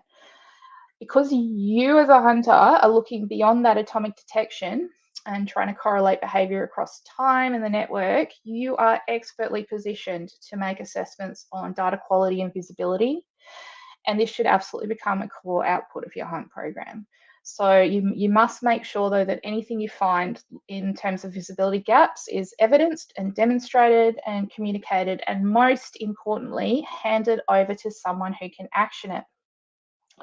Finally, your hunt program is really well positioned to support any sort of red or purple functions, particularly purple functions that you might have going on in the organization. If they're doing some sort of clearbox testing into things, you can be extremely helpful at helping them understand the visibility of what the defenders can see into their activity, so that you can actually help them become better offensive practitioners. And in turn, they might do some favors for you, like run some simulations or something, so that you can measure what that looks like as well. So it's a very win-win sort of symbiotic type relationship there.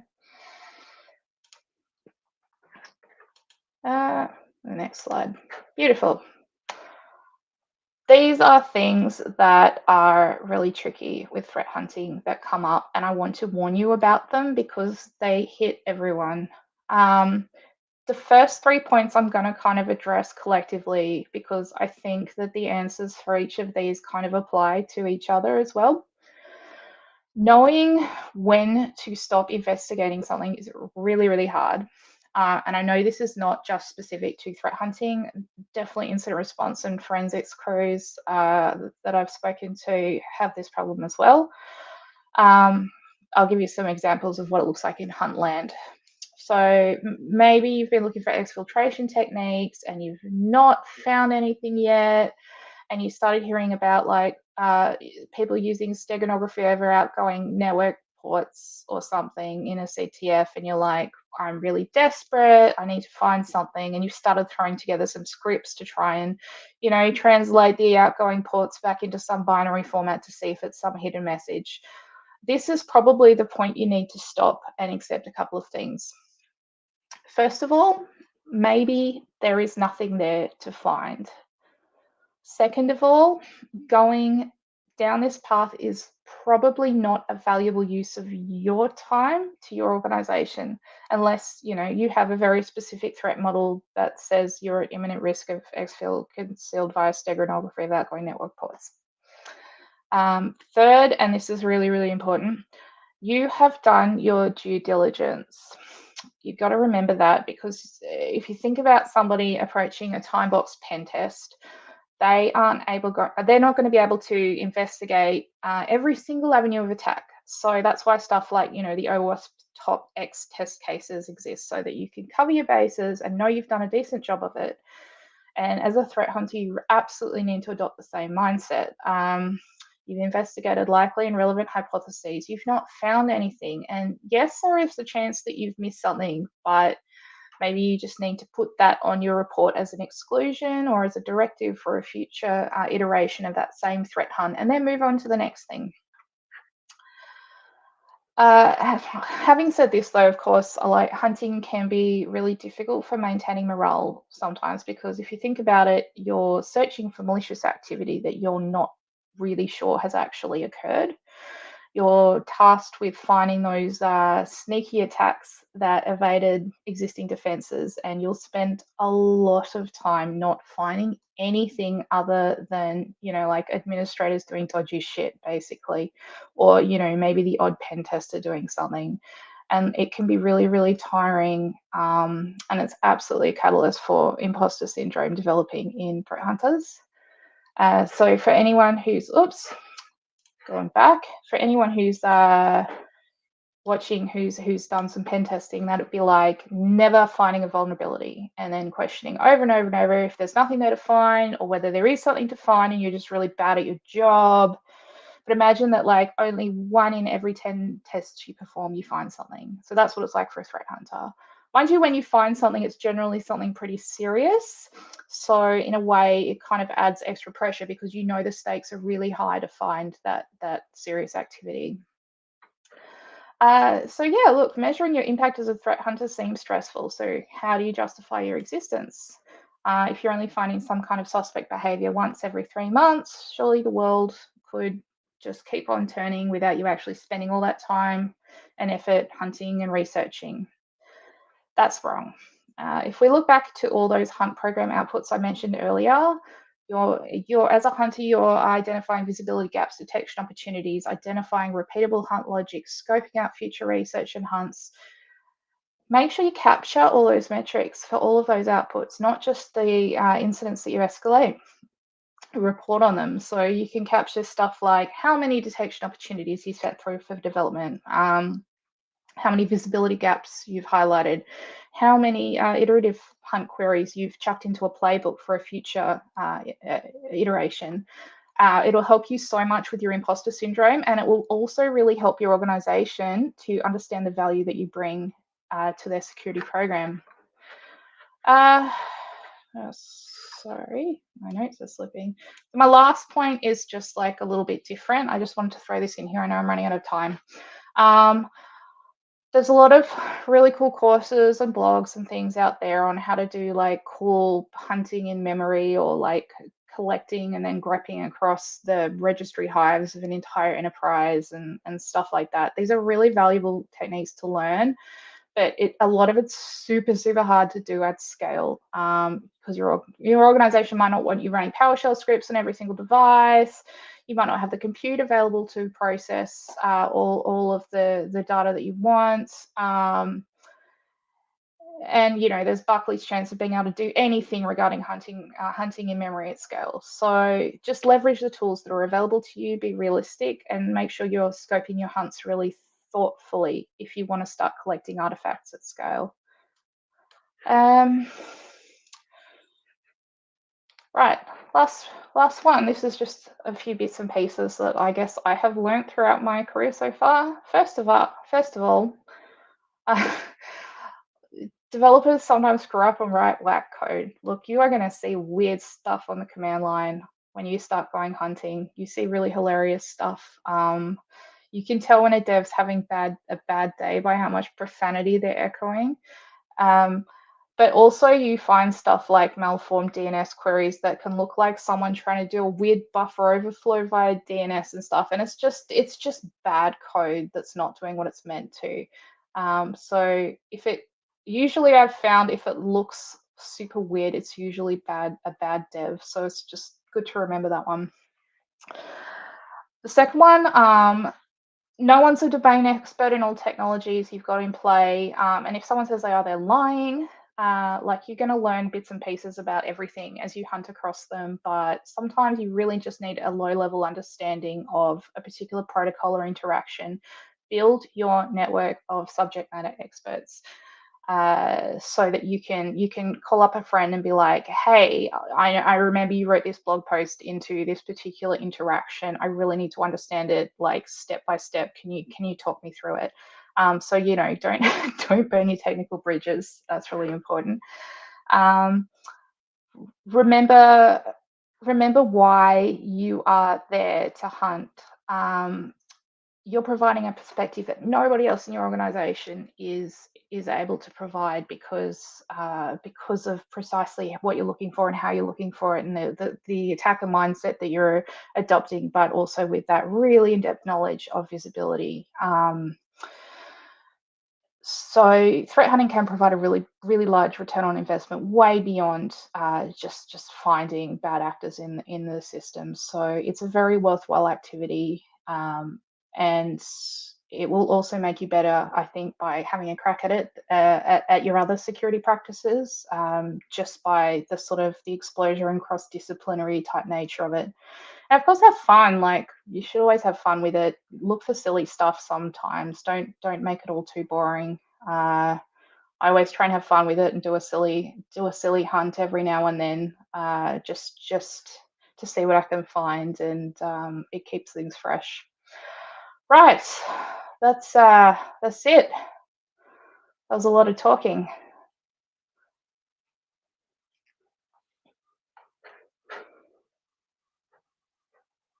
I'm going to add myself to stream here because I don't know what else I'm doing. Yeah, there we go. We will have to move right along, though. Unfortunately, we do have Sin in the lobby waiting to go as well. But thank you so much. I think everybody's wants a cheese toasty now. So thank you for making everybody entirely hungry. But yeah, great talk. And I like threat hunting, and I refuse to use whatever the correct grammatical term is that Ian talked about earlier. But thank you. Let's get Shanna. Sin in. Conjunction. Yeah, conjunction. I don't know. Yeah, somewhere. I'm shit at grammar. I'm shit at grammar. And here's someone who can help you a little more. Doesn't like one thing. Let's go straight into it. I love your background. I'm glad you chose that one. Why, thank you. I made it specially for you. I stole it from the internet. I'm also a little bit upset that there is no mohawk. We did talk about that, but I live to disappoint. It's what I do. I'm sure it's not. Right. Let's get into it. Thank you. Perfect. Thanks, folks. Hello, I'm Sin. I'm going to be talking to you about a bunch of things that I did wrong as a young CTI analyst, and a bunch of things that I probably still do wrong as a not so young CTI analyst. Before we do get started, I'm going to be super rude and give a warning. If I randomly mute myself and look like I don't know how to dab, it's not because I'm trying to seem like I'm really cool on a stream that I know is being recorded. It's that my lungs are currently trying to become external organs. So I have random coughing fits, which are not super exciting or very romantic to listen to. Hopefully, and given how bad I am at technology, I make no promises, but hopefully I'll remember to unmute myself as well. If not, it's going to be a really exciting talk, I promise. So Civilized talk just before this was actually really, really awesome. It's a great way, and it's a great lead into some of the things that I'd like to talk about as well, obviously from a slightly different angle. Mainly in that it's not straightforward what CTI does. I'll lean on Kaz's talk earlier as well. Or as mentioned, application security means many different things to many different people. CTI is much the same. And that's kind of a big deal when everyone is starting to throw around this term, at least in the Australian InfoSec market, a lot more now. It's been around in the US for a while and is probably a little bit more mature there. But I've had quite a few discussions with quite a few very senior InfoSec people who've got really different ideas as to what cyber threat intelligence actually consists of. And I've only got about half an hour today, so I'm not even going to try and define it because that's just going to waste everyone's time and start way more arguments on the internet than Twitter can currently handle. What I do want to say, though, is that people's experience with it is going to be quite different. Some folks are going to be really technically focused. Some folks are going to be almost completely non-technically focused.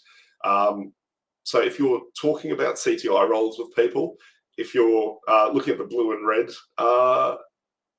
like approaches to your career, you really want to dig down into what's actually expected in a role. And conversely, if you're on the hiring side, probably make your expectations quite clear with candidates. Otherwise, you're going to get super exciting things pop up into your wonderful inbox well before they are actually comfortable in dealing with anything that you actually want them to do. So, what I'd like to talk about today is a bunch of things that I did wrong, either myself or the team that I was working did wrong, but I'm happy to wear the hurt for that. Not because I'm really excited about failing at things. I generally don't like it. I'm a human being. But at the same stage, I learned a bunch of lessons out of it. I'd like to think that some folks here might learn some lessons as well if they're dealing with cyber threat intelligence in the real world.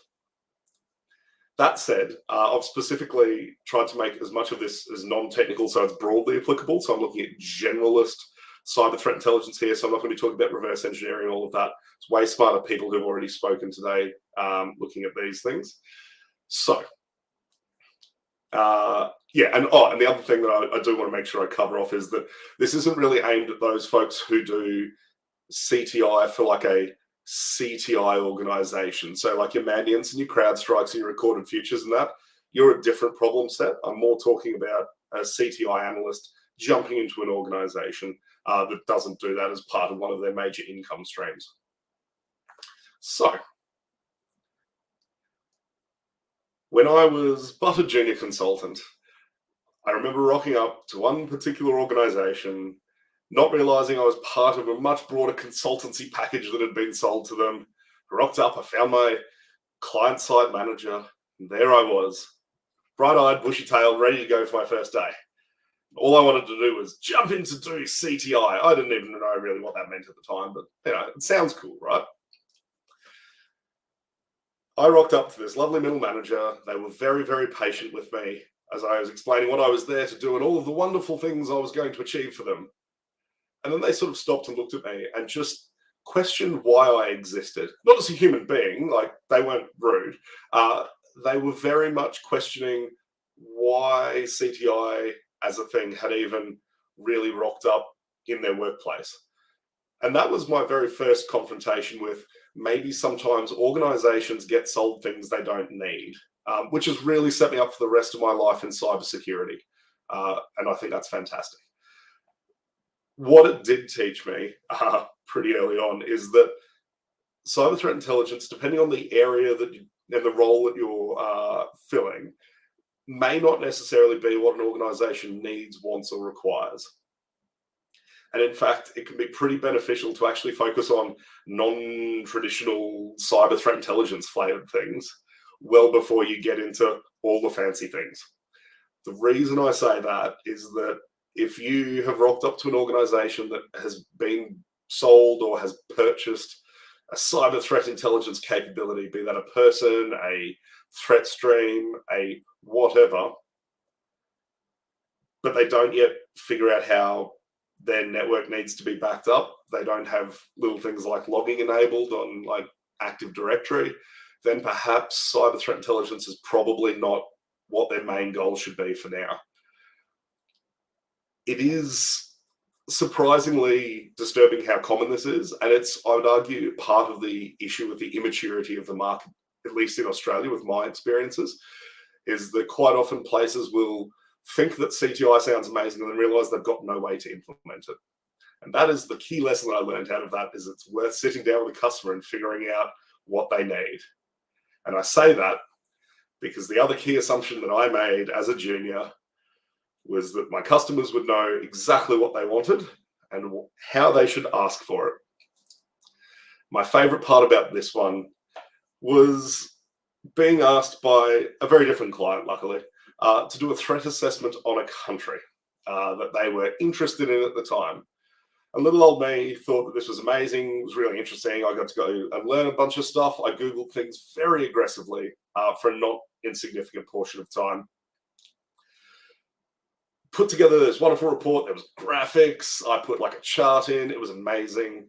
Ask me about it, I'll tell you. It's so good. Everything from like the typical threat actors that were from that country, third-party threat actors that were in that, like that acted in that country, geopolitical stuff, risk to electronic devices while traveling. Put together this amazing report. It's about 2 weeks of my life that I'll never get back. Submitted it to the customer, and the customer, within 5 minutes, for like a 40-page report, responded with, "We just want to know what it's like to work with someone from that country. We're meeting them somewhere completely different." The problem that I encountered was that threat assessments for that client were a particular format, and that was the format that everyone in that client used. And so when someone asked for a threat assessment, it was just assumed that that's what they wanted. At no stage during that 2 weeks did I actually sit down and think to talk to the client about, is the product that I was developing actually what they needed? That was wrong. It's something that I wish I could take back. That said, has definitely made me a lot more forward-leaning now when it comes to engaging with potential clients about what they actually request, like what they're requesting and what they actually need, because they're quite often two very different things. But it also highlights one of the dangers of doing things the way that they have always been done. And you're not going to believe this, but a lot of my stories are from when I was a fairly junior analyst. I don't know why that is. Truly a mystery. New gig, still young, still junior, still very excited, still very amazed by technology. I had been put into a team of other CTI analysts at that stage, and it was fun. I was excited to work in a team as opposed as an individual. And my new team leader, the senior analyst in that team, worked through the schedule with me, told me about all their report formats, and that's how they do things. Again, being young and new to a brand new team and getting excited about that, I kind of went along with that. I didn't really question too much. I just went, yep, that's what needs to be done. That's how it's going to be done. That's the way they've said that it needs to be done. About 3 months into that gig, I realized that there was an entire area that no one in that team had been paying attention to, because none of the reporting templates had that particular category in it. So therefore, if it wasn't in the template, it wasn't necessary. That was what I would describe politely as a bit of a mistake. It was a particularly important category because it had direct impacts. And we saw a lot of that category in some subsequent attacks, which was lovely. But again, because the team had been so used to doing things the way they've always been done, no one questioned it. And that, the key lessons that I grabbed out of this particular incident was that it's, and I love this in junior analysts as well, it's the key difference that I see between an average analyst and a fantastic analyst, is that level of being inquisitive, always inquiring, and also never accepting an excuse of because that's the way that we've always done it when a senior analyst is expected to explain things. I think I've caught myself trying to use that line a couple of times on some juniors that I've been training, and immediately regretted it and stopped myself and had to explain it. And I love it when people actually call that out and question that mindset as well, because it leads to some pretty dangerous cognitive biases, as was mentioned earlier during the day. And it's also worth noting that while it's great being focused on pumping out things and templates that you want, it's always worth exploring things and trying to do some stuff that is not always standard. Excuse me. As I die quietly. And look at different ways that things can be done, and the ways that cyber threat intelligence doesn't necessarily need to be actionable. I know everyone loves the concept of actionable intelligence when it comes to these things. Sometimes, however, it doesn't need to be actionable, it just needs to be relevant. And being beholden to templates and processes that have never changed can really, really restrict that. My next favorite one is give no context. So excitingly, another part that I really enjoy, and I struggled with this a lot when I was dealing with far too many new and overwhelming streams of threat reporting. Understanding collection assets and the data that they're providing is, I would argue, pretty vital. We had a very solid reporting stream on a non-state threat group.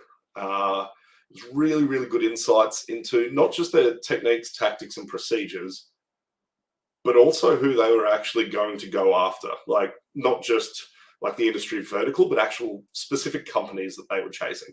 And it was to the point where that was so reliable, we kind of over-relied on it. We didn't think to pick up alternate sources of information. And that worked out really well while that source was, in fact, reliable.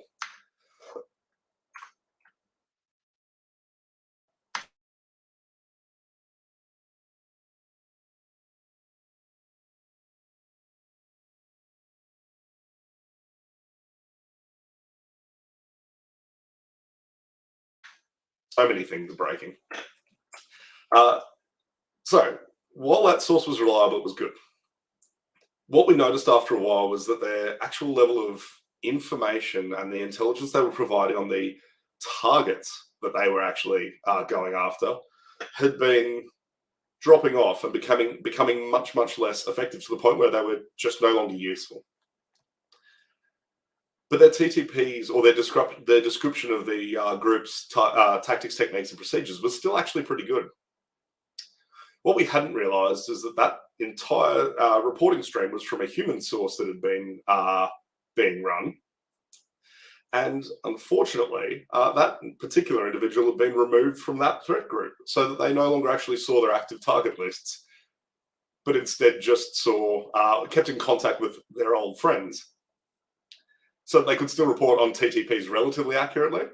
But it wasn't until we started digging into that and why some information was still accurate, some wasn't, that we actually realized that we'd become overly reliant on a single source of reporting for everything to do with this group. That's super not ideal. That's why it's really important to understand the collection assets that you have access to. Because each of your collection assets has strengths and weaknesses, and understanding what those strengths and weaknesses are should shape the value of the information that you can derive from those collection assets. Also, really importantly, is it highlights whether there's gaps in your collection. That's also pretty vital, because it turns out, and forgive me, I'm not going to try and do a Donald Rumsfeld on you, but you don't know what you don't know, right? If you can identify gaps, you realize that you need to fill those gaps, or you can at least acknowledge that you don't have good visibility into that particular area. And the other part that I've found with this is that people tend to place, and it's a cognitive bias, I'm sure someone would love to talk to you about that in far more detail, but people love to place far too much emphasis on information that they like or are more comfortable with or are very familiar with. So if they understand a particular data source, if they understand a particular reporting stream better than others, it's quite likely that they will invest in that more, report it more, and report it as fact more. And that can be very dangerous if you don't have a good understanding of the strengths and weaknesses of those collection assets. And I love this one because Civilized mentioned it in their talk just a little bit ago, which was fantastic, about knowing your customer's environment. Forgive me for half a second. I'm also putting water in my face like a real adult who's trying not to choke to death. Don't recommend. It's horrible, horrible stuff. So I was asked to look at a particular customer's environment so that I could get an understanding of how threats would go about compromising their system. Pretty straightforward, nothing too crazy. But it was an air-gapped system, which was interesting for me.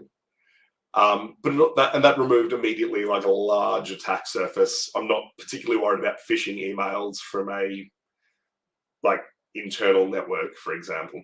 Not to say completely ignore them, but it does remove a large attack surface. So, I was mostly focused on trusted insiders, maybe a little bit of Tempest stuff, but, not too strange. It's quite interesting. What I found was really interesting, though, was after a couple of weeks of looking into the network, some really helpful contractors who were not me had come along at one stage as part of fixing some particular bit of software. They got really annoyed at having to move all of these files from an internet-connected computer to a non-internet-connected computer. I think most people can see where this might end up going.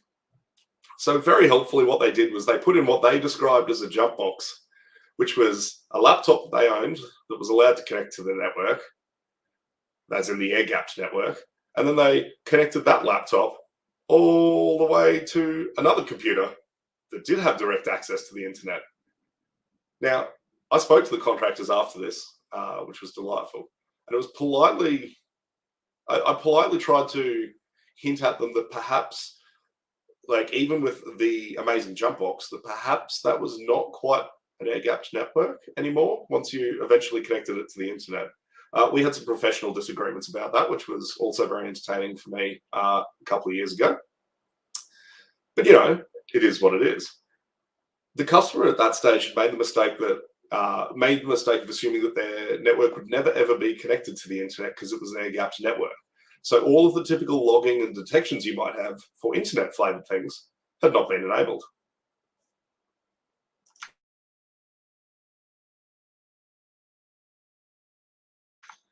I enjoy this dying bit. It's lots of fun.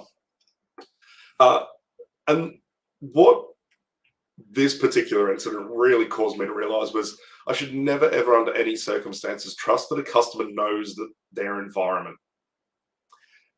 Not because the customer is silly, not because they're dumb, not because they don't like documentation, but it turns out that the way that a network was originally designed, architected, and built is not necessarily the way that it's going to be 2, 3, 4 minutes, weeks, months after it's actually been put into production.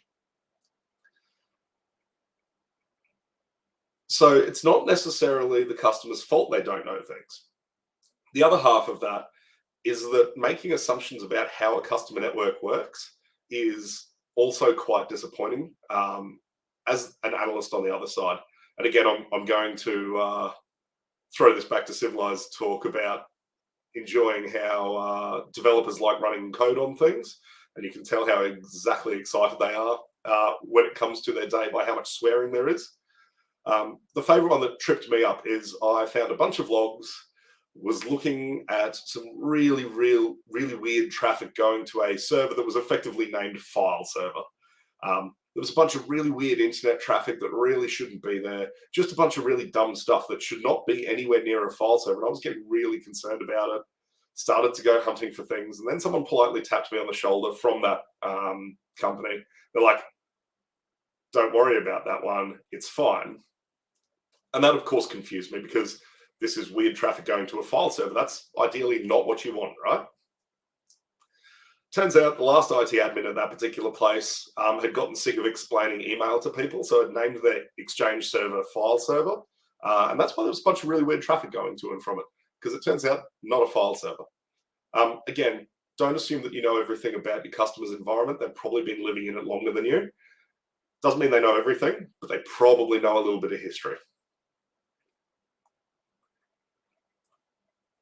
And then my favorite one, time. I know that there's been a couple of digital forensics talks today, and I'm sure that Shanna's probably got some stories in here as well. Time is the worst. And I don't just say that as a filthy Queenslander now living in a state with daylight savings. My cows are confused. My curtains are fading early. No one knows what to do. I don't just say that as that.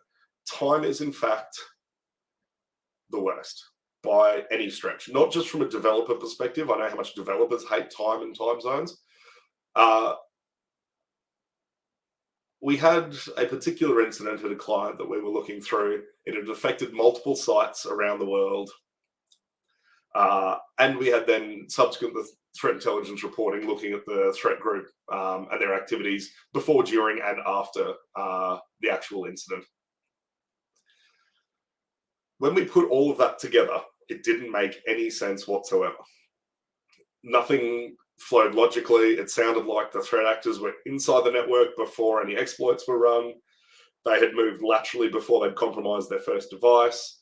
Data was exfiltrated before code was being executed. All of this really weird stuff that, according to ICD's magical cyber kill chain, TM registered trademark, just shouldn't happen. It's just very confusing. It took me entirely far too long to realize that we'd had logs from all the different locations in local times. The threat intelligence reporting was done in a US time zone. There was other reporting that had come in at UTC or GMT times, and it was just really, really sad making. If you don't take in, and then in the middle of that, that's right, because it was a multi-day incident. It happened just at the changeover of daylight savings as well, which then destroyed us even more. It was it wasn't a particularly complex incident, but actually trying to make sense of it took more time than the incident itself. I can't even begin to describe how many analysts' time has tripped up. It is just, it is the worst, right? It's also really important, and this is the other one that I find a little bit to be entertaining.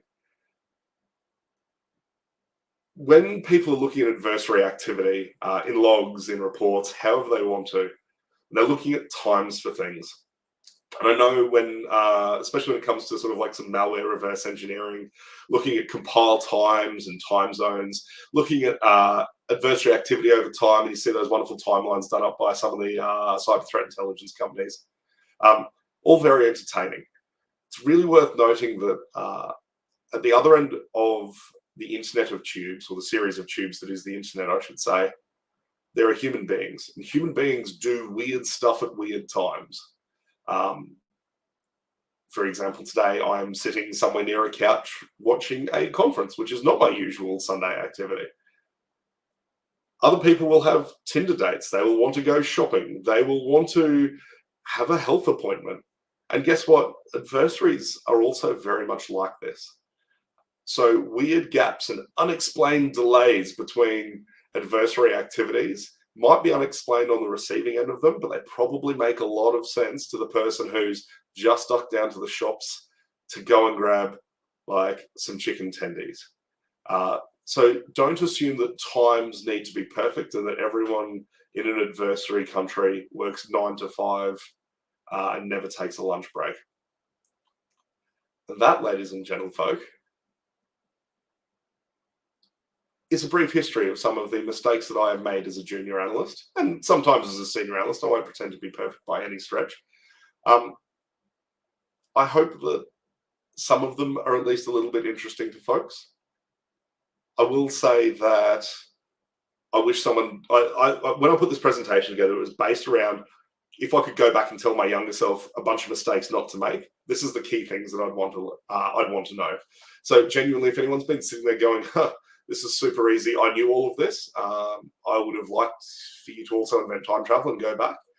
And it's just fun talking about things that I've failed at as well. So noting that I've actually run a little bit early for a pleasant change, I think I'm a little bit done. Awesome. And my maths does not check out for the schedule, so I'm just trying to fix that, but we're all good. No, thank you. We did have some questions around what CTI stood for, and my favorite was chasing the ibis. And to my surprise, there is actually a GIF of Bluey chasing an ibis. So I think that's the new definition. Yeah. Everyone should have bin chickens, the worst advanced persistent threat. Exactly. That's If like Australia the had mention a of bin chicken Prescott. Yep. At least you know what they are now, Ian. Oh God, not again.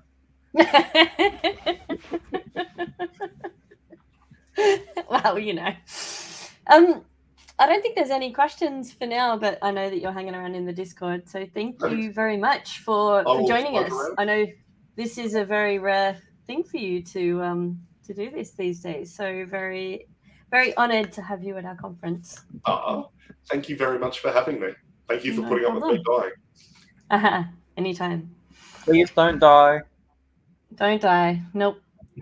We're gonna move straight in. I don't think we have any shit talking to do. No updates here, Ian? No, I think Keira said she was ready, so we're good to Perfect. Sounds great, Keira. When I saw this on the CFP responses, I was like, yes. Immediate yes. So I'm looking forward to this. This looks fantastic. So thank you so much. We don't have audio for you. That was on my side. Sorry about that. Well, you're the first one. You're on mute, Keira. You're on mute, so you're the first. Thank you. All good. Thanks. So, hi, I'm Keira. I'm a web developer and I work in tiny teams, and so I am also security. I'm one of the many hordes of people who accidentally have this responsibility. And I want to say a couple of things before I get into the satire of my talk. So first thing is, this is satire. I don't want anyone to think for a second that I or the organisers of ComfyCon want to prevent women from joining cybersecurity. This talk is my way to have a laugh while engaging with some deeper material and hopefully leave you with some ideas about how not to be part of the problem. So a general content warning for sexism, tiny bit of homophobia and transphobia, it is in the satire. Second, where examples are given, much like the previous talk from Jess, these are my personal experiences. They're the experiences of my friends and other people I trust. They all really happened. They all really happened within the last 8 years or so. This is not ancient history. Not all women will have the same experiences or concerns, and it won't necessarily reflect the whole sum of experience for non-binary people, Black and Indigenous people, disabled people. You can definitely assume these are not the worst things that anyone has experienced, but the things I'll mention are known to generally make women uncomfortable or unwelcome. And the last is, I know this isn't a problem caused by all men or even caused exclusively by men. So if the shoe fits, or if the shoe doesn't fit, don't wear it. And with that done, we'll start the satire. So here we are in 2022, women have been joining cyber at an alarming rate. In the US, women's participation rose from 11 to 24% in just a few years, and it's hovering around 16% in Australia. I don't have the numbers for non-binary people, but I can assure you they're probably very concerning. Gone are the days where we could assume that women would be weeded out of maths and science in high school or get pregnant early and often enough that they didn't have their own time to pursue careers. And the law's not even on our side anymore. But thanks to some lingering structural inequalities, a slow-changing media culture, and the realities of child-rearing under capitalism, we've got a fighting chance. Some of us in the industry have been working hard to keep women from settling in. And of course, not all men. And I ask you, why not? There are plenty of things we could all be doing to contribute to the discomfort and exclusion of women and non-binary people, whether you're a colleague, a manager, conference organizer, founder, tutor, or just colourful community identity. Education and training. So obviously, the best bet is to stop people from getting in the door in the first place. So what can we do to keep our learning places just for the boys? So first, you could ask women or anyone who doesn't look like they're wearing the right kind of hoodie if they're lost. Make sure that teachers say things like, "You don't look like you're a nerd," or "I'm surprised you wanted to hang out with all the geeks," when girls show any interest in STEM subjects. If mature women join a course, make sure they know that they're really out of place. Don't ask pronouns, never give your own. Make sure the toilet situation is binary, causing discomfort and risk for many non-binary or trans people, and only ever have 2 gender fields on any given form. Make sure group discussions are combative. Make people compete and belittle anyone who doesn't know the right answer. This is likely to keep out all sorts of undesirables, not just women. If a woman gets the wrong answer, assume it's because she's a woman, not an individual. And in formal settings, you can mark people down for a lack of public contribution. Just ignore the reasons why minorities who are aware that they're judged differently might not speak up. And ignore harassment. She needs to know what it's going to be like when she enters the industry. But what if they get through the training? What if they come to the recruitment stage? How can you keep people out at that point? So the first thing is to recruit primarily at meetups or via introductions from your guys. This keeps outsiders out, and it holds mothers back in particular, as many of them can't regularly attend weeknight events. If you're recruiting at DEF CON or the like, have your company's recruitment party at a strip club. Lots of people won't come if you do that. Never have any part-time jobs or job share jobs. And if you do have them, make sure you don't list them and don't tag them so they don't come up in a search. If you feel like you have to have part-time options, make sure they're tokenistic, like a 9-day fortnight. This makes it clear that they're meant to be for the benefit of men with hobbies and not for people with significant caring responsibilities. Insist the role requires extensive travel, weekend hours, and unplanned overtime, whether or not it does. And never hire enough people to comfortably fit your service window. Just insist your staff sacrifice their home lives instead.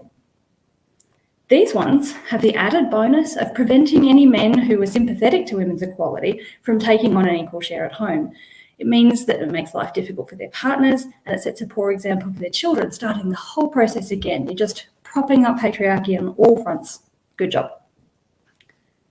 Use phrases in your ads that convey domination, individualism, and exceptionalism. Think of things like rock star, hero, 10x, alpha. List every criteria you can imagine, not just your must-haves. In the interview, ask women if they are comfortable working in an all-male team. Make sure they know they might need to toughen up and have a thick skin, and say this like you're helping. Never train your recruitment staff in unconscious bias. Never take any steps to remove this sort of bias from your hiring decisions.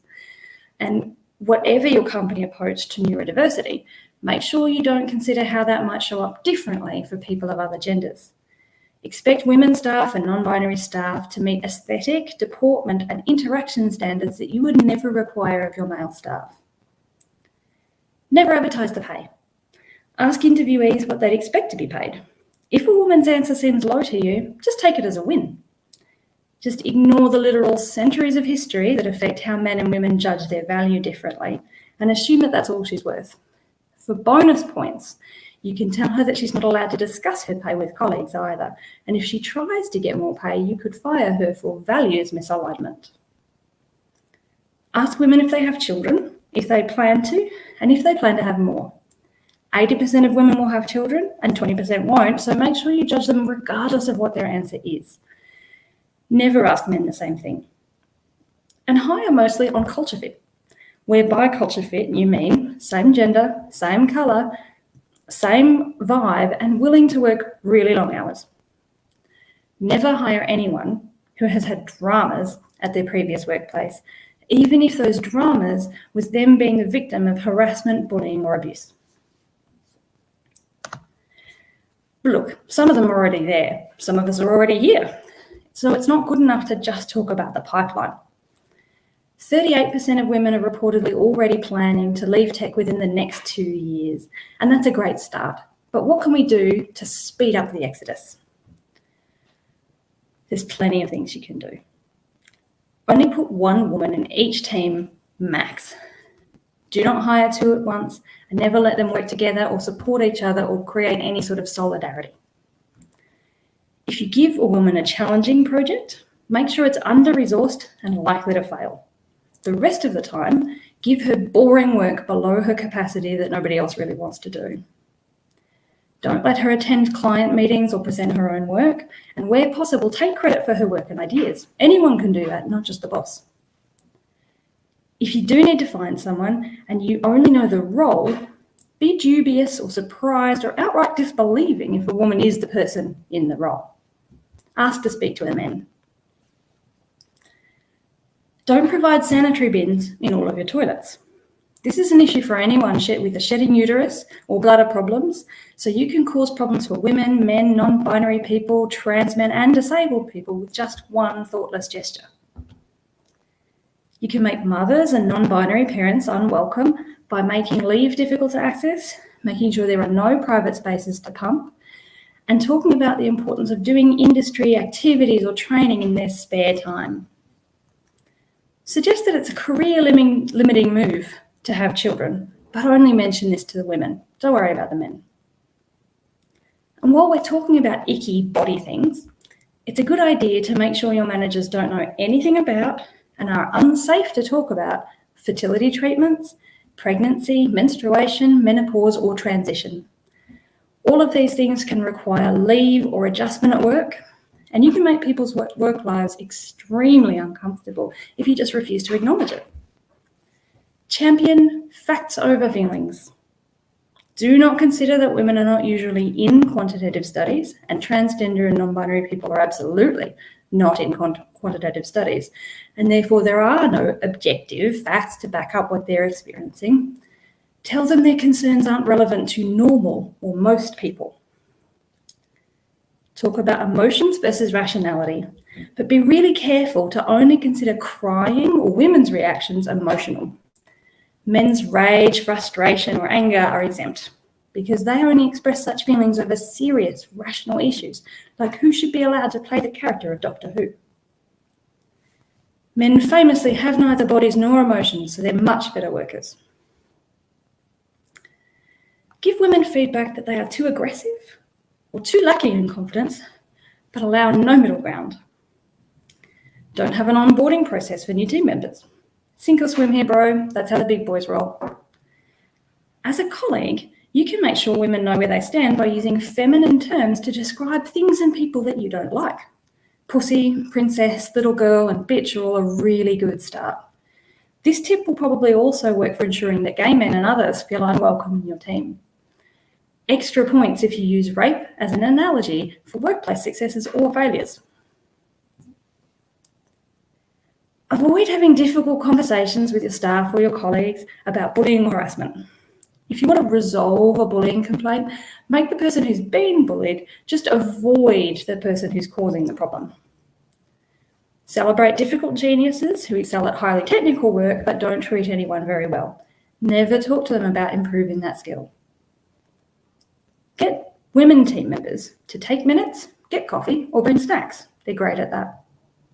And make no one responsible for the dishes or workplace cleanliness. Sooner or later, chances are a woman will choose to clean up after everybody, and her resentment will grow, and she might join the 38% thinking of leaving. But what if you're not the boss? What if you have no structural power of any kind? Well, maybe you could be a community organizer or conference manager. In that case, there's plenty more things you can do. So make sure there are very few speakers who aren't men in your lineup, or go for gold and try to have no women speakers at all. Make sure that any women or non-binary speakers you do have are rostered on at the same time as the keynote, in the smallest room, or early in the morning the day after the party. Have booth babes. Never offer childcare. Don't stream or record your talks. Keep the focus on women at cyber events about fixing women so that they're more like the men. Never hold talks about bias at mainstream events attended by men where someone might be able to change something. Keep inviting and accepting speakers who are known to have harassed, assaulted, or stalked people, or who express views about women's general inferiority, and celebrate them. If you do have an in-person event and you've got a security or a safety team made of volunteers, fill it with dudes who want to cosplay at being cops. Don't give them any training about how to handle things like assault. Never do nameless reviews of talk proposals, sometimes called blind reviews. You might find that you accidentally pick more people who aren't men. And never have a code of conduct. If you have to have one, don't enforce it, especially not in any online conversation spaces. And if you're in none of those roles, you're just a person in the industry, what can you do? Well, there's something for everyone. Assume any woman at a conference is looking to date, interested in dating you, and would be pleased if you hit on her. Have you considered just groping women at networking events? It's very effective. Assume general incompetence in women. Assume a woman who's attended one of these events has attended with a male partner. If they say they work in cyber, assume they mean marketing or design. You could also laugh at them when they tell you they're technical. Post online about this general assumed incompetence. Make sure you use hashtags so that new women and students will find it and know what the industry is going to be like. If a woman has been groped or assaulted at a conference, blame her or tell her she's lying. Ask women at the conference if they will give you an invitation to the secret women's only party. Try to lie your way into the not actually secret, not actually women's only party for the Women in Tech event that you weren't invited to. Never attend talks by or about women, and never read anything about gender, culture, or race from a writer who has lived experience of these things that's different to yours. Assume that men who are talking about these issues and who are smart at other things must also be good at talking about this issue too. Assume that because you are smart at other things, your opinions on things like gender equality, affirmative action, and merit are also well-informed and sensible. Refer to hypothetical senior professionals as greybeards. Refer to hypothetical incompetent people as mothers or grandmothers. Don't follow any women or non-binary people on Twitter, LinkedIn, or Mastodon. You might learn something. Constantly remind women that they are out of place, whether you're trying to help or not. You could also try using the language of protest and liberation movements to explain your own lack of desire to change. Pretend bringing your whole self to work means never having to keep a rape joke or a racist comment to yourself. Use the term technical as though it means intelligent. Make it really clear that non-technical roles are less than. Talk about the pipeline problem and teaching girls to code, but don't step up for your women colleagues. Little girls are a lot more palatable than women after all because they're not angry yet. And make endless excuses for men who do or say sexist things. He didn't mean it. He's just socially awkward. Never make the same excuses for women, especially trans women, if they are forceful or prickly in their own defense. I mean, that's a lot, but what if you're a woman? You can contribute in most of the ways I've already mentioned, but there's a couple of extra things we can do to really pull that ladder up behind us. If you haven't personally encountered anything that you recognise as sexism in the workplace, assume that other women are making it up, or complaining, or not tough enough, or just need to be a little bit more like you. Never consider how your experience might have been different if you were a parent, came in from a different pathway, were a little younger, a little older, or had looked different. If possible, proclaim publicly that you would be embarrassed to receive any benefit as a result of any kind of affirmative action measure. And say things like, if I had to do it, you can too. Never, ever look up anything about survivorship bias. So that is a long, but not exhaustive, list of ways we can keep women out of cyber and make it an unwelcoming place for other people too. And it's the end of the satire. So I do have a list of resources up. So I've got on my GitHub, you'll find there's a list of how to make things actually better and also just explorations of the problem. If you don't believe me or you want to look up some examples, they are there. And you can feel free to follow me on Twitter and Mastodon, but I'm just a whole person over there. It's not a branded account, so watch out. That's me. So there's been some comments around that this is basically a checklist of a lot of Australian organisations. It really is. I will say one or two of the worst things happened to me in America, and I do think they're at least a decade behind us. We're not perfect, they're worse. Yeah. I think there was a lot of, if you were in the room with people, I think there would have been a lot of nodding heads to a lot of what you said, which is so sad. so sad. But that was excellent. That was so good. I loved it. Ian? I don't know what to say. I'm actually like it's just so accurate. Like I'm not saying I do that. That's not what I'm saying. No. I'm saying I've seen those things as someone who has been in those situations, and like I don't know. Oh, my dog said that too. Yeah, it was just scary how when you bring it all together, like that's the impact. Yeah. It's suddenly a lot. I should say I just realized I skipped a line, but something to know, if you do, hopefully no one does all of these things, but if you have done some of them, or you do some of them, or your workplace does, this isn't really the place to shame. It's more an invitation to have a look at the list and find some ways to be better. I think it's fair that some people don't know they're doing there are genuinely some people who don't know they're doing some of these things, and so being able to say that in a safe space and you're doing this is the impact of it. So I'll be honest, the whole pronouns thing, I say the whole pronouns thing, I didn't get it, and then it's like, wow, that actually makes an effect on people, it actually helps them. So it's being able to know those things and being able to make adjustments. So hopefully people are able to look at that talk and see some of their own behaviors, maybe, I don't know, and say, that's something that I don't want to do anymore, and it's a bad thing. Yeah. So that was fantastic. Even as women, I know most women, I think, understand sexism at a level, and then you turn 35 and you understand it at a different level. And I think, I've certainly been the girl who is like, oh, it seems fine. Little different once you get a bit older and all that jazz. Yeah. Well, I was going to make the same joke I made earlier about something about you're only 21, so therefore you've got a long way to go. But I think that might not be appropriate in this case either. All right. Thank you very much, Keira. Thank you so much, Keira. Yeah. Now, my understanding is the next talk is a video.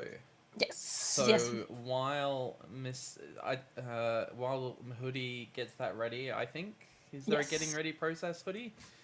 You can nod if you. Yes, there we go. Okay, cool. He's going to bring it up, and yeah, let's go to it. Yep, let's kick it off. Of the Kulin Nation, on whose land this presentation was recorded. This is and always will be Aboriginal land. Their sovereignty was never ceded. Despite the somewhat idiosyncratic nature of this presentation, I would also like to acknowledge the Aboriginal and Torres Strait Islander mentors that I had growing up. Although it's not their traditional type of stories, I would not be able to tell stories the way that I did if I hadn't had the benefit of their teachings. Good day to you all. It is wonderful to see you all here today for this briefing on Cyborg Security. I hope that you all found the briefing centre all right. Now, before we commence, there is some additional data which all of you are going to need. If you wish to take out the devices with which you have been issued, you will find them in your pockets and scan the detailed information which is up on the big screen currently. You will be taken to all of the additional data that you need in order to follow along with this briefing. So you want to be a cyborg? Well, you've come to the right place. I myself have many years of experience in both medico-cybernetics and recreational cybernetics. And if you're wondering how I got that, well, the simple answer is I've been involved in cyborg communities for many years, and what I hope to present to you today is an honest briefing on the benefits and pitfalls, if you will, of becoming part of the recreational Internet of Things network. Now, when I talk about the history of medico-cybernetics, my experience is not just in the low-tech augment medico-cybernetics field. I have, in fact, at various points been hooked up to many devices, some of which have at points been life-sustaining, and others of which have been more used for their advanced monitoring functions, shall we say. Now, the thing that's worth understanding here is that even those devices which are used for advanced monitoring functions do come with pitfalls. The point at which you bridge the gap between simply augmenting yourself physically and deciding that you wish to connect yourself up to the Internet of Things network is the point at which you need to become much more careful about the data that you might be transmitting and how that data might be used. Now, I'm not just talking about this from personal experience here. There has in fact been a lot of great work done by the folks at the independent broadcasting station ProPublica. You may have heard of them. It frequently appears that as far as many people in our circles, shall we say, are concerned, ProPublica would be the nuisances. And they've done some really good deep dives on the matter of cyborg security. It turns out that as we are progressing towards the technological future, in some cases we have, shall we say, advanced features at the expense of general safety, which is always rather an unfortunate outcome. This has been very well illustrated in many people who have experienced augmentation. One of the early use cases for Internet of Things enabled augmentation was in fact pacemakers, and there are many people who have explored the security constraints of those sorts of devices, including ones who have them implanted in their own bodies. Now, the benefit there of the augment is clear. If the heart that one is issued with by default does not work, it seems only logical that we should in fact replace that with a technological equivalent. However, when the technological equivalents are used for other basic functions, such as communication, the risk-benefit ratio can occasionally be less clear, including in cases when the augments catch on fire, which in technical parlance we would call not recommended. But it's not just augmentation for profit that we're here to talk about. We're also here to talk about augmentation for the purposes of fun. And there are many, many ways in which one can recreationally explore this, recreationally hook oneself up to the Internet of Things network. You can look at everything here from augmenting features which are not considered essential but which one might have missing. A great case study here is the practice of hearing colour, which was popularised by one of the very early pioneers of the legal rights of cyborgs, a gentleman who augmented himself by attaching an antenna to his head to allow him to perceive colour and overcome the deficit, depending on how you look at it, of a chromatopsia with which he was born. And then there are scenarios which are just far more recreational, like the idea of being able to unlock your whole house with an RFID implant in your hand, or putting an NFC chip in yourself and then downloading all of your financial data onto it and using it as a single source of truth for everything. One of the crucial differences between medico-cybernetics and recreational cybernetics is obviously the paradigm of necessity. And in that case, we're going to talk about medico-cybernetics first because it's the scenario which presents the larger number of pitfalls.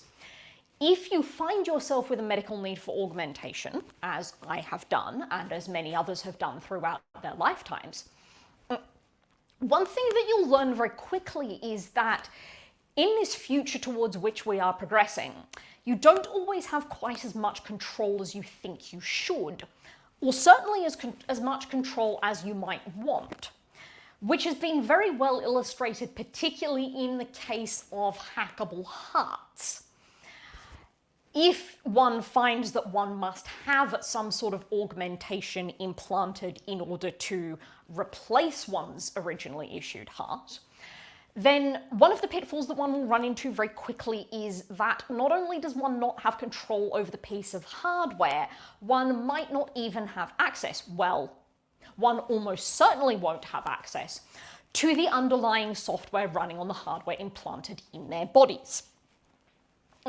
This has been explored by a number of people. It was explored at great length by Karen Sandler, another pioneer of early cyborgs was also explored by a couple of journalists who themselves had direct experience of this.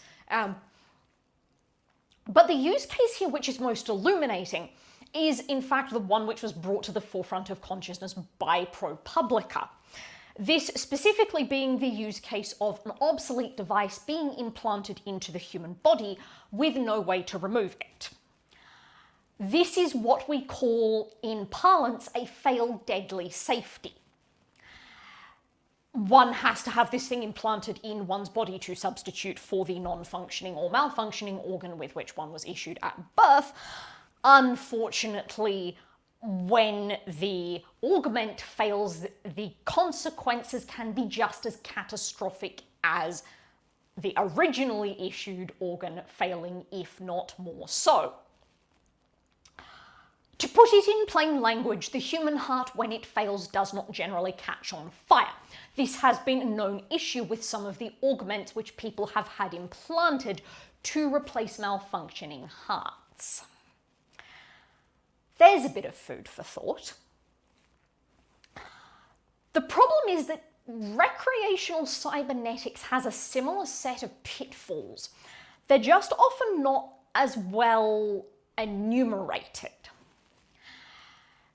How hard would it be for someone to hack that NFC chip that you got implanted in your hand to augment all of your financial data into a format which you couldn't lose? I mean, I'm probably preaching to the choir here. I am sure that many of you have lost a certain piece of plastic with a certain chip that has financial data encoded into it at least once in your life. But if we find that that particular piece of plastic has some sort of critical security flaw, there is a very simple way of dealing with it. We take out a pair of scissors, we cut it up, we put it in whatever disposal receptacle we have handy to us, we acquire a new one and we continue on our day.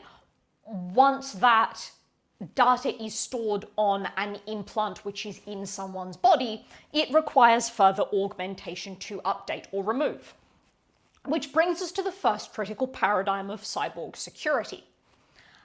Understand how your augments will be updated and secured continuously. We live in a world where technology moves at great speed. It seems that any time you turn your head, some sort of new vulnerability in some sort of critical system is disclosed, and everyone finds themselves falling over themselves to fix it before the whole cybernetic system performs the great collapse. That's rather easy when all that you have to do is pull some chips out of racks or connect whatever system you're dealing with to the internet and run some updates. It's less easy when updating augments, because updating augments, if you do not have a way to connect them, requires surgery. The second critical paradigm to talk about when one is dealing with cyborg security is not just understanding the security of the software, but understanding the security of the hardware of the augments which you will be implanting into your bodies.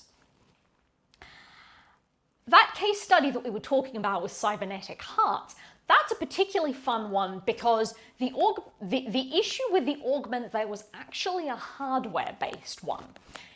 It was not the software of the augment which was blowing up, it was the hardware that was inherent to the system as it was built prior to implantation. And that can cause all manner of problems because, again, once it's in, it's rather hard to get it out. The critical piece of data to bear in mind here is that the smaller the device component which is implanted under the human skin, the easier it is to hot swap components should one discover hardware vulnerabilities. So if we take another early example of medico-cybernetics in insulin pumps, a case study which I have explored many times in the past in terms of general software and hardware augmentations, One of the things that one will notice about the insulin pump as a case study is that there's actually very little of it which is implanted into the human body. The vast majority of the augment is outside. And this means that if one cleverly designs the augment, one can hot swap parts almost at will. This is much harder when one is dealing with something like a pacemaker, which must be implanted under the skin for a significant period of time, and indeed is a type of augment which lies wholly within the human body. But then one runs into edge cases like the case of the artificial heart, where parts of the device are implanted within the body and parts of the device are externalized. So again, the thing that I would stress here for those of you who have a specific interest in medico-cybernetics, whether it be in designing such devices or whether you're here because you're about to have one implanted in you, is to understand how much of that device is externalized and understand how much of that device can be hot swapped and replaced at will. Even if the answer is not favorable, understanding that will allow you to run a risk-benefit equation, which will make you a much more informed cyborg as you go through the process. Another salient point to highlight is the fact that if one is engaging in recreational cybernetics, in hardware terms, there are a couple of different ways in which one can do this. One can walk into any augment supply store, purchase some sort of NFC or RFID chip off a shelf, hack around it however one pleases, and then find some way to insert it into one's body. Bam! You are augmented. Welcome to the ranks of the cyborg. But in other cases, one might be dealing with kits which are solely off the shelf. So another critical thing to understand if you're interested specifically in recreational cybernetics is not just how much of it is implanted in the body, but how much of it you can engineer yourself and what your confidence interval is compared to the confidence interval of manufacturers who work with these sorts of augments all the time.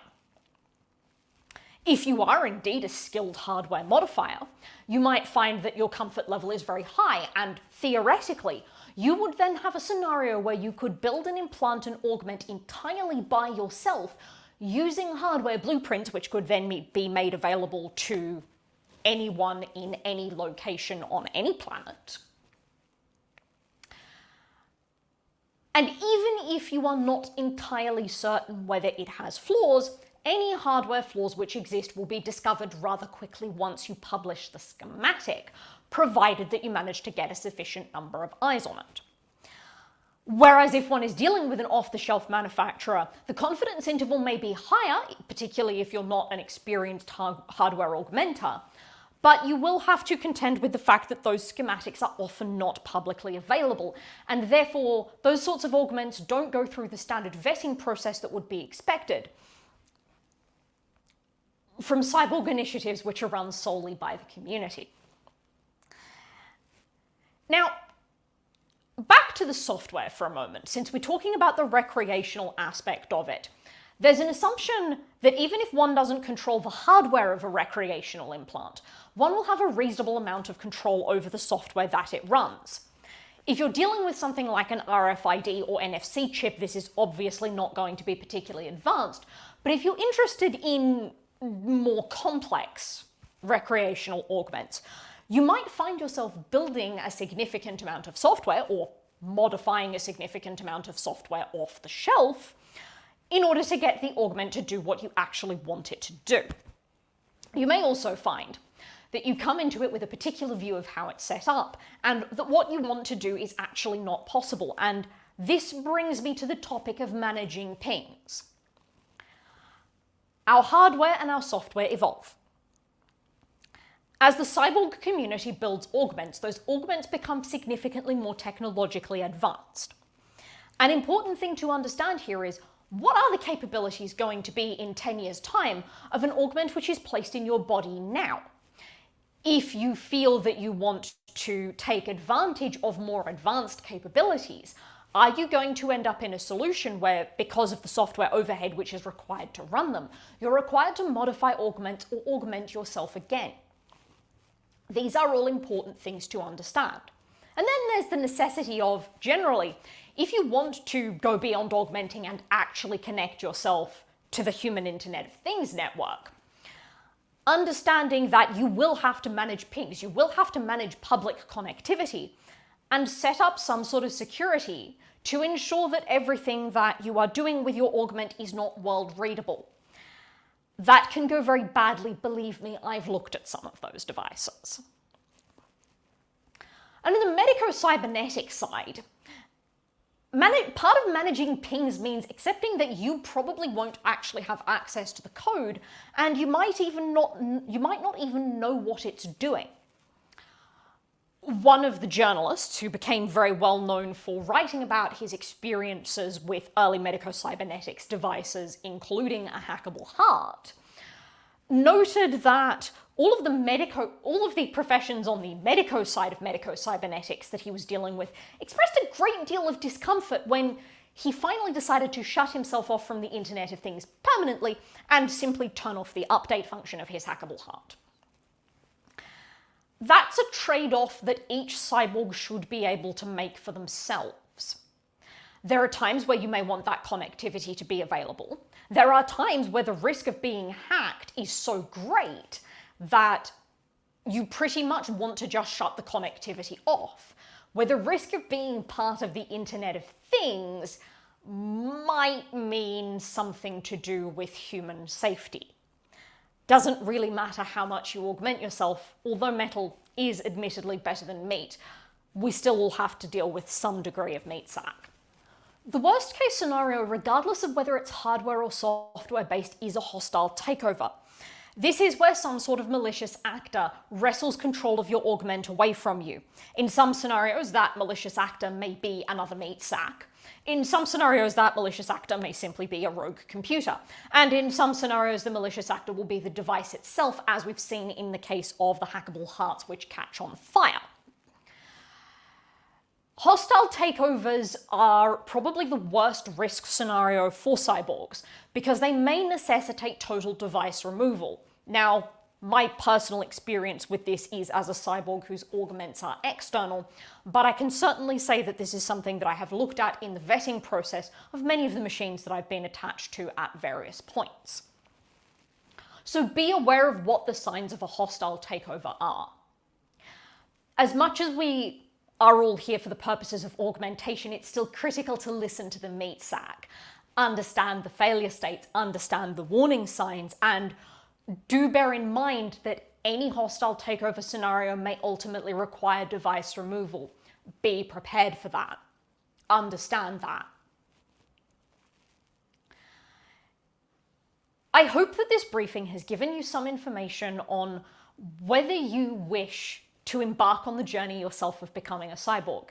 At the very least, if it is a journey that is to be thrust upon you, I hope that you now have a more informed understanding of the risks and benefits of doing so. If I can leave all of you in this location with one takeaway today, the takeaway that I would like to leave you with is experiment yourself. And this begins if you're in a medico-cybernetic scenario dealing with a device which you have little to no control over and are unable to modify. This begins with understanding what the limits are, making frequent requests for data, speaking to all of the various companies which produce medico-cybernetic devices for your particular use case, and recruiting professionals on the medico side who have a better understanding and are willing to work with your assessment of the risks and benefits. Now, if you're going into this purely recreationally to enhance your capabilities in some manner, rather than to replace capabilities which are actively harmful to you, then the important thing to understand is that as far as you are able, you can hack these devices yourself. In fact, if you're in a medico-cybernetic scenario and you find a particularly willing manufacturer, you may even be able to do that yourself. Test the limits of it. I talked a little bit earlier about insulin pumps as one of the very early case studies, and they are a brilliant example of the cyborg community coming together to produce augments which would not have been possible without experimentation. Again, I have given briefings on this before. If you're curious about what the whole story is, go and see those. It has been lovely to be here to talk to you all today on an area of some expertise of mine. And I hope that regardless of whether or not you become a cyborg in future, you leave this briefing today informed and with a deeper understanding of the challenges that face us as we move towards a more augmented future.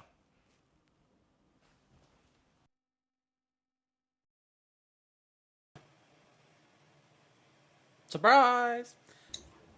Hello, Hello! Dawn. How are you? Hello, I am in a hotel room. I am coming to you as a sci-fi B-movie cyborg from a hotel room in Los Angeles. What time is it over there at the moment? It is 21:39. Oh. Not too bad. Not too bad. When did you arrive? Today? Yesterday. Yesterday. It's all right. All right. I Love to talk. Thank you. I did notice one interesting joke in the chat about the heart that was catching fire, in that was a bad case of heartburn. Yeah. But I think what's interesting, and I've been trying to have this argument at work recently, is the significant relationship between security and safety, i.e. Linking the two things together. So my dad's actually a safety engineer and I do cyber, and the amount of conversations that we've had where they're actually so interwoven and linked that you can have a security issue that then causes safety aspects, or a safety issue that's, yada yada.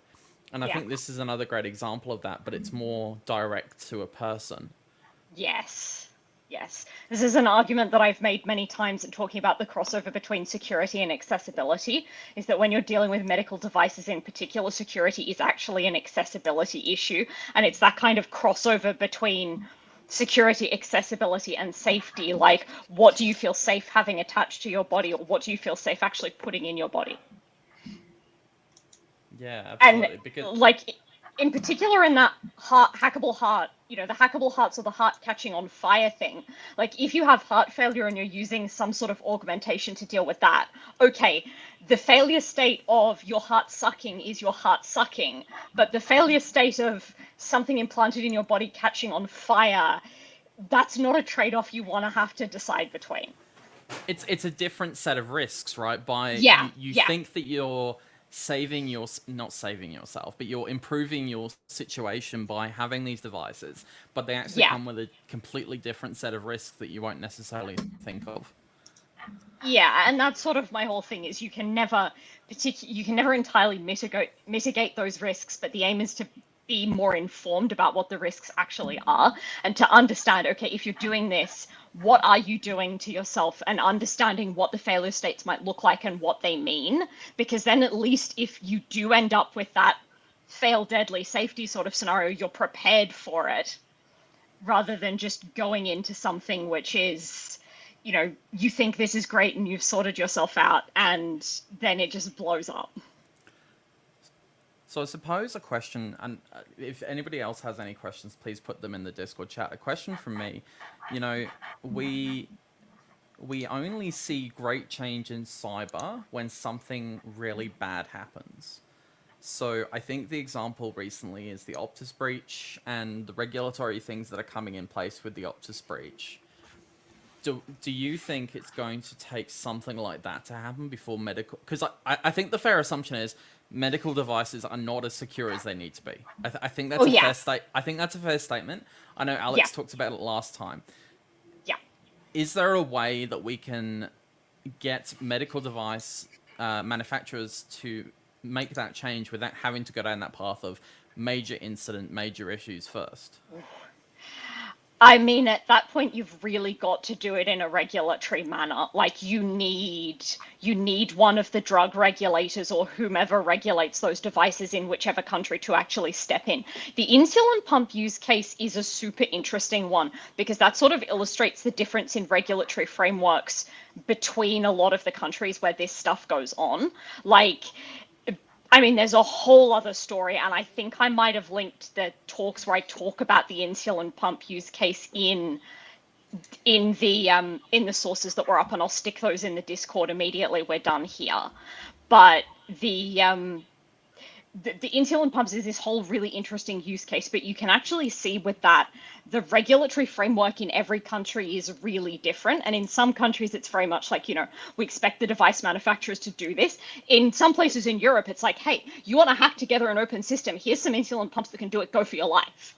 Whereas if you're in a lot of other countries, you are relying on getting in through existing security vulnerabilities. So it's very complicated, and it's probably going to take the regulators somewhere to step up and say, hey, we're not approving your devices until you're doing things like proper penetration testing.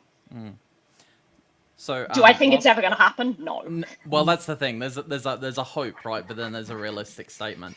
I guess last question from me, and it's probably relevant noting your interest also in things like Linux Conf. Is open source and manageable, what's the term I'm looking for? Repairable and all those kind of hardware the answer in this case, or does that potentially introduce some issues on its own as well? Well, I quoted, in a previous presentation that I have done, I quoted Lana Brindley, who's a frequent contributor at LCA and is an excellent human. She did a presentation called Facebook Dynamite, Uber Bombs, and You. And the line that I took away from that is open source bad is better than closed source bad. The reason for that is open source bad means you've actually got more eyes on it. Yeah.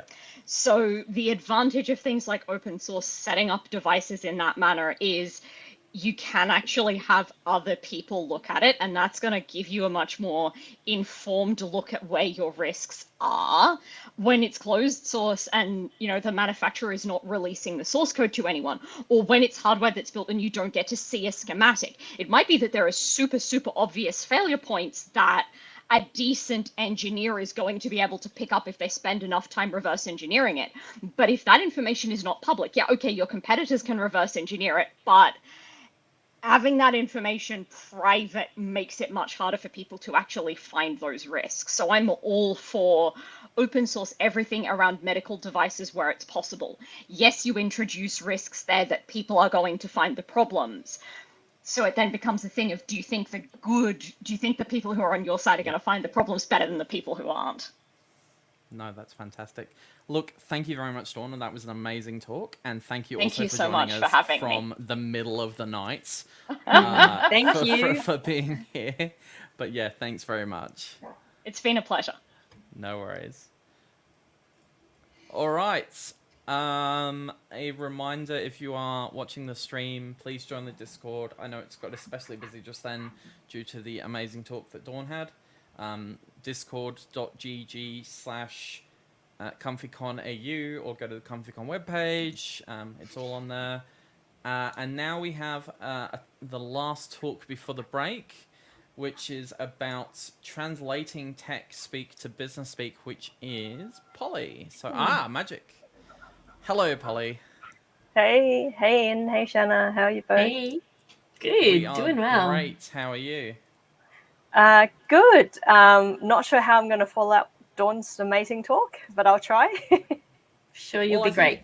I think everyone is great today because it's not about like comparing talks, because everyone's talk has been completely different. It's about everyone talking about something they're passionate about. And I know Shanna slightly disagrees with me on this point, but because we've gone over in every single talk, that means everyone has shown passion. Like it's not because they've run out of things to say. It's not because of whatever. It's because everyone has wanted to say, oh, but this, oh, but this, oh, but this, which I think is amazing when people do that. So we will have your talk, Polly, and then we'll have a break after that. But feel free to take it away. Thank you. So as the title of my talk suggests, I used to be a tax and commercial lawyer for over 10 years. And trust me, it's not as exciting as what you might think based on TV shows and movies. I've worked in both private law firms with small to medium enterprises and also in government, being the one doing investigations and audits. So what inspired this talk was really my experience working with clients who aren't used to working with lawyers. These might be small business owners who just want to do what they're passionate about, but need help when the ATO comes knocking on the door for an audit. Or it could be an employee of a startup company that have been given shares and all of a sudden they need to sign a shareholder agreement and they have no idea what that means for them. A lot of the times when speaking to these clients, legal concepts are like a foreign language. And through working with them over time, I learned how to explain things in a way that makes sense and is relatable to them. Because often as lawyers, all you're doing really is helping people make informed choices by explaining the legal consequences of different options that they have. And when I changed career into cyber and became a governance, risk and compliance consultant, I started to notice that a lot of the skills I use to explain legal concepts can also be used in cyber as well. And the role for cyber consultant is very similar to lawyers. All we're doing is giving people information about the choices that they're about to make. So the subject matter might be different, but principles are pretty similar. And this demonic creature on my slide is my cat. She might grace us with her presence at some point in the talk, but we'll see. So why do we need to talk about how to translate tech to business speak? Well, how many times have you been in a meeting talking about something fun, like finding from a pen test report or a risk assessment, and you can just tell that the message isn't quite getting across? Maybe you can see people's eyes start glazing over, or you just got a feeling that you're losing them as you're talking. Or maybe you've been on the other end and you're the one listening to someone else talking about something and it just went way over your head and you didn't want to interrupt because you didn't want to look stupid in front of your colleagues. I know personally I've been on both sides of the fence.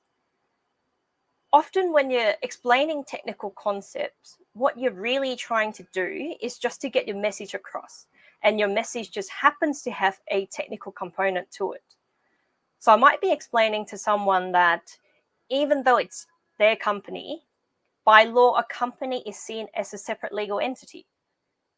But that's not really the point. The point I need to make is that I need them to stop taking money out of the company bank account like it's their personal account, because that's not how the law works.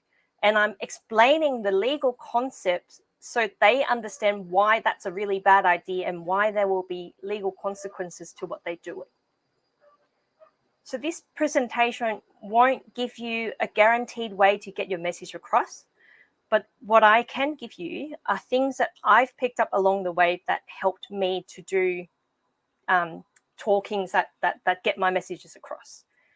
And while a lot of the things I talk about are helpful when you're talking to clients or stakeholders, some of these concepts are also relevant when you're writing reports, because it's more of a mindset on how you approach a situation rather than actual rules. So let us dive in. Knowing your audience, it's an old one, but a good one.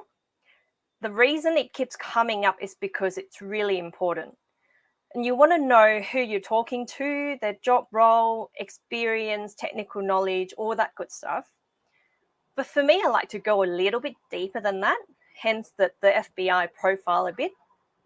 So I want to start thinking about at least three things. Number one, why are they here? Did they come to you because they wanted to understand the issues there are in their environment? Or they may be looking for someone independent to come in and help them prove to their management that the money they spent on the cyber program actually achieved something. So understanding their why will help you understand, number two, what do they want out of that conversation that you're having? So this is about their needs and wants. If I'm talking to a client about an ATO audit, what they really care about is the end game. They want to know, would they go to jail? Will they have to fork out $1 million? You know, what's the end game here for them? They don't really care about the law, but explaining the law might need to be done in order to explain to them what the end result or the consequences might be. And number three, what will appeal to them and what will get through to them? How do we talk in their language?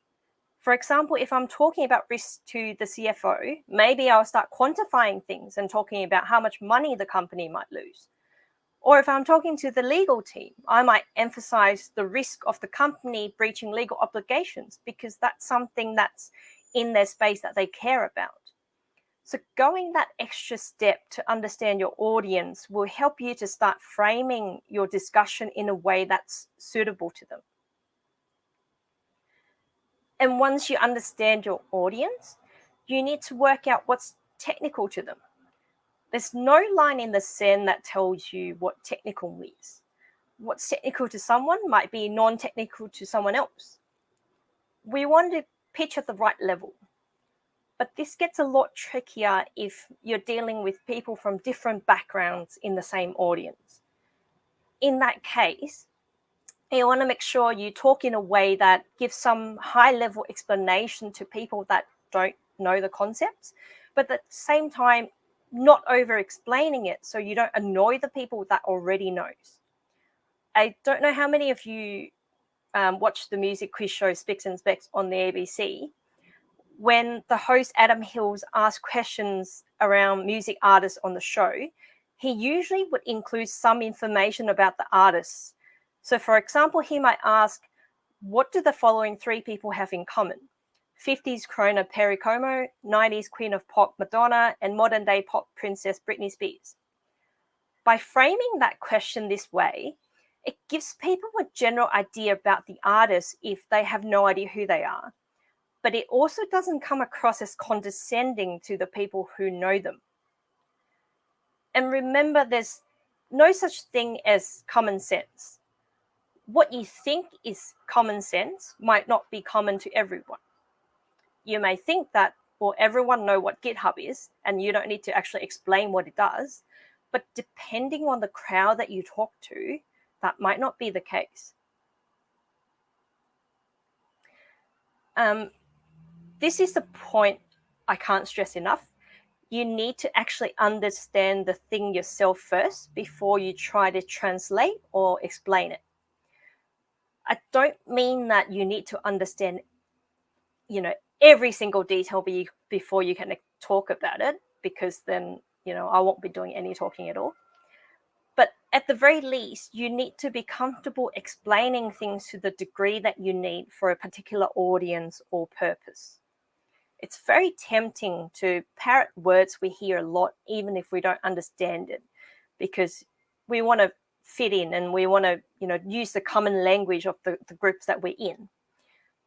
But what you don't want is to be caught up in a situation where you throw around terms like, zero trust, for example, and then someone turns around and say to you, well, what do you mean by zero trust in this context? Can you explain a bit more? And you've got nothing. This book, Thing Explainer, is a great example. It's written by the creator of XKCD, using the 1,000 most common words to give simple explanation for things like bending computer, aka laptops, skyboats with turning wings, aka helicopters, and shared space house, aka International Space Station. Now, you don't have to go to that extent, but ask yourself, can you explain, for example, what buffer overflow is using English words that a 12-year-old could understand? Because using big words is really easy. I can throw around big words without understanding it. But unless I can explain the big words using simple words, I don't actually understand it at all. Context matters. Remember, we talked about profiling your audience a little bit earlier. Doing that will help us build the context and understand why they should care about the thing we're telling them. And to do this, you need to walk in their shoes. There's a reason why you're talking to them in the first place and trying to explain technical concepts. So is it because an incident is happening right now and they need to make a decision based on what you're going to tell them? Or is it because they're the one approving the budget for your next project? Or are you doing security awareness training and you need them to understand why you're telling them to do or not to do something? Nothing exists in a vacuum. And you need to be able to articulate why something is a problem for that particular stakeholder and why you are or your team have the solution. If you just say to people, we've got legacy infrastructure that's end of life, the business person might think, well, okay, that doesn't sound great, but it's probably not a big deal. It's an IT thing and IT can deal with that. But if instead we say, we've got legacy infrastructure that's not supported by the vendor anymore, which means that the security team might not be able to fix security vulnerabilities going forward. And if those vulnerabilities are exploited, our payroll system that runs on the infrastructure will go down. This means we can't pay our staff, and what's worse, we also can't pay our suppliers. All of a sudden, instead of it being an IT problem, you've just given them a business problem and presented them with a reason to care because it's something that they can relate to and they can picture. And so far, we've talked a lot about preparing and thinking about our audience and context. So it's all stuff that you do beforehand. Now, being prepared is great, but you also need to be flexible and adapt to your audience in the moment. When you're talking to people in a meeting, you might need to change your approach on the fly based on real-time feedback from them. What this means is you need to really pay attention to your audience when you're talking to them and take their cues. You can't just take a rehearsed speech and deliver it. Because when you're writing it, you might think, well, the CEO I'm about to talk to is not technical at all. But 5 minutes into the meeting, you might find out that actually that's not the case. And they want to hear all the glory details about a technical problem. And that's why it's doubly important that you actually understand the thing you're talking about. Because if you don't have that understanding, it will be a lot harder for you to pivot in the moment. So have a plan, but be prepared to change your plan. Build on skills you already have. Most of us probably already have done something like translating complex concept into an easier way of understanding those concepts in a different space. If you've ever tried explaining something to kids, you've probably taken something that's quite complex to the kids and explained it in a way that's age appropriate and most likely not using jargons and big words. For anyone that changed career into cyber, think about what you've done in the past and how you might be able to apply those transferable skills in cyber. This whole talk is about how I've used what I learned working as a lawyer in the cyberspace. But if you worked in retail or hospitality in the past, most likely you would have delivered bad news to customers who weren't happy about it. And you would have had to keep cool and think on your feet when you deal with the fallout. Or if you worked in healthcare, you might have explained some medical terms to patients, and you probably did it with empathy and in a way that people can understand. These are all skills that you can use in one way or another when you're translating tech to business speak. And one skill that often gets talked about these days, which I think is really important, is storytelling. If you watch TED Talks, most of them tell you a story in order to get their point across, because people don't remember dot points in a PowerPoint slides, but they remember stories. If I give you a list of reasons why telling people you're a tax lawyer at parties sucks, you'll probably forget it in 5 minutes flat. But if I told you that one time I was cornered at a wedding by someone who won't let me leave for the bridal party photo shoots because they wanted to know how they can minimize paying capital gains tax on their investment property, that suddenly becomes a funny story and you're more likely to remember it. And that leads me to analogies are your friend, because if we can picture it, it's a lot easier for us to relate to and understand. Depending on context and the message you need to convey, your analogy doesn't need to be 100% accurate. It just needs to get your point across. So focus on what your message needs to be first, and then build an analogy around it to support the delivery of your message. A lot of you will be familiar with Docker, which is an open source platform that software developers use to build, deploy, and manage containerized applications. But if I'm trying to explain what Docker is to someone with no technology background, I might compare a Docker container to a HelloFresh box, where all the ingredients you need are already packaged neatly in one box, ready to go. If you want to cook the meal at home, or if you want to cook at your friend's place, all you need to do is take that HelloFresh box with you. It's got everything you need, and you can make the meal wherever you go. And just like that box, your Docker container would have your source code and your dependencies within it. So you can just take the container and run the code in any environment. Of course, using this analogy might not get all the nuances across, but for someone who's not familiar with the technology, it helps them visualize it, and it gives them a flavor of what Docker actually does. And it's also useful to keep in mind that you might be able to build on analogies over time if it's someone that you have an ongoing relationship with. So then you can start to introduce more and more nuances over time once they build up their knowledge. And if you can use analogies that's based on something your audience already knows really well, that's even better. So far, I've given you a few things that I think are important to consider. But you and I are different. We have different backgrounds, experiences, skills. So what works for me may not work for you. And also what works for one situation may not work for another. You may find that certain things work really well for stakeholders who are very casual, but if you use the same thing for someone who tend to be quite formal, that might not work so well, and vice versa. So you need to work out what works for you, your specific audience, and also that particular set of circumstances that you're facing. And that means it's something that you'll need to find out through trial and error, and it might not always work out how you hope it does.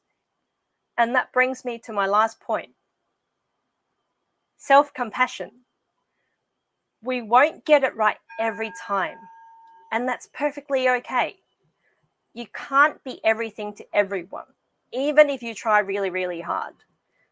We need to accept that different people will perceive us differently. Someone might think that you're too technical and don't understand business in your delivery.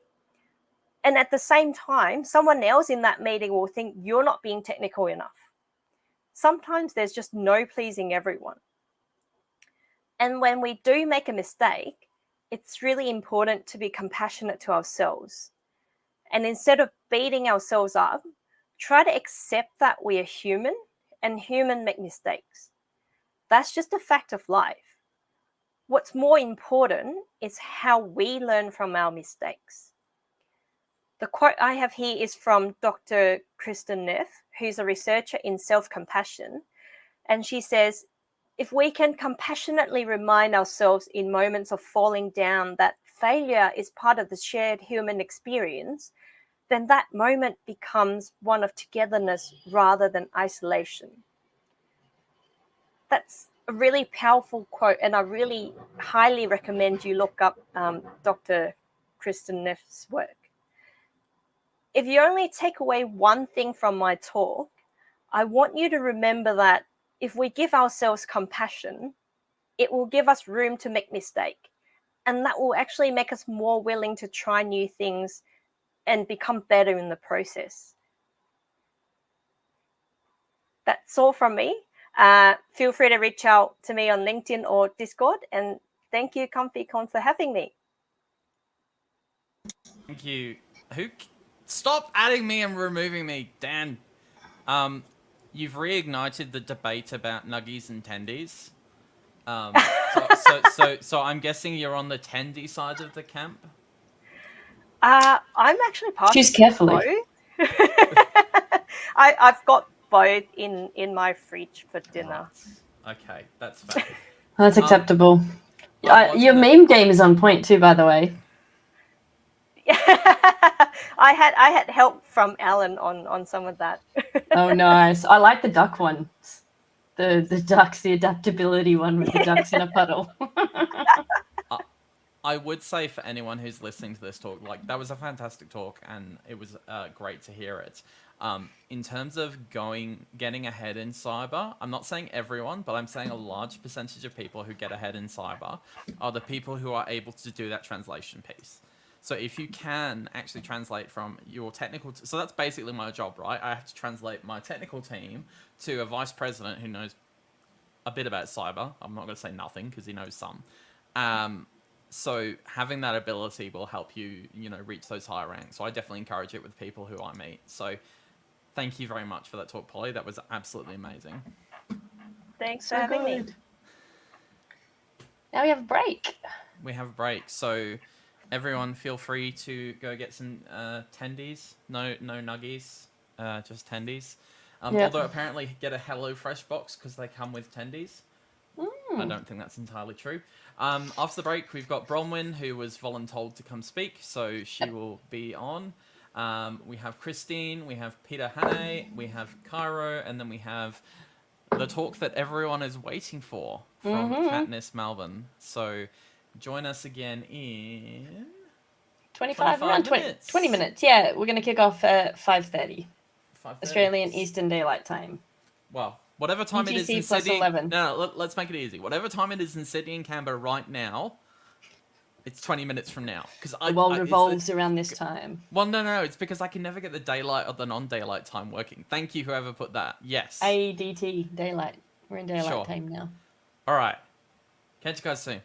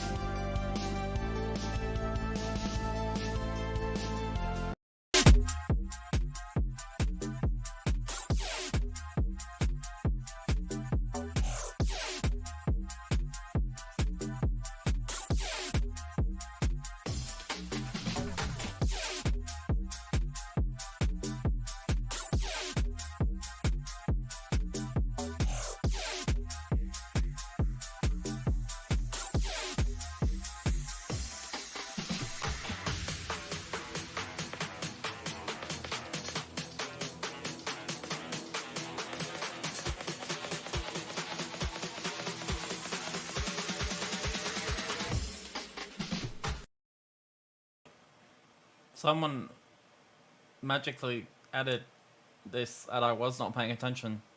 And apparently we still have music. Oh, no. Nope, music's off. That's Music's because off. I had the YouTube stream and another thing. That was very without warning, but that is okay. We shall adapt and adjust. Hello, did you have tendies? Or you already had I did not. I did not. I had them earlier. And what was left over was eaten not by me. Oh, that's not good. Mm. There was words. That is not an impressed face. There was words. Words were had. But I am going to shout out for my... anyone can see my Sinfluencer, a Medusa singlet that I got. Also, my little glow-in-the-dark actually activated under UV jewelry, also by Medusa. Thank you. Who I believe might be in our Discord. Are they? Okay. Mm-hmm. Fair Random enough. facts. Yeah, Bronwyn. Let's bring her in. Yes, let's get Bronwyn on. There we go. Hello. It's a Bronwyn who's on mute. But hello. Hello. It's good to be back. So Welcome Bronwyn, back. are you happy to be here, or are you just being voluntold to be here? I think it's 50-50. 50-50. So Not gonna lie, there was some last minute slide editing going on. It'll be fine. Very, very welcome. Have you talked at every ComfyCon, by the way? No, I think this is my second one. Okay. I'm the first one, right? There's only one person who's talked at every ComfyCon. You? No, No, that doesn't count. No, I've doesn't normally count. done. So, like in the background, Ian will be like, it's so shit. Why would you speak at your own conference? And I'm like, I'm pretty sure I've spoken at every single ComfyCon that we've had, as in done a talk. I And never he's said there that this time. I never said that "Meh." this time. No, you didn't I just say it said this no. time. And I'm No actually con not would talking. want me to talk because I just caused trouble. No, that was a different thing. Anyway. That was a different thing. All right, so Bronwyn. Thought leadership. Fuck off. Tater tot leadership. That's what it is. Tater tot leadership. What did I put? I put on LinkedIn hot potato. That's my ComfyConAU LinkedIn official title. Right. That's good. Hmm. Anyway, Condoned. Bronwyn, or Carmen Sandiego, as I may call you, is going to be talking today about decoding infrastructure as code security, which again is very interesting to me because I'm doing a lot of work with infrastructure as code stuff at the moment. So hopefully this will, well, no, not hopefully, it will be amazing. It will be amazing. Hopefully you can see my slides. We can now. Awesome. Awesome. We will hand over the screen, the stage to you. No worries. And thanks to everybody who volunteered me for my second stint at ComfyCon. It's great to be back. And thanks to everyone who's tuning into this session, which is on decoding infrastructure as code security. So where this session came from was over the past couple of years, I've been working on a lot of cloud infrastructure projects, and a common challenge which I run into when working alongside other security people is that most people come from working in on-prem backgrounds, and they apply the same on-prem mindsets to the deployment of infrastructure in the cloud. So as someone who's come from an on-prem infrastructure background myself, I've been looking for ways to help other security people uplift their knowledge of cloud native infrastructure. But before we get started, a quick intro so you get to know who I am. My name is Bronwyn Mercer and I work as a security architect at Microsoft, working in our consulting services team. So as part of my role, I get to design and build cloud solutions for organizations all around Australia. And I've been working in IT for about 10 years now, starting out as a sysadmin, and then I moved into various different security roles, including security as a security analyst and working in GRC. And in my spare time, I spend a lot of time volunteering in the community. I'm really passionate about diversity and inclusion, and I'm also a AWS and Sydney chapter lead. And last but not least, I'm also a Twitter lurker, although I'm not sure how much longer that will last. Maybe I'll be a Mastodon lurker next, who knows? So that's me. So what's in it for you as part of this session? So as part of this session, I'll be covering some infrastructure as code concepts. So I want to lay the foundations if you're not familiar with the topic.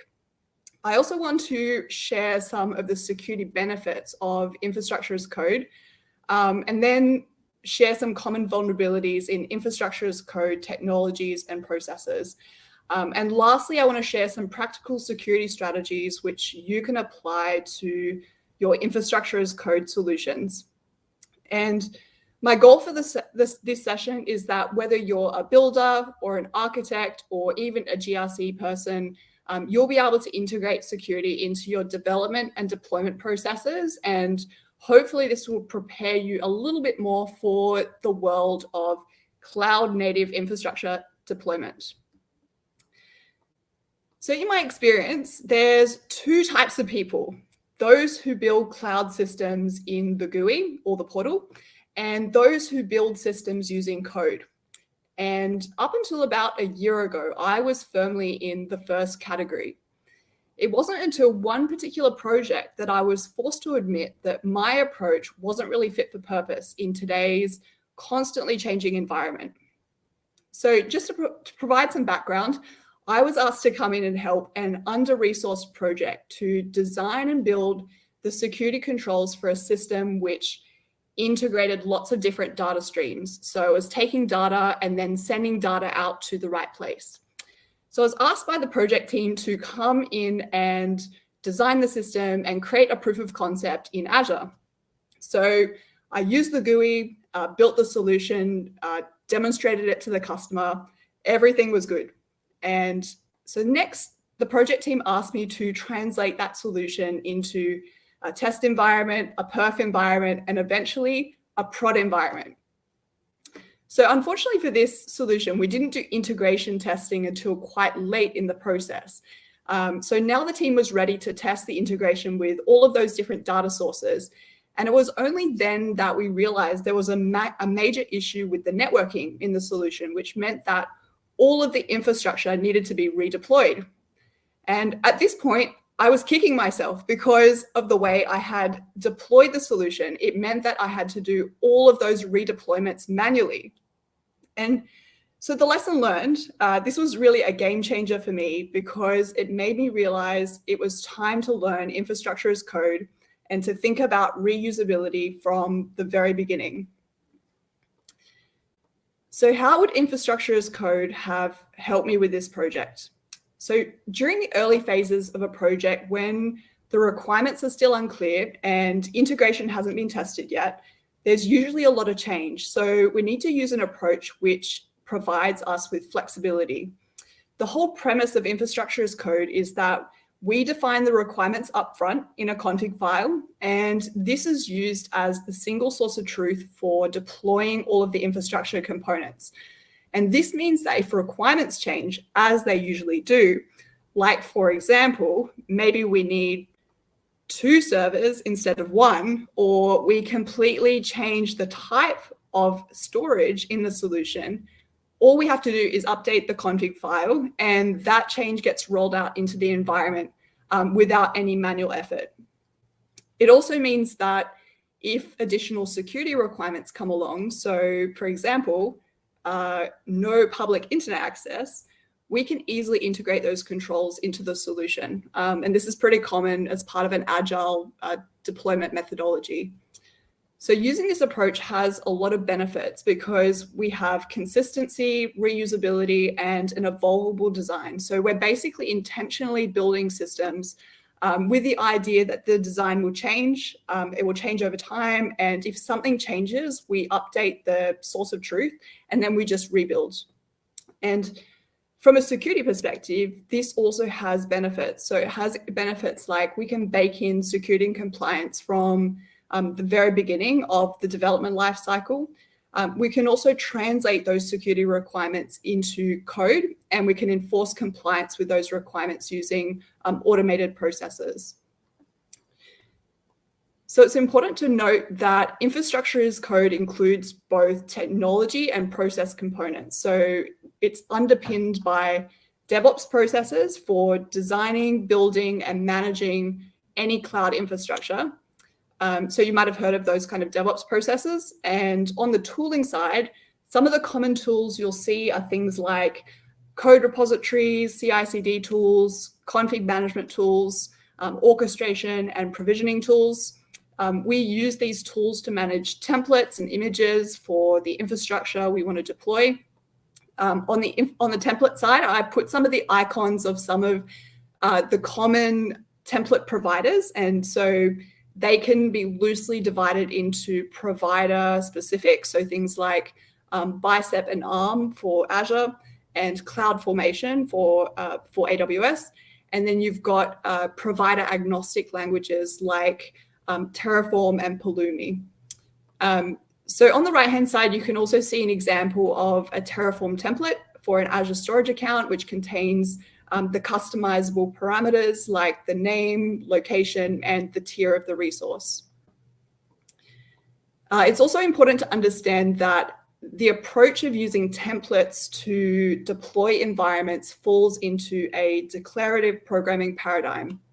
If you don't have any background in programming, programming in general has two main paradigms, imperative and declarative, where the imperative paradigm talks about the how. So in that paradigm, we define the commands that are needed to deploy a specific configuration, whereas in a declarative paradigm, we talk about the what. So in that approach, we basically define the state of the system and we leave the steps about how it's implemented to the computer.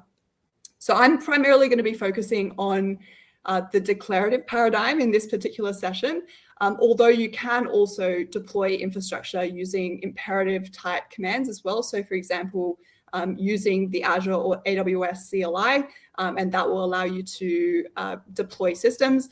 But most people would prefer a declarative approach because it provides a lot more repeatability and flexibility in the way you'll deploy your infrastructure. So I've talked about the benefits, and there's quite a few benefits of using infrastructure as code, like embedding security in the infrastructure development process. But like any technology solution, infrastructure as code can also introduce vulnerabilities if it's not managed correctly. So a lot of people who are using infrastructure as code, they like to source their modules, their images, and their software libraries from public repositories. And I recently came across some interesting research from Unit 42, which is Palo Alto's threat intel team, about the state of cloud security. So they produced some good research-backed analysis into infrastructure as code security as well specifically. And some of their findings were that from analyzing over 4,000 Terraform templates and over 38,000 Terraform files in open source repositories, they found that 63% of the Terraform templates contained one or more insecure configurations. And what you can see on the right-hand side of this slide is that there's different categories of vulnerabilities which were found in those templates which were scanned. And some of the common misconfigurations were things like encryption, logging, and networking. So pretty important things. And in addition to that, the researchers also analyzed over 1,500 container images from public registries like Docker Hub. And they found that 91% of the images contained critical or high severity vulnerabilities. So that really highlights the severity of vulnerabilities that are out there in those open source repositories, which people are using to build their infrastructure. And what can happen is that we can end up building infrastructure that's really insecure because you have the cumulative vulnerabilities in the templates you're using to define the infrastructure, the images you're using to run the operating systems on that infrastructure, and then also the open source libraries and packages that you're using to run code on that infrastructure as well. So those layers of vulnerabilities can start to stack up from the very start. So we talked about some infrastructure as code concepts, and I hope now that you have a bit of an understanding of the benefits and also some of the vulnerabilities to look out for. So what happens if you need to deploy a system quickly and securely using cloud native technology, like I did with my proof of concept. So I'm going to cover a few tips to help you to secure your cloud infrastructure. But before I get into the main recommendations, I want to set up a framework for thinking about infrastructure as code security. And the first piece that I think about when I think about the development and deployment of infrastructure as code is the process component. So that's your coding, your building, deployment, and operations, which is like your classic DevOps process. The second piece that I think about when I think about infrastructure as code security is the technology. So that includes the platform that you use to manage your code, to create your pipelines, and also those infrastructure as code assets like your templates and your images, which are being deployed into usually a cloud environment to deploy your infrastructure. So this is how I think about a framework for infrastructure as code security. So now I'm going to go into a bit more detail about some of the specific controls. So the first is setting some ground rules, and I wouldn't be an architect if I didn't talk about governance. So let's go into some governance. So if you're thinking about using infrastructure as code, we need to think about security by design, which means that we need to have an awareness of things like security and compliance requirements. Does your industry have specific security requirements you need to think about? Do you have a cloud deployment framework which specifies certain naming and tagging standards? That can be really important in helping to prevent ghost resources from floating around your environment. And thirdly, what's your cloud operating model? Which teams are responsible for maintaining your platform versus application components? So what I've seen is that if you don't do the work upfront to lay the foundations, it will be chaos when it comes to operationalizing your systems. So this foundation of governance is super important.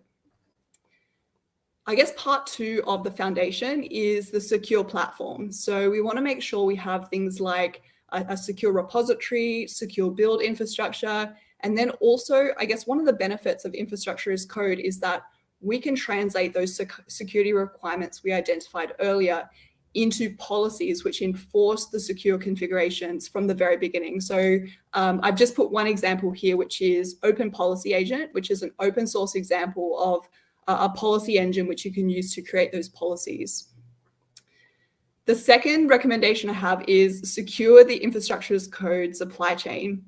So I was talking about vulnerabilities earlier, and I mentioned this kind of snowball effect of vulnerabilities adding up in your templates, your images, your packages. You might have heard people deploying images that contain Bitcoin miners, and then they're running Bitcoin miners in their environment. The same thing goes for your images that you use and your templates that you use when it comes to infrastructure as code. So we want to make sure that we use images and templates from trusted repositories. And then in addition to that, we want to trust but verify. So make sure that those templates are secure before deployment. So that means using some kind of static code analysis type of tool. So there's just a few examples of those kind of static code analysis tools that you can use. There's a lot of open source tools out there that you can use to look for template misconfigurations, look for credential exposure, and identify vulnerabilities in open source libraries and packages.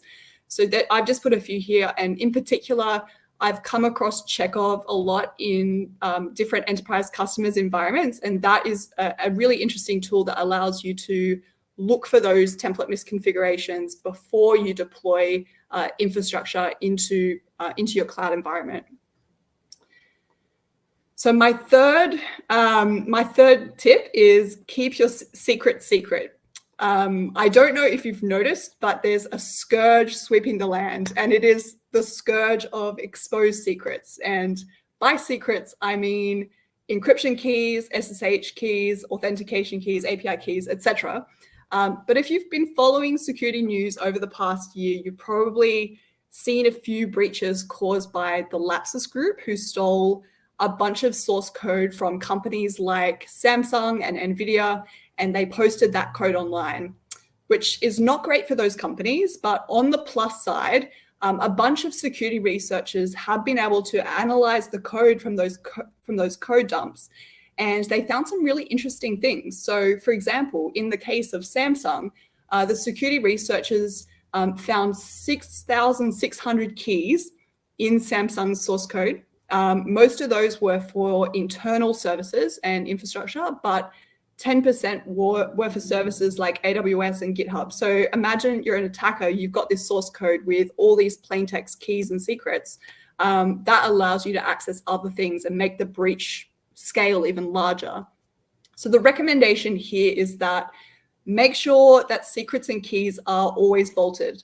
Even if your code is only internal facing and you think nobody's going to ever get their hands on this, always put your secrets in a vault, and just refer to that secret vault in your infrastructure as code templates, and that will then feed those secrets into the build and deployment process. It's no excuses. So my fourth point is monitor for drift. So we've got some resources deployed and they're running. Now we need to make sure that those resources remain consistent with what we deployed via the infrastructure as code templates. So there's a couple of risk scenarios I want to highlight. The first is you've got an attacker and they make a change to a master copy of one of your modules. And since we're using declarative code, which is defining all the specifications up front, that misconfiguration of your master copies of your modules can lead to widespread misconfiguration across your environment. So, for example, setting network interfaces on servers to public means that your servers are now publicly exposed. The second risk scenario that I want to highlight is somebody makes a manual update to the configuration of resources which have been deployed. And this means that those deployed resources are no longer consistent with what's defined in your templates. So your code scanning tools, your static code scanning tools are not going to pick up that misconfiguration. So how can we address configuration drift? There's a couple of ways. The first thing is continuous monitoring. We want to make sure we have audit logging enabled on resources, automatically integrate any deployed resources with your centralized logging and monitoring tools. So they're getting that telemetry is automatically being sent without any manual intervention. Make sure you lock down manual edit access directly on resources so that people aren't making those out-of-band updates. And if someone does edit those resources directly, make sure you redeploy them from the standard infrastructure as code template. The second piece is make sure you monitor your cloud security posture to detect misconfigurations, especially for the second risk that I mentioned before. You know, people joke all the time about exposed S3 buckets and storage accounts, but you do need to monitor your cloud security posture as a whole. And you can use tools like CloudSploit and Scout Suite. I put a few tools here which you can use, which allow you to scan the security posture of your overall cloud environment and find resources with insecure configurations. And that will help you to identify resources that are not aligned with your templates and your policies, and then hopefully take some corrective action. So I'm getting towards the end now. So just to wrap up and summarize, I've covered 4 main areas for securing infrastructure as code. Set up secure ground rules, don't skip the governance, secure the infrastructure as code supply chain, keep your secret secret, and monitor for configuration drift. If you implement all of these controls and concepts, you will be well on your way to being a master of secure cloud infrastructure. And thanks a lot, and happy to take any questions. I think the best comment that I saw in the chat was about burning all those very pretty and nicely drawn network diagrams that everyone seems to make, and trying to make them as much written in code so you can manage the policies and all those kind of things, which I'm sure will upset some people, but like ultimately you make those things once and then nobody updates them. Yeah, these days we actually produce documentation entirely through like creating templates and wikis. So we're moving more towards an agile approach, even in terms of documentation. Yeah, fantastic. Look, thanks very much, Bron, and I'm sure that people may have some questions to ask. So thank you again for coming, even if you were voluntold. And to be clear, by the way, because somebody said it was me who voluntold you, it wasn't me. You can blame Jess and Sarah from earlier. They are the ones who voluntold. Thanks, Bron. All right, well, we have our next speaker ready and waiting, and I will add them. And this is going to be an interesting one because I'm sure many of you who've been in the industry for a while have probably seen some merchandise or some artwork that may be by this speaker.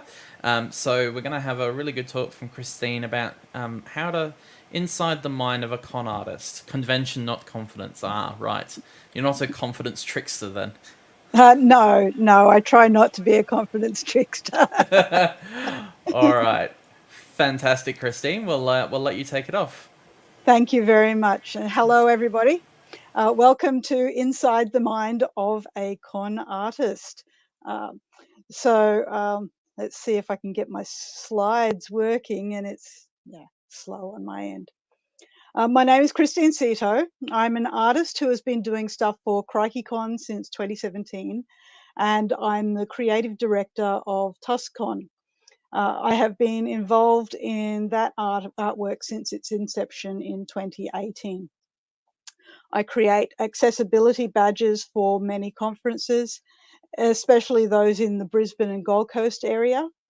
I'm also a published poet and artist, and my husband and I have our own cybersecurity consultancy called Tinkerink. Now, what you're going to see in my slides today is basically a large amount of artwork, and I'm not going to be specifically talking to most of the slides, but just generally rambling on about the work that I've done, along with how you can build upon your own creative ideas in your own life. So I want to start by saying that I have never created any shirt art for ComfyCon. I'm often congratulated by how fantastic the ComfyCon shirt art looks like, and it's not mine. There are some fantastic artworks out there that have been created by some amazing artists. I don't want to steal their valor. But when I say that, when I started at ComfyCon in 2017, one of the organizers who knew that I was fairly crafty said to me, "Do you know anybody that can sew?" And of course, I immediately knew what he was asking. It was extremely subtle. I said to him, "Of course I do, it's me." And he's like, "Hey, great. Can I get you to help me out with some drop bears?" And so what I've basically been doing since is altering plush koalas into the classic ComfyCon drop bears.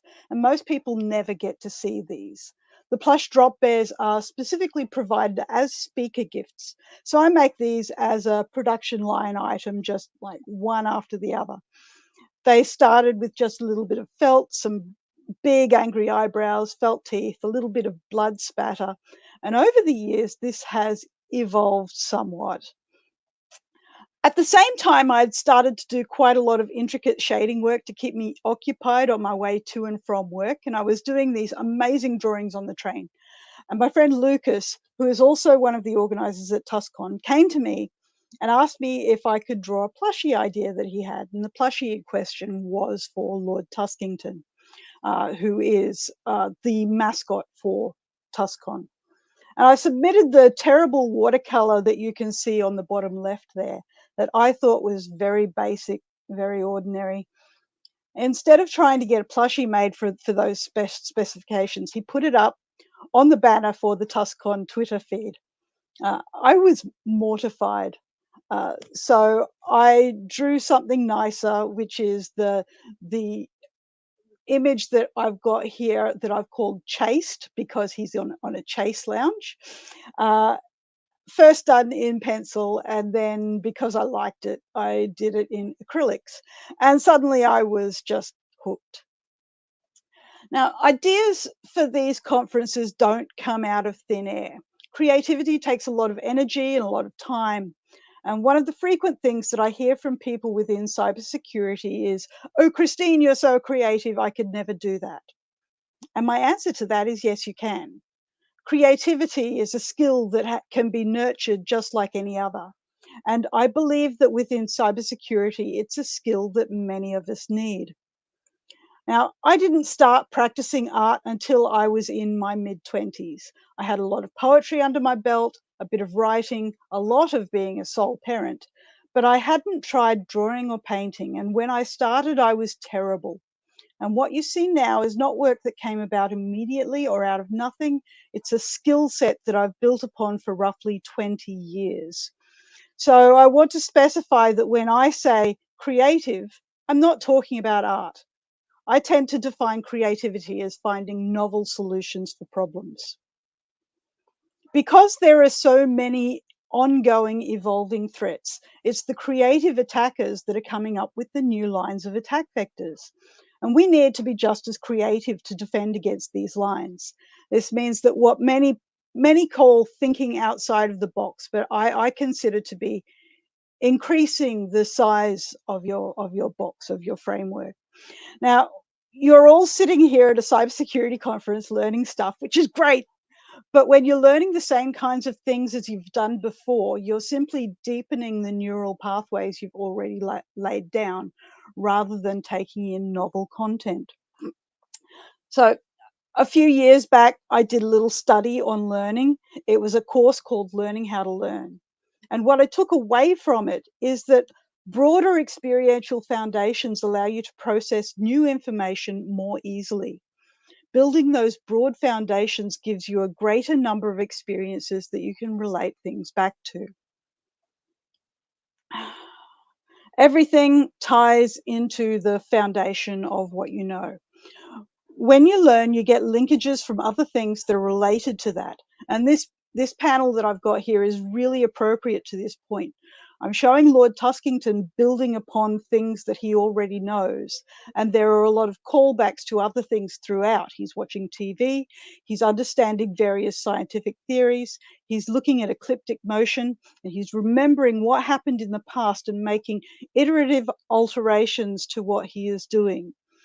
And that fourth panel is that was just a really fun thing to put together because I was able to pull in so many different references from a lot of different places. So talking about increasing your foundation, it has been shown in neuroplasticity studies that new experiences form more connections neuron to neuron in the brain. And this sounds counterintuitive, but the first thing that you should start with to increase these linkages isn't a book or YouTube, it's your senses. And the first sense to start with is one of the ones that we neglect most often, and that is the sense of taste. You can you can increase your creativity by trying new food, which I think is a fantastic thing because it's so easy to do. And it's not just new food that's all, it's also doing things that are not what you're doing day to day.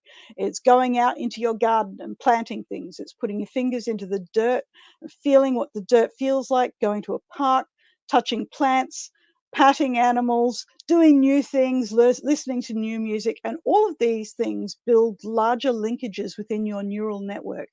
And the more that you do, the broader that network becomes. And it may not be directly feeding into the thing that you're doing, which is like why it seems so out of place. But you may have read marketing about word puzzles or Sudoku or other ideas for brain training and the like. But doing a word puzzle on a regular basis only makes you better at word puzzles. When you experience new things on a regular basis, it's a broad focus that allows you to connect multiple avenues of neural activity to each other. And so, as I've gone through my journey of learning how to produce conference art, I've done my best to experience new things and to stretch myself wherever possible, to find new directions in which to learn. So the felt teeth on the original drop bears became a little bit more challenging when somebody suggested that drop bears needed real teeth. And so a new set of problems emerged for which I found new solutions. And then because I'd produced something that was going to require me to one-up myself every single year, I started to integrate upcycled materials into everything. And so the drop bears in this year's ComfyCon had a wonderful cyborg arm, a silver jacket.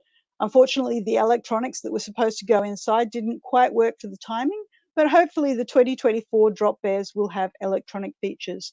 And this has led to coming up with, you know, additional new solutions for TUSCon, such as this lovely walrus head, which became our perpetual trophy. And I've broadened my horizons so that there are now plush walruses and pins and the calendar and stickers, and teaching people how to do different things. The task that I presented this year at TUSCon was teaching people how to make their own paper from destroying sensitive documents at home.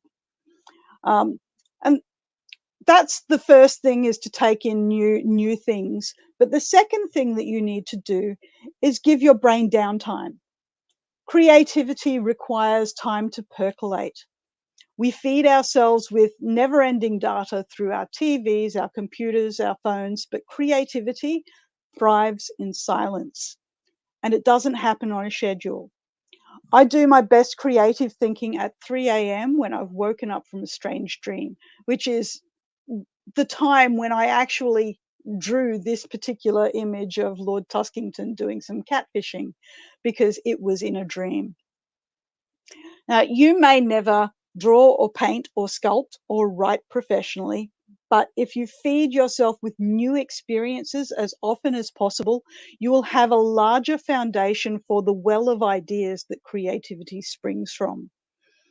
So I would like you to go home and do some, well, you're at home, but do some homework with this particular talk. I want you sometime this week to try something that you've never done before. Eat something you've never tried before. And I want you to try to disconnect from the rest of the world for at least 10 minutes every day. And I leave you now with my favorite Lord Tuskington artwork. Have a creative weekend. And that's it. That was fantastic. And I know a lot of people, Shanna included, have their drop bears, Droppy the Drop Bear. Oh, yes, yes. So if anybody else has theirs, please include pictures of it in the Discord. Please, yes. I love seeing photos of my old droppies and where they are. Yeah, I think a few people, a few people have said that they have them, so it would be great to see them as well. I'm currently wearing my own Lord Tuskington. And if anyone gets a chance to go to TUSCon, highly recommend it as well. I haven't had the pleasure, but I've heard great things. Are amazing. They are hand painted by you. That's awesome. My plan is to go next year. I do like the idea of arriving by jet ski. I did see that on the website, and that is maybe a life goal. That could be cool.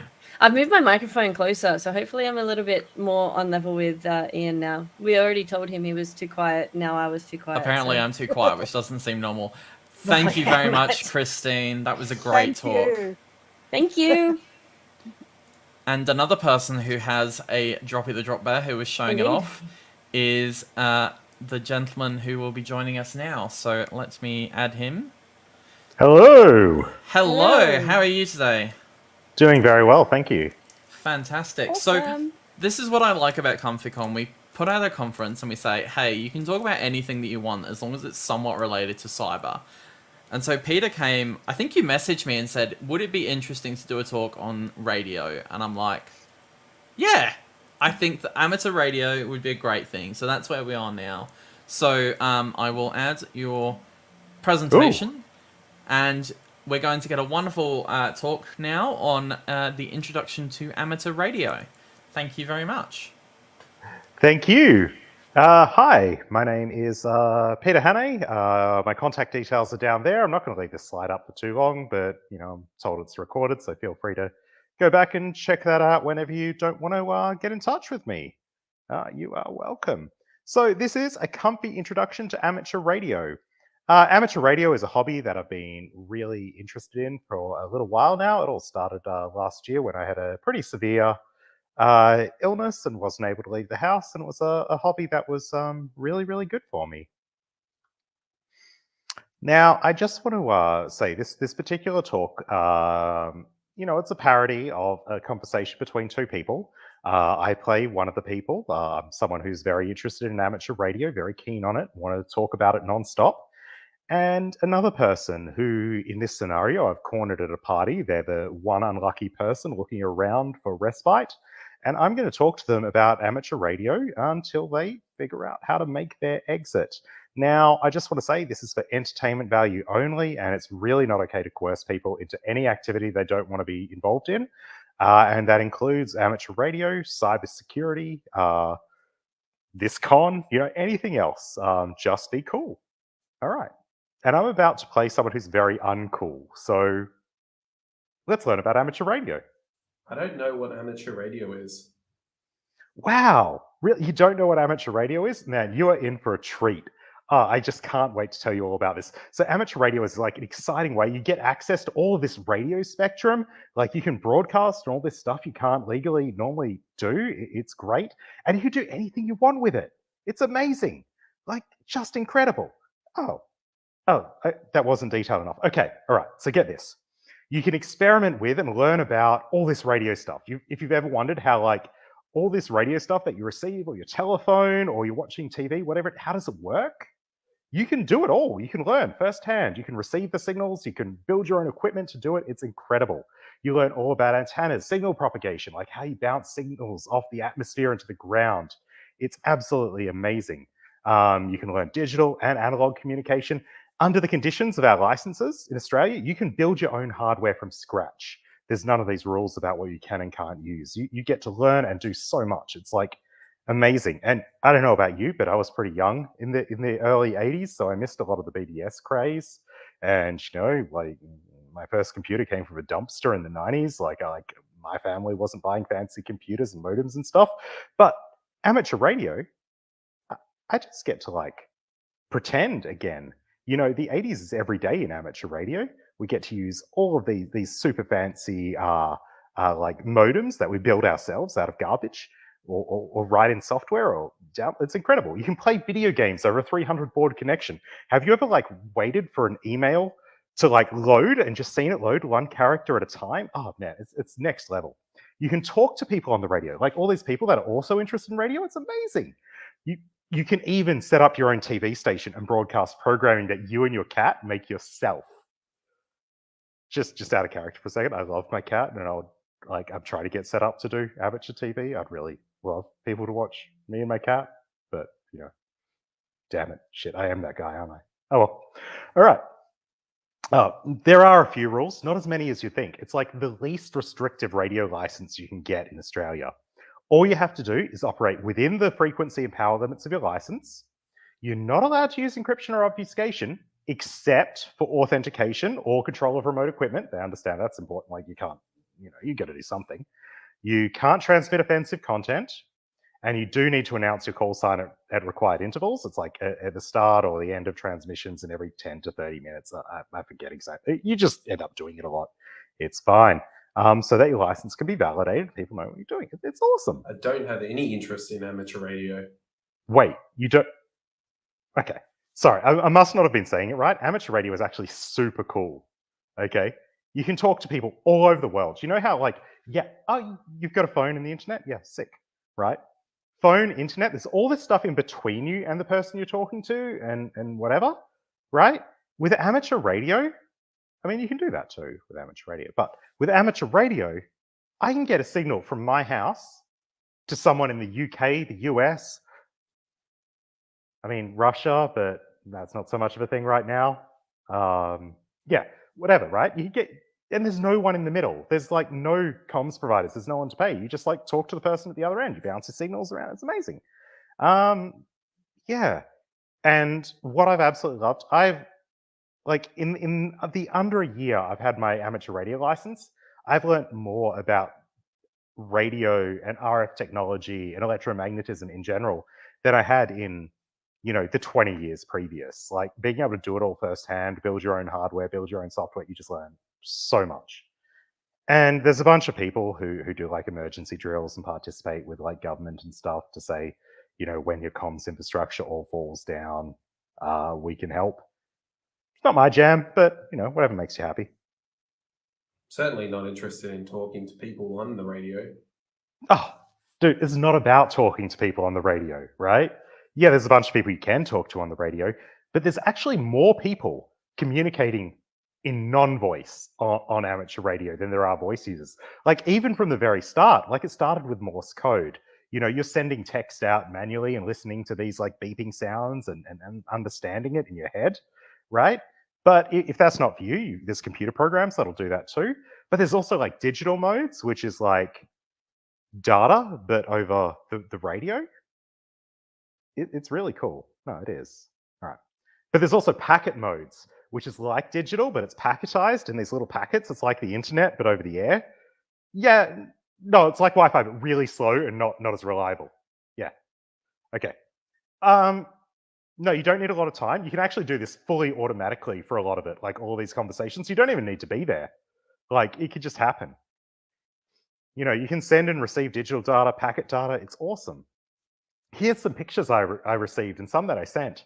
So you can see the lunar exploration one. I received that from the International Space Station. I received that on my my handheld $60 radio that I was holding up to my mobile phone to receive and demodulate the signal. The one on the lower left was like from a different pass of the International Space Station. It's a bit messed up, but it was really hot outside and I had to go inside because it was really hot. The one on the upper left is a picture of my cat, Alice. I sent that to a repeater, which receives your signal and then sends it out to everyone within range so they can all look at my cat. It's awesome. And then there's a picture of the Remembrance Shrine up in Geraldton that I took and transmitted on Anzac Day. And that's a picture that someone like 50 kilometers away from me sent back and they received successfully. It's really cool. There's another thing, it's called WhisperNet. It's the Weak Signal Propagation Reporter Network. So you transmit a signal and people all over the world are set up to receive these signals and they receive them right. And then the program they're running that receives them tells you, it's all over the internet and it's really cool. Then there's FT8, it's another protocol. This one's like, instead of just sending it and people tell you about it on the internet, you send it and they reply over the radio as well. It's really, really cool. You could do it automatically as well. I'm not actually sure if that complies with the license or not, but you can. And then there's this great thing called APRS. If you've ever read like a book, like there's that book Underground about those Australian hackers that I've heard a lot of bad things about since. And they talk about this network called X25. The amateur radio community have AX25. It's like X25, but over the radio.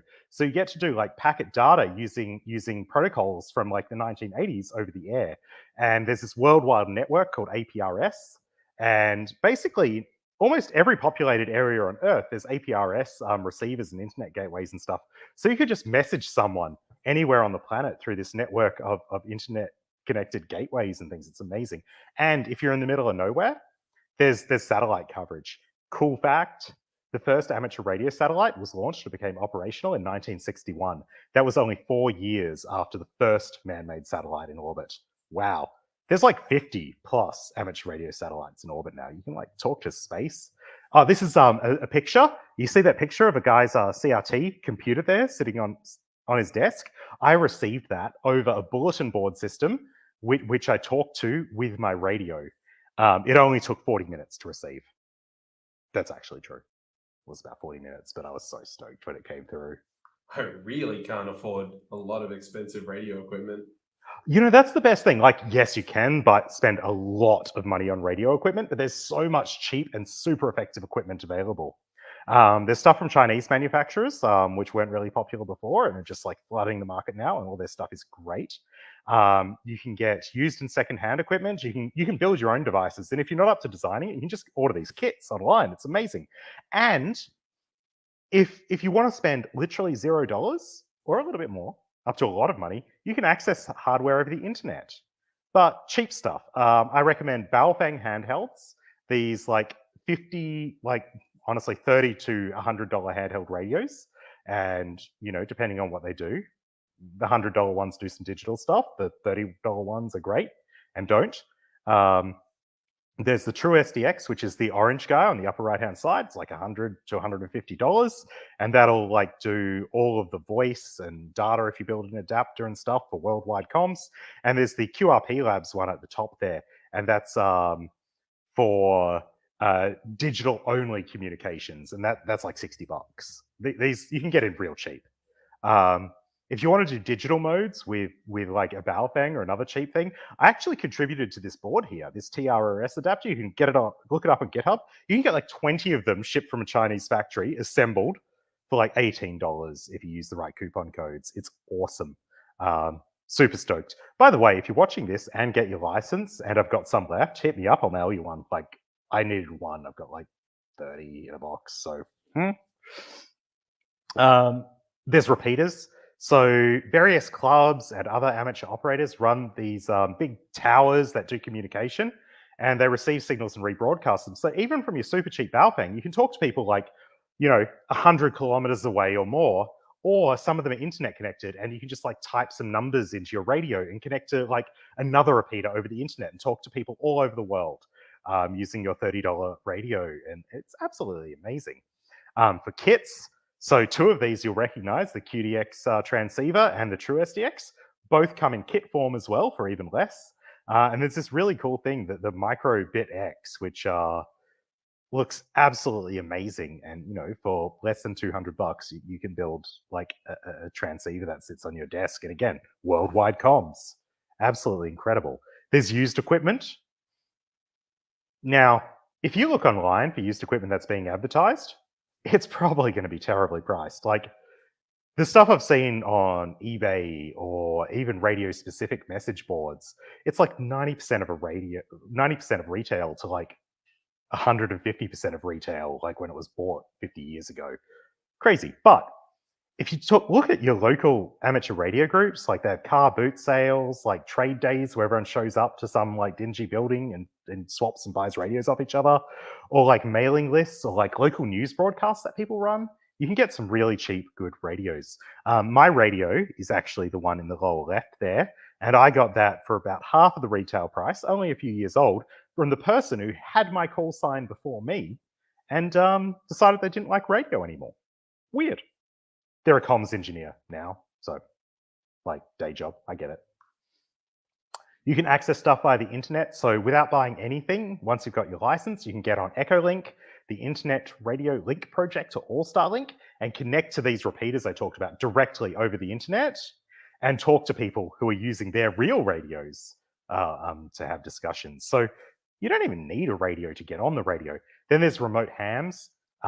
It's some software and a service that people can share their radios. So a lot of amateur radio clubs will set up all these super high-powered antennas and transceivers, and if you're a member of their club, you get access. And that can be like $30 to $50 a year for some incredibly powerful radios that can absolutely talk to anyone on the planet, even bounce signals off the moon and all sorts of crazy things.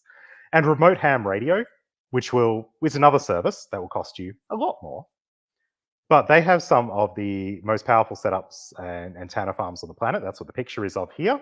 One of the things, I think this particular antenna farm costs like $2 a minute to use, but you'll be able to hear pretty much anything that's happening on Earth and transmit to most places on Earth as well, regardless of the conditions. Absolutely amazing. I haven't given them my money. But if you're, what they call a youth, I can't remember the age bracket, they give you free access. So cool. I don't have space for huge antennas. You don't have space for huge antennas? Same. I live in like an inner city townhouse, which when I bought it was like super small, and everyone was like, wow, this place is tiny. And, 15 years later, it's kind of considered really big. Yeah, stuff's changed, but, small antenna options, you can get dipoles, multi-band verticals, or random wire antennas. I actually built my own random wire antenna. You can see here the process of me winding this like magnetic speaker wire around a coil to like translate between impedances. I didn't know what an impedance was a year ago. Now I can like build hardware from scratch that adjusts one impedance to another, you know, and then I can like set it up in my courtyard. So this is my courtyard. This is where I do most of my radio stuff from. And you'll see my little do-it-yourself antenna there on that drainage pipe near the coffee table. And there's actually a wire which goes up. Okay, we can see that wire now. And that wire goes all around the edge of my courtyard, and it's what holds up my cat net that keeps my cat from escaping. So that keeps my cat Alice nice and safe. But when I was getting into radio, I thought, that's a big wire that runs around my courtyard. Maybe that could be used as an antenna. And it's the first thing I attached my my do-it-myself balun to when I set it up, and it worked great. I was able to receive and transmit signals on this like range and talk to people all over the place. It was incredible. And oh yeah, there's this thing called a squid pole. It's like $30 worth of fiberglass, right? You can see it collapsed on the right and extended on the left. It's like 1 meter long collapsed and like 6 to 12 meters, depending on which one you get long when you unfold it. And you can like tape a wire to the top and put it up and get your wire really high, which is great because you can see on the left here, I've got the the Anan I built on the bottom of the pole, and you can see on the right the wire goes all the way up and then it goes down the side of my neighbor's driveway. Shh. And you know, I managed to use that to talk to people all over the world. Amazing. Your neighbor's just not okay with big antennas? Just FYI, there was supposed to be audio on this slide. Whoops. Okay. There's other options. You can either go outside, go portable.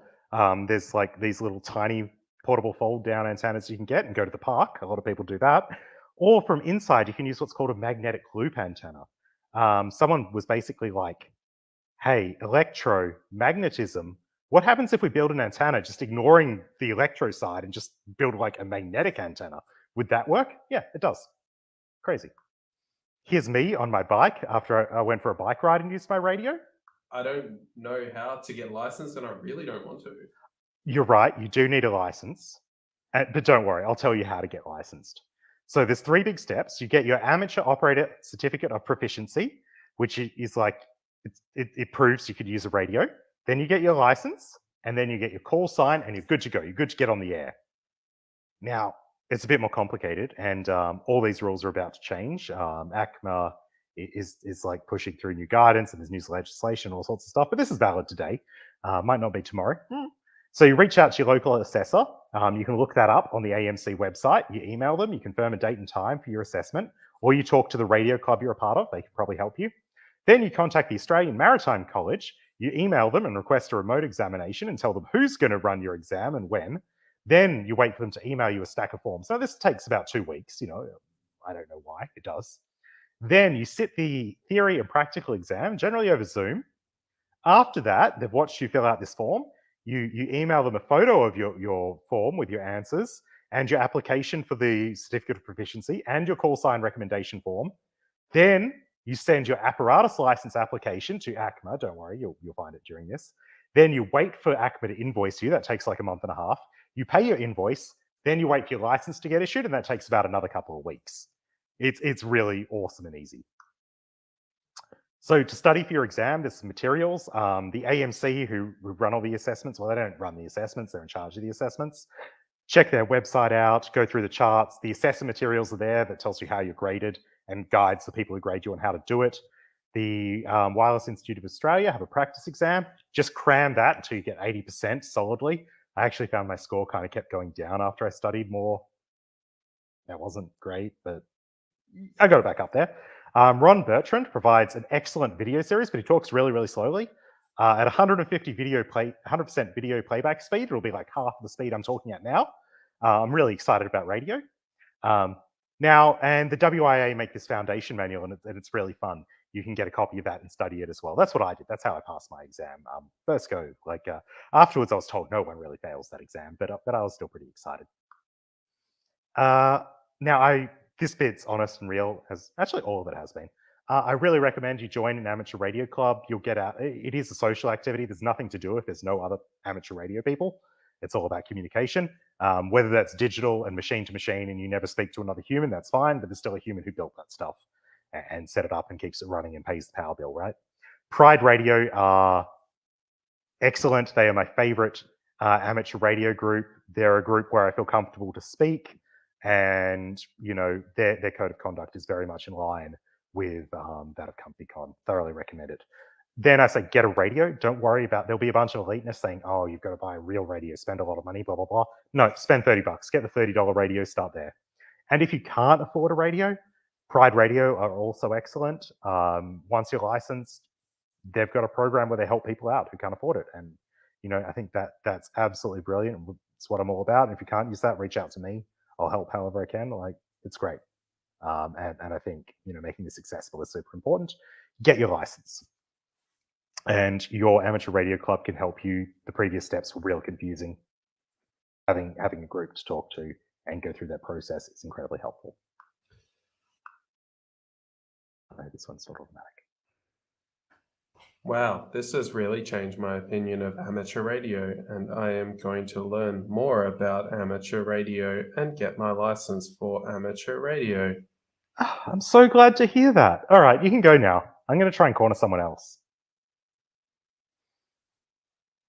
Cool. That's my presentation. I hope you're more interested in amateur radio than you were before. You knew something about it. I don't know. I love the style of presenting. I gotta say, I love the question and answer. There's also now a bunch of people who have all put their call signs in the ComfyCon chat as well. So apparently that's being shared a lot at the moment. My one question though is, can I subscribe to Cat Facts on amateur radio? If you can't, let me know and I'll set up like an APRS bot to 100% do that. That would not be hard and it would be very much worth it. It absolutely would, especially noting your beautiful cat as well. Yes. Fantastic. And just how excited your friend sounded. Yes. I just want to acknowledge Clinton Carpini, who provided the voice of our friend who doesn't want to be involved in amateur radio. I've spent the last year talking to him about amateur radio and he's been very tolerant, but very, very clear that he's not going to get involved. So he was a great actor. Couldn't tell. No. Thank you very much, Peter. That was absolutely fantastic. Thank you. I clicked a button accidentally and you appeared. Here she is. And now for a change of pace, cake. Yes, apparently. Definitely. We have our first award-winning presenter here this yes! Congratulations. Thank you. I don't think it's the first. I'd have to go back and check. We haven't had anybody else. Yeah, maybe, but I think this is the most important. The most recent. Yes. Yeah, I just want to say thank you to Hannay for that talk, because my partner's just messaged me to say he wants to get his advanced radio license now. So I feel I will be playing the role of partner who is not interested in getting into radio for a little while in the future. So thanks for that, Peter. Really appreciate it. I did notice a You've got question. the tone down. The tone is perfect. I did notice a question from a very a face that I recognize saying, "What's your handle, Hannay?" But yeah, we're gonna hand over to Cairo, who's talking about ISO 27001 with cake. I'm just gonna live stream cake for the next half hour, like eating it. Surely that's for another web page. Yeah, that's my day job. Yeah. And on that note, I'm actually here to talk about my day job. Here we go. Your day job. We will hand over to you. Thank you.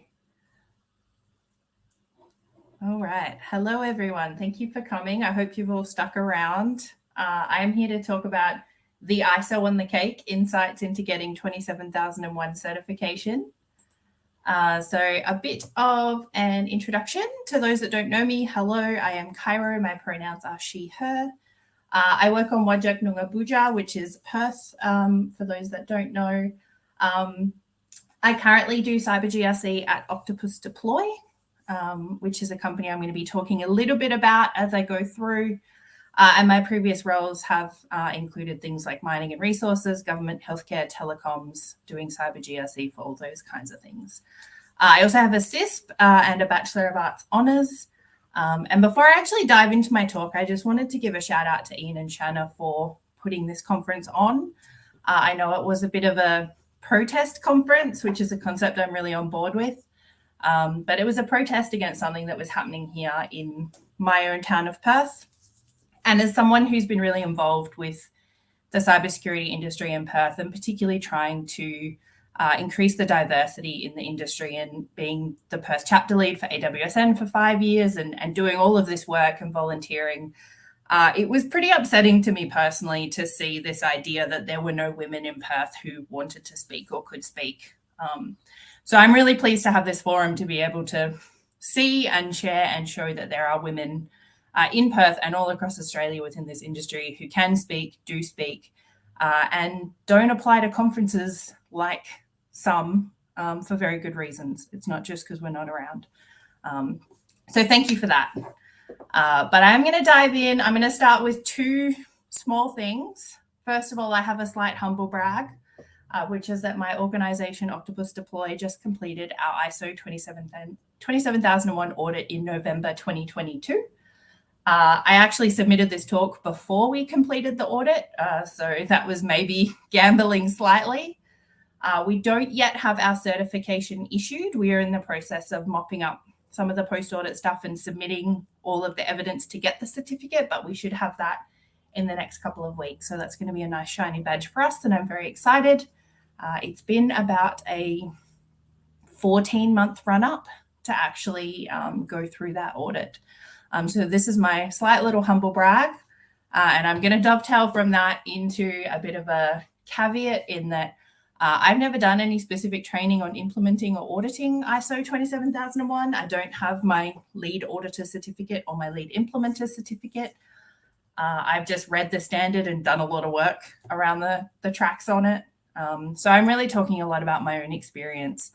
And particularly my experience at Octopus and how we implemented things for the environment that we were working in. So don't hold anything against me, is basically what I'm saying. So I'm going to start by setting the scene. And this is 100% not a sales pitch, I promise. But how we implemented ISO in our environment doesn't make a lot of sense until you actually understand what that environment is. So to start off with, the anatomy of an octopus. Octopus Deploy, for those that don't know, is an Australian startup. It's about 10 years old. We build a product that manages and automates code deployment. So that's obviously a very highly privileged application that's running within environments, and we're very mindful of that. Our CEO is a developer. He started building this product because it's something that he wanted to use. And we have quite a high percentage of developers and software engineers amongst our employees. It used to be 60%. It's gone down to 50% because we've just hired some new salespeople, but still a very big software developer presence within our organization. We're also remote first and cloud reliant. The company has pretty much always been like that. It's not a response to COVID or something that came in 2020. It's something that's been built in right from the beginning. In terms of company size, it has tripled in the last 2 years. So at the end of 2022, there was about 80 people, and we're now sitting at about 240. So quite a rapid expansion. And a lot of that expansion has been in areas that we didn't previously have. So company was started by developers, lots of software kind of stuff going on, not a lot of support services. So that's the stuff that's been added in the last 2 years. Lots of, we've hired HR, we've hired finance, we've hired a lot of salespeople to go out and actually sell the product while also expanding the existing teams. And probably unsurprisingly, our customers value security, particularly a lot of the larger enterprise customers. Security for them is a very big deal. And as I mentioned, our product is sitting within environments and deploying code updates. So it runs super, super privileged within those environments. If you could compromise it, you could probably do a fair bit of damage. Please don't compromise it and do damage. So that's something that our customers are very mindful of, and therefore something that we are very mindful of. So the big question is, why would you actually do ISO 27001? The first one is, I guess we kind of care about our product and our customers. Weird, right? It keeps all of us in jobs, to be honest, but also no one wants to be selling a shoddy product. And being a startup, it's something that was, you know, kind of a pet project for a lot of the very early people. So there is a high level of care that you might not see in some larger organizations that are kind of big faceless groups. We're also at a point where we're scaling as a business. So obviously going from 80 people to 240 people, you have a lot of new challenges around how to actually manage what people are doing on a daily basis, how to set appropriate expectations around what people should be doing. And we actually start needing to introduce things like policy and process, which is what GRC people like me love to see. One of the upsides of ISO 27001 is it is a risk-based standard. This is one of the reasons I quite like it as a standard, is you can actually put that risk lens over the controls that are in the standard and decide what actually fits into your environment and what doesn't make sense to you. And you can only apply the ones that do in fact make sense. And finally, there is definitely a sales angle. So our customers are demanding it. They want to know that the product is secure and that they have someone else's word for it. There's an independent attestation that there is actually some form of security going on with this particular product and organization. So there's definitely a sales angle to be able to sell to bigger, more security conscious organizations. So I'm going to take you through a few of the trials and the triumphs that I found in the last 14 months of implementing ISO 27001 at Octopus. It's basically what I was hired to do. The decision was made to pursue it in 2020. I came on board in 2021. And I worked with my boss, the Director of Trust and Security, to implement it. It was just the two of us for a big chunk of time.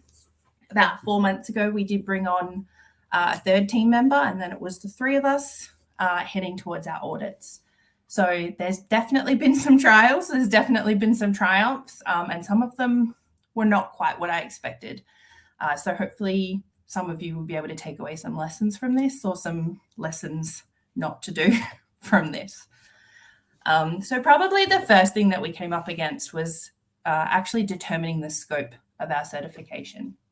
So the scope is kind of the first thing you need to work out, because that kind of everything else flows on from that. It's what parts of your organization and what parts of your product are you actually going to cover with this certificate. And we had a couple of different options with this. So our product is divided into two. We have a on-premise version of the product, which customers buy, download, install within their own environment. We basically don't touch it from that. We release updates, but it's on the customer to install those updates. And we have no access into it. It's in the customer's environment. They control everything. There's a lot of configuration stuff that they can do. We also have a cloud product, which is hosted within our cloud. And, you know, that's obviously something that we are then hosting on behalf of the customers. So we had the choice where we could go with certifying one part of the product and not the other part, or we could do it all in one hit, which would make the timeline a little bit longer. There was obviously more teams to cover, more things to think about. But we did end up deciding to go all in, and I was a big proponent of this. I didn't want to implement a two-tiered system where we had some teams of developers following particular processes and other teams of developers not having to follow those processes. That didn't make sense to me. And I felt that that would send not the right security message to our people to say, well, this stuff needs to be secure, that stuff doesn't need to be secure. And I didn't want to create any tension between those developer teams as well, possibly creating the idea that some teams were more important than others. We just didn't want that kind of rivalry. We also have a fair bit of flexibility internally. So people do move between teams or seconded to other teams. So having that two-tiered system amongst the dev teams was just going to kind of cause more chaos than what we were actually going to gain by cutting our scope down. It also kind of as I said, the consistent messaging was just really not going to sit well with me. So we ended up going all in. We certified both of our products. The only thing we haven't certified is our professional services wing, which is a very new thing that we only started doing recently, and that's why it's not been covered. But that is more of a consulting kind of service, whereas, you know, the products itself is kind of more what we're interested in. So a big one was we'd never done this before, and we'd never really done much in the way of consistent governance across the entire organization. Coming from a startup background, it was very much this culture of, you know, move fast, break things. If we need to come to a consensus, we'll sit everyone down in a room, we'll sort it out, we can just have conversations, which is fine when you have 10 people or maybe even 20 people. But when you're starting to get bigger than that, it's not really scalable. And particularly because we did scale across multiple time zones. So we have people based, now we have people in New Zealand, pretty much all the states in Australia. We've got people in Canada, in the UK, various parts of Europe. It's just not a good way to do things to get people to sit down and talk about it. It's not consistent, and there's no real process behind it. We also didn't have really any kind of standardized policies and processes, even across other departments. Everyone was kind of doing their own thing in terms of how they put together documentation, what they were calling a policy versus a process versus standard, which for any of my GRC folks will know that those are all different things and they perform different functions. And we do try to keep them separate because of those different functions. There wasn't really a lot of concepts of approvers for particular documentation. We also didn't really have consistent risk management across those teams. We did have a lot of teams with quite good awareness of risk and how that they should be managing it, but it wasn't consistent across teams. So it was kind of a really big culture change for a lot of this stuff. And it was also something that, you know, sitting down and saying, hey, let's have some governance around things and let's have processes and people need to approve things. It's not really something that startup people are very into. So it's a very big shift, not just in the ways that people were working, but also in the ways that people were identifying. You know, a lot of people who work for startups who are in that kind of culture, they like to be a bit counterculture. You know, you're kind of the new guy, you're coming up, you're like doing new things and, you know, breaking barriers and, you know, you're not one of the big nasty corporations. But we kind of had to come to the realization that we were getting to be a bigger company and we did need to do this stuff. And if we did it right, it was still going to allow us to keep working in really flexible ways while putting a bit of structure and some guardrails around what we were doing. Implementing ISO in a remote world is also a little bit tricky. It has its own challenges. The standard itself, for anyone who's actually read it, it does have a big long list of controls that you should be implementing if they apply to you.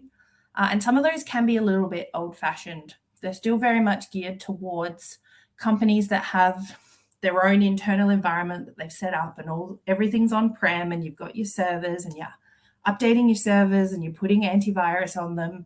Whereas for us, we're cloud first. We basically rely on cloud platforms for pretty much everything. We buy off the shelf. We use a cloud product. That's how we run a lot of our stuff. Our support channels are all through that. We have HR systems and payroll systems that are all in the cloud. We weren't really working in a lot of ways that could easily be covered by the standard. There were huge chunks that we were like, this just doesn't apply to us, or the ways that it does apply to us is really more in a supply chain capacity where we've outsourced, you know, the data center security to Azure and AWS rather than actually doing that ourselves. So that can be a little bit of a challenge, particularly with auditors who are much more used to a conventional company. It can also be a little tricky doing governance when you're working asynchronously or in a nimble fashion. I'm not saying agile, nimble. But you would think that might not be the case because governance is all about documentation. But some of the ways in which, because we are constantly working asynchronously, we're very much in Slack all day, every day. But Slack isn't necessarily the best medium to be doing document approvals in, particularly with an auditor who just kind of doesn't really get it. So there were definitely some challenges in how we did that. Now, building trust is something that I actually think we did quite well. It's something that I definitely always try to do when I'm doing anything governance related. I always want to make sure that it's pragmatic. I don't really buy into writing policy for policy's sake. I write policies that actually make sense and they actually fit the culture and the work processes that we have. So one of the things we worked really hard about was making sure that the documentation that we were putting together, the processes that we were putting in place were actually pragmatic and were going to work with how people were working. So we did a lot of talking to the teams and finding out how their workflows actually work and where we could kind of stick some of the gates in that we needed, or even just having them, you know, document their own processes that were already existing but hadn't necessarily been written down, and just kind of adjusting how we wanted to do things so we could take into account that, you know, different teams use different platforms to manage work. You know, some are using Jira, some are using Shortcut, some are in Monday.com. Just so making sure that a lot of those processes were agnostic to the platforms that teams were using, or just accounting for those platform differences in what we were actually writing. The other thing that I'm really passionate about is being able to actually explain the reasons behind why we're doing things. I didn't want to ever really resort to saying, because the standard says so, because if that's the reason why you're implementing something, it means you're not actually doing it for the right reasons. There should be an underlying improvement or a risk that you're addressing by actually doing that thing. So we tried really hard to kind of take people on the journey and show them why we needed to do things and what the benefits actually were, rather than relying on, well, we have to do it because the standard says it and we need certification. So that was something we really worked really hard at. We did find that people were actually really receptive to it, particularly some people who, you know, aren't too happy if you're generating extra work or making them take extra steps to do things that used to be quite easy. But once you could kind of explain the reasoning behind it and the advantages to putting some process around it, most of the time we found that people were really receptive to what we were doing and were kind of coming along with us and actually becoming security champions in a way, because we could actually show them the thought process and the benefit for it. Now, messaging was a really big one. And I know Ian loves it when I include the memes. So one of the things that I do a lot of is security awareness. And that was really useful for doing a lot of the communications around some of the changes we were making for ISO 27001. And one of the key things was really to speak to people in a language that they understand. So really kind of paying attention to what the company vocabulary is already like, and adapting the way that we talk about security to those. You know, listening to the ways that the devs actually talk about stuff and speaking their language rather than using a bunch of nonsense security terms that don't really translate very well. We also used a lot of memes to communicate. I also accidentally kind of tied the cybersecurity brand internally to pumpkins, because I did this big cybersecurity awareness month campaign in 2021 and used a bit of a Halloween theme. And I didn't realize how much people were kind of going to latch onto it. But it became super big. We now have, like, there's an emoji in Slack that's like the cyber pumpkin that's at the top of the slide. And everyone reacts to our cyber awareness post with the cyber pumpkin. I don't know how it happened. It just, people decided that they liked it. So I have just run with it. And now I put pumpkins in everything. I also made some weird little memes like that Lord of the Rings one about multi-factor authentication and the second breakfast. I was quite proud of that. I did tweet it at the time because it's one of my fave memes. But yeah, just generally messaging in a way that people will actually understand will save you so much drama, because they're actually going to come on board. And making it a little bit fun is always going to make it that little bit easier as well. So messaging was really important. And this is something that I think we did quite well. We obviously made some mistakes along the way, but once we kind of settled into how to actually communicate with people, it went a lot smoother. So one of my final points, audits are hard. They're actually really hard. No one wants to find out that their baby is ugly. And sitting there in an audit with, you know, 2 auditors who you're actually paying and sitting there going through and tearing apart everything that you've been working on for almost 1.5 years and pointing out everything that's wrong is a very mentally difficult process to do. It was also a very time-consuming process. So for those that don't know, with ISO 27001 certifications, first you have to do an internal audit. You have to do those every year. We then moved on to our external audit, which is for our certification. That's divided into a stage 1 and a stage 2. The stage 1 usually takes between 1 to 2 weeks, and that goes through the actual bulk of the actual content of the standard, which talks about, you know, how you've actually set up your information security management system, and, you know, how do you have your roles and responsibilities defined? How is your leadership on board? How do you actually do a lot of this stuff? And that's, as I said, that's between 1 to 2 weeks.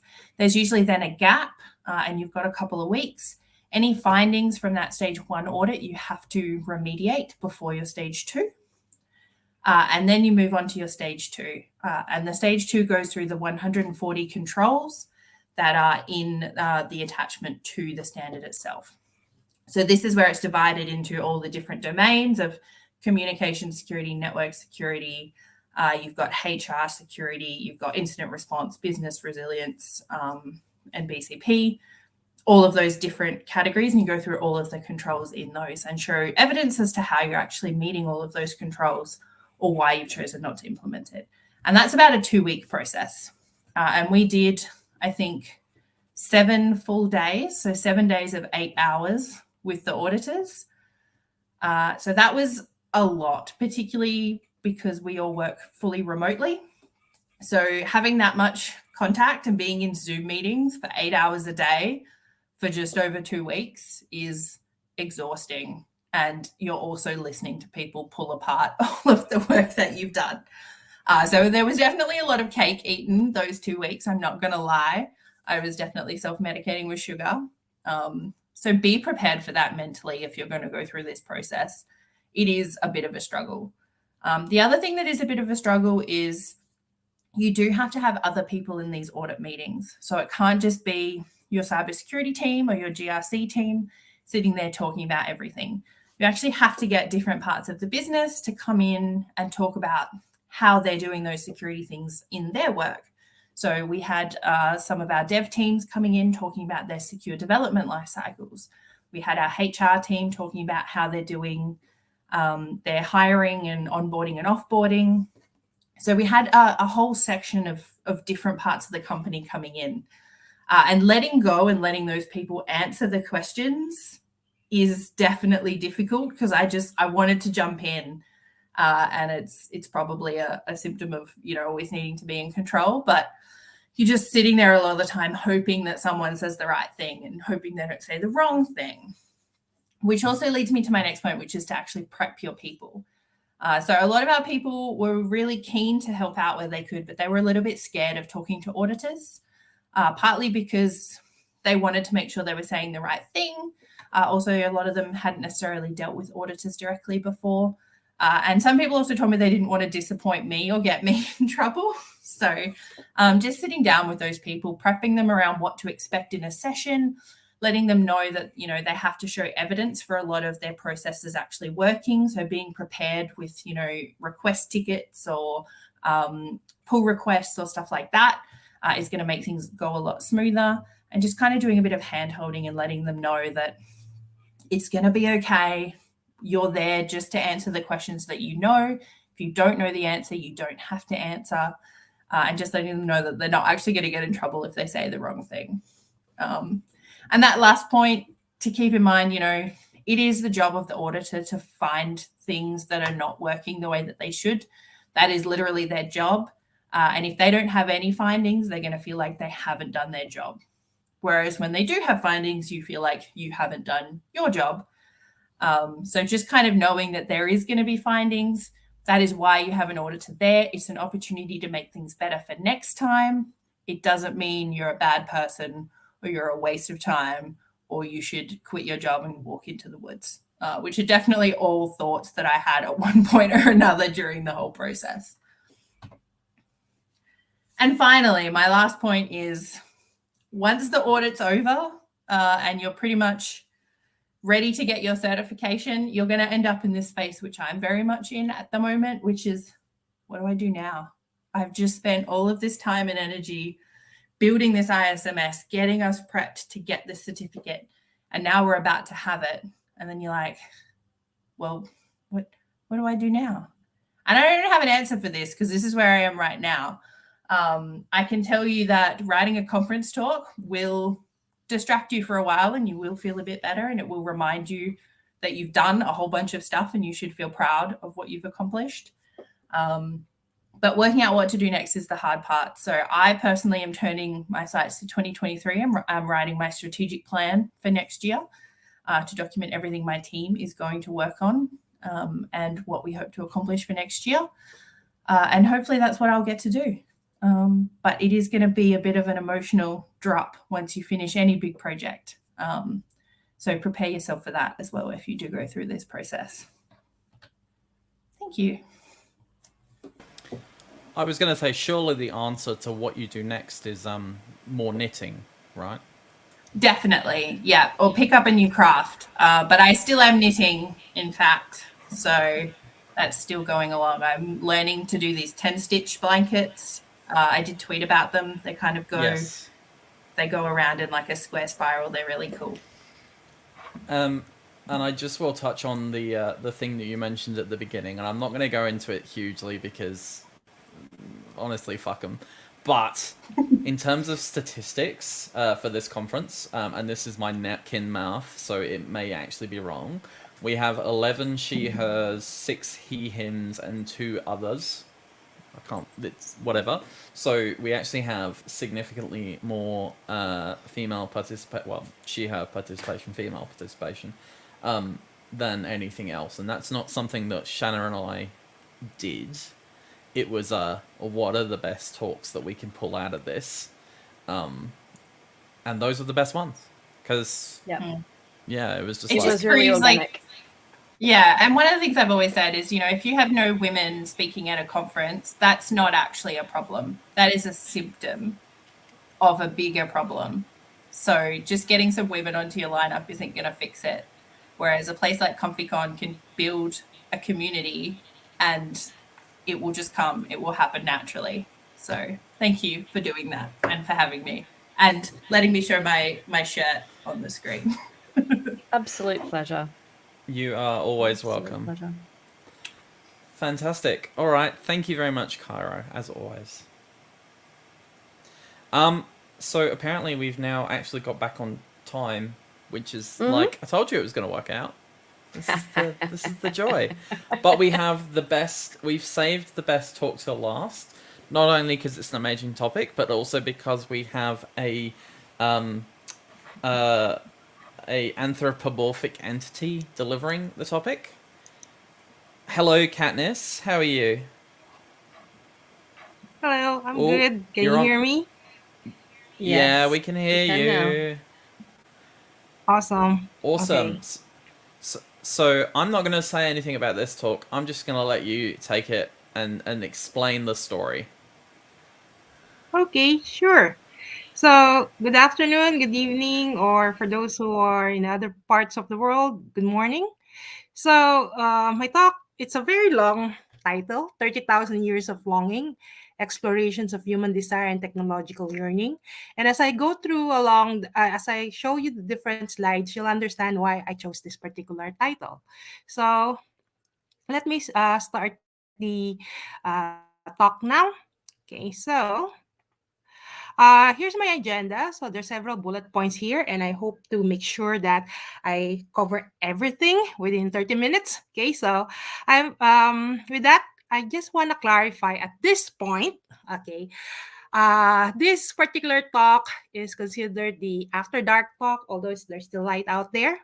Yeah, so just to be careful. I will not be mentioning any the word TOY, just in case you have kids there. And please take note that this talk is rated 18 plus by the Australian classification system, because there will be some explicit materials that may be offensive to some sections of the adult community. So please be forewarned. If you have kids around, please, send them away, or make sure that, you're not showing the video. You're just like listening to this.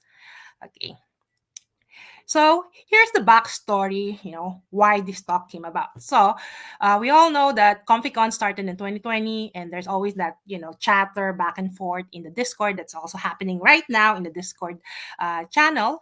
And at that point, I indicated, hey, I'm interested in doing this. And then after that, a year later in 2021, so there's also like some talk about doing a talk about smart sex TOYS. And I got a screenshot, and people's names or handles have been blurred there or blacked out. But basically, it's because I've always wanted to do this. But the challenge was that, number one, during the pandemic, it was difficult to order this. I'll call them IOPs, Instrument of Pleasures. Okay, so they're IOPs. I call them IOPs. And it's like difficult to order. So yeah, let's see. Anyway, so about me, I'm a product of Project Friedman. So I was the first, part of the first cohort, and through that project, and also with the support of the different community members like cybermum, the belief in me, being able to like deliver a talk, and the founders of ComfyCon accepting those crazy ideas that I submit for CFP. So yeah, so I'm a product of Project Friedman, and I joke that I hang around online in different communities, and I go on different side quests, and through those side quests, I get to meet awesome people, do awesome stuff, make friends, and learn certain skills and knowledge. And I'm very concerned about the pipeline, and I'm glad that this time we kept talking about the pipeline. How can we make things better for everyone? And there's all these fantastic talks this morning, this afternoon, and it's really good that we're talking about it, and we're actually doing steps to do something about this. So I'm very concerned that about the pipeline, and that it doesn't lead to the sewer. And I'm a lifelong learner, and I consider myself, even at this stage, I'm always a student. I'm always learning something new, and I love to share what I know with other people. And for my day job, I'm a blue teamer, but I do have a purple team mindset. So with this particular talk, I started thinking about, hey, I want to do like some deep dive forensics, but based on my limited resources, like time and also like some equipment, I decided to focus on another side. So you would think it's like something coming from like a pen test, AppSec kind of, perspective instead of forensics. But this is just the tip of the iceberg, so to speak. Okay. Now, first, I'm going to start with history, just because I'm a history nerd. And there was one thing that Ian mentioned, like one of the chats before, about these IOPs being used as medical devices. And I thought, like, is that really true? So what I did was, hey, I'm going to like, read up, check, whatever I could find about the different instrument of pleasures through the age. Okay. So I call this talk 30,000 years of longing, because I look at like what was the oldest, IOP, like oldest evidence of IOP in that was, in the museum. And I found this photo. This is the oldest IOP, and it's dated around 29,000 BCE, so before Common Era. So it's a Paleolithic stone phallus that was discovered in the Hole Fels cave. I don't know whether I'm pronouncing it correctly. It's in Germany, southwestern Germany. It's found by the archaeologist Petra Keiselbach. So there's some speculation that it's actually an idol sculpture. So I've included the photo here. It's up for you to decide. And then around 500 BCE, the now famous Benwall balls came into existence in Japan.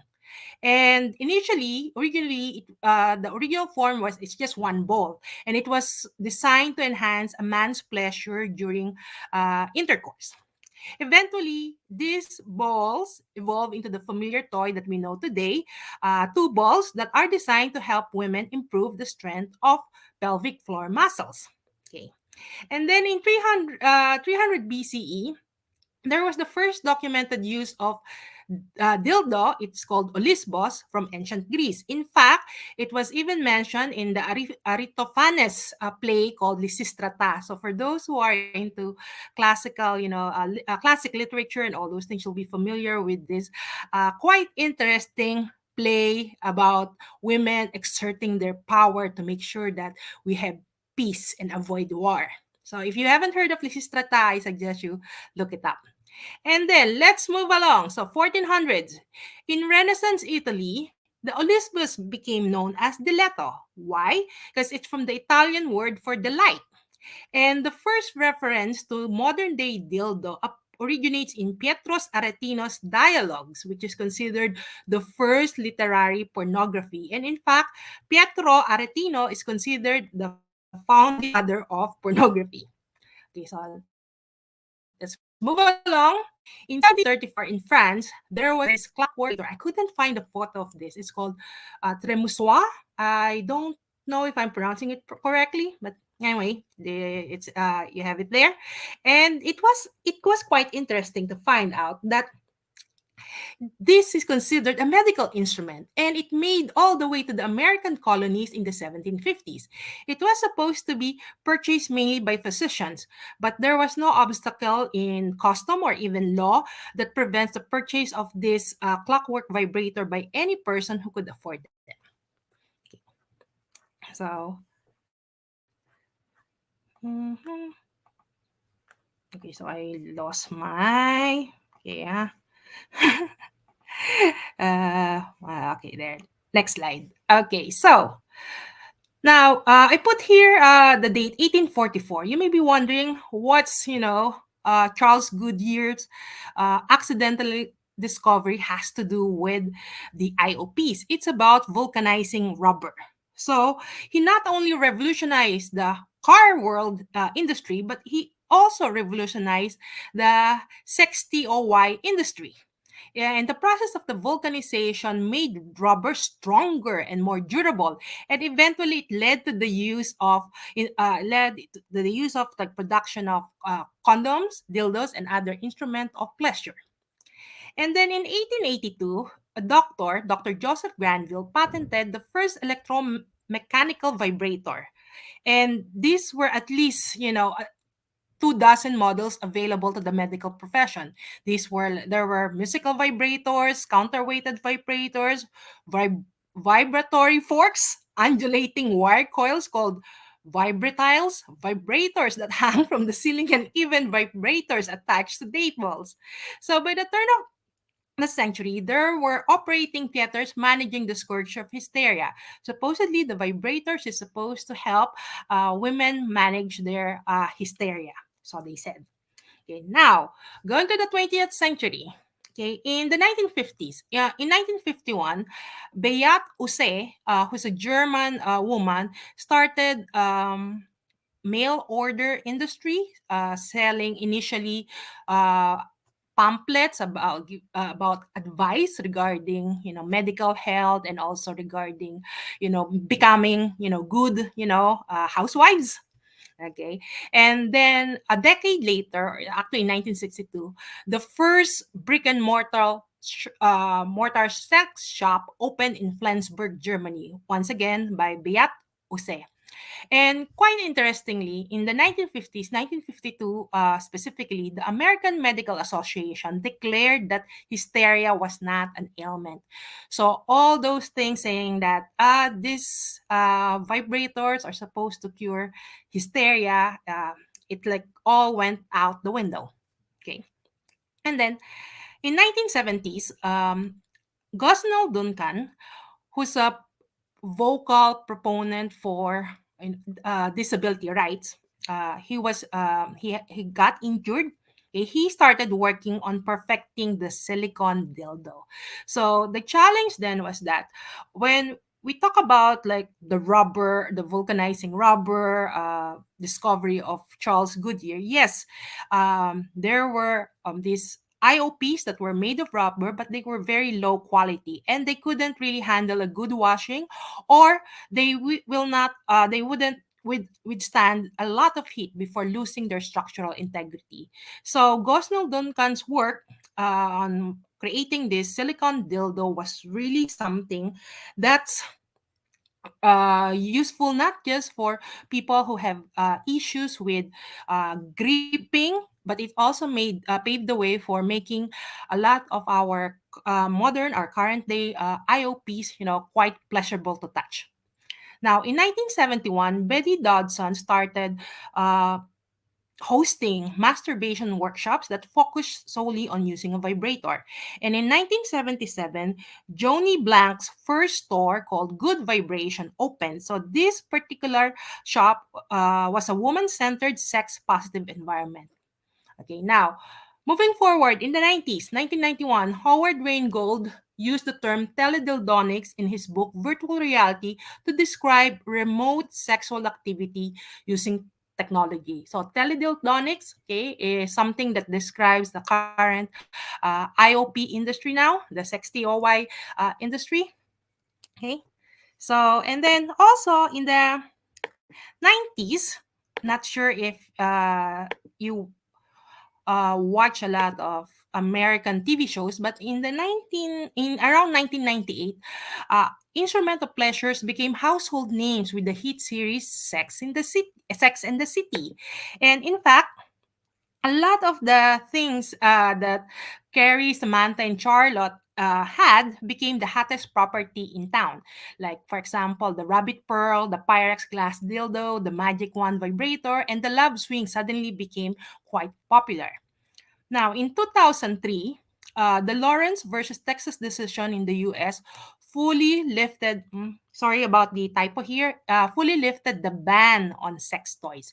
Other countries, it really didn't have a lot of ban on this. It was just US. It's quite interesting. Maybe it's because of their puritanical roots. There's a lot of that issues there. But in 2003, okay, the decision to fully lift the ban was done. And then in 2016, the Internet of Dongs, or IOD project, was started by Renderman. In fact, the next year, he delivered a talk in DEFCON 25 Biohacking Village entitled Hacking the Internet of Dongs. And his work is still, he has a website, and that has been the source of my inspiration for this particular project. And then also in 2017, Alex Lomas, who's a pen tester, coined the term screw driving for BLE-enabled IOPs. And then in 2022, so everybody having a this. Okay. So in 2022, with a great toilet paper shortage, there was also much difficulty in ordering IOPs online. So yes, I know it because I was trying to get samples so that I could do this research. It was only this year that I had the opportunity and also the incentive because there's the ComfyCon 2022 conference, and I thought, oh, it's about time I should, do something about it. And I tried and I checked and I ordered, and they came in. So let's start with the physical examination. So when the postman delivered the box, and it was discreetly, covered in white, and there was like no unusual names like sender and all those things, it was discreet. So I basically opened it. Okay, but just to clarify, I had certain, selection criteria.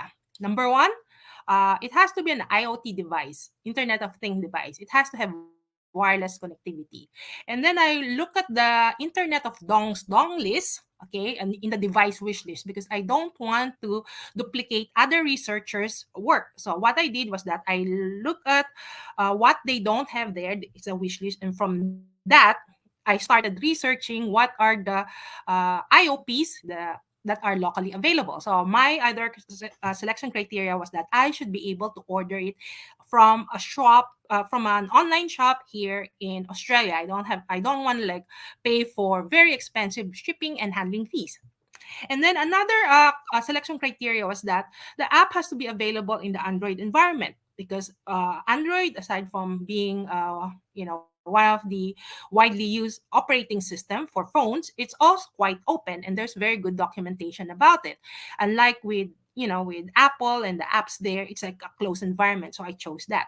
And then second is that I wanted to be inclusive, so I look at the target area pleasure, so it's either G-spot or P-spot. I ended up ordering 2 devices. The first is the Vaughan Neo. It's a vibrating bullet egg, and the WeConnect Vector Plus, which is a P-spot massager. Now, what are my goals? First, without rooting an Android phone, what can we learn?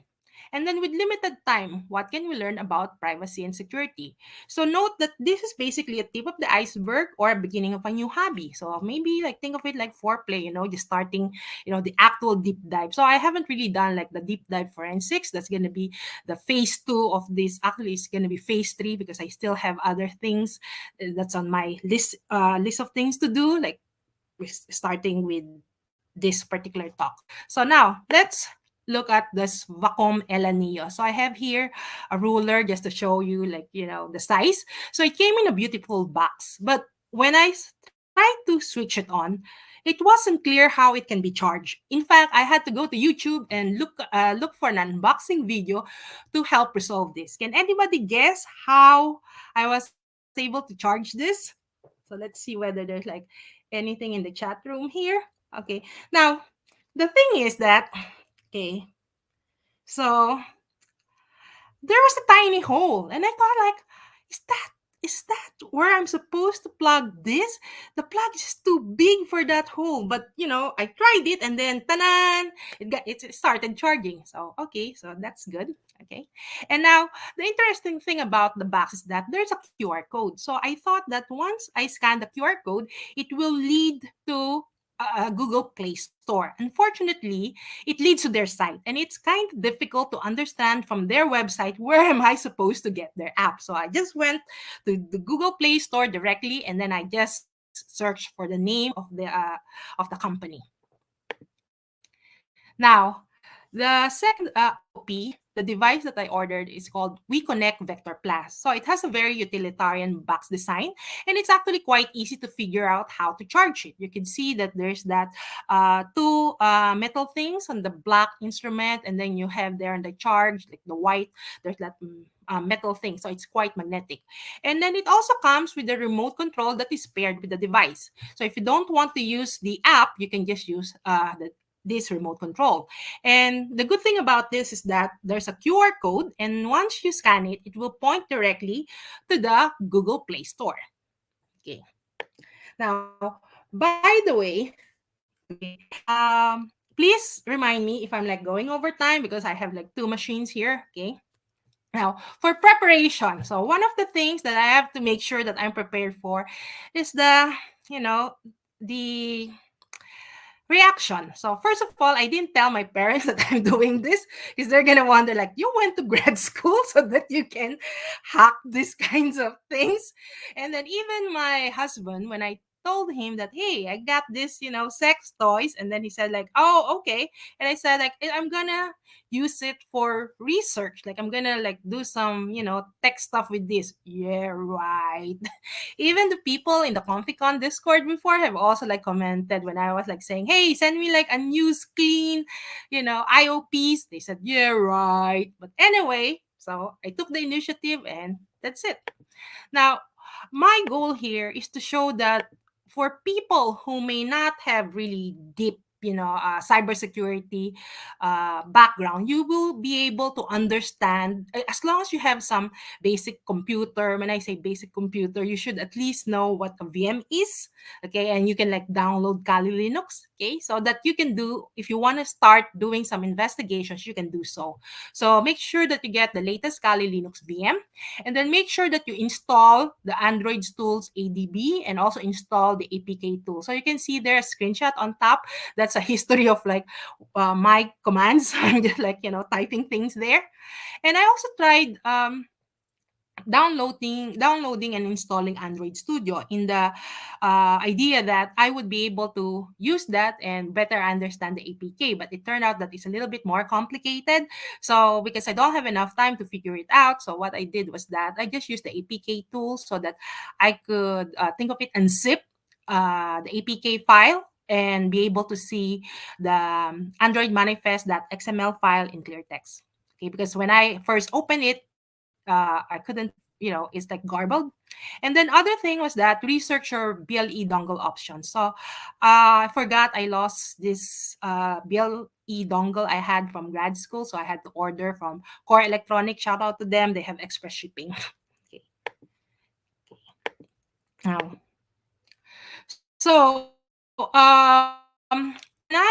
so my goal here is not to root my extra Android phone. So my idea is just to find out that without rooting anything, I'll be able to pull the package. So the thing is that when I first look at the packages, there are some names that are not apparent. So for example, I was looking for either Vector Plus or WeConnect. So I found WeConnect.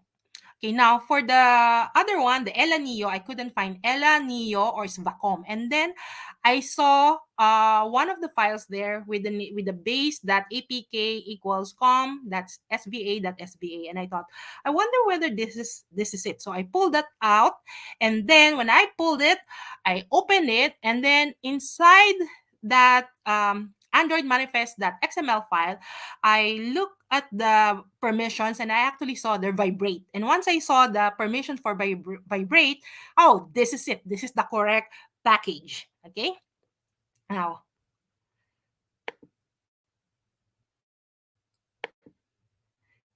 okay.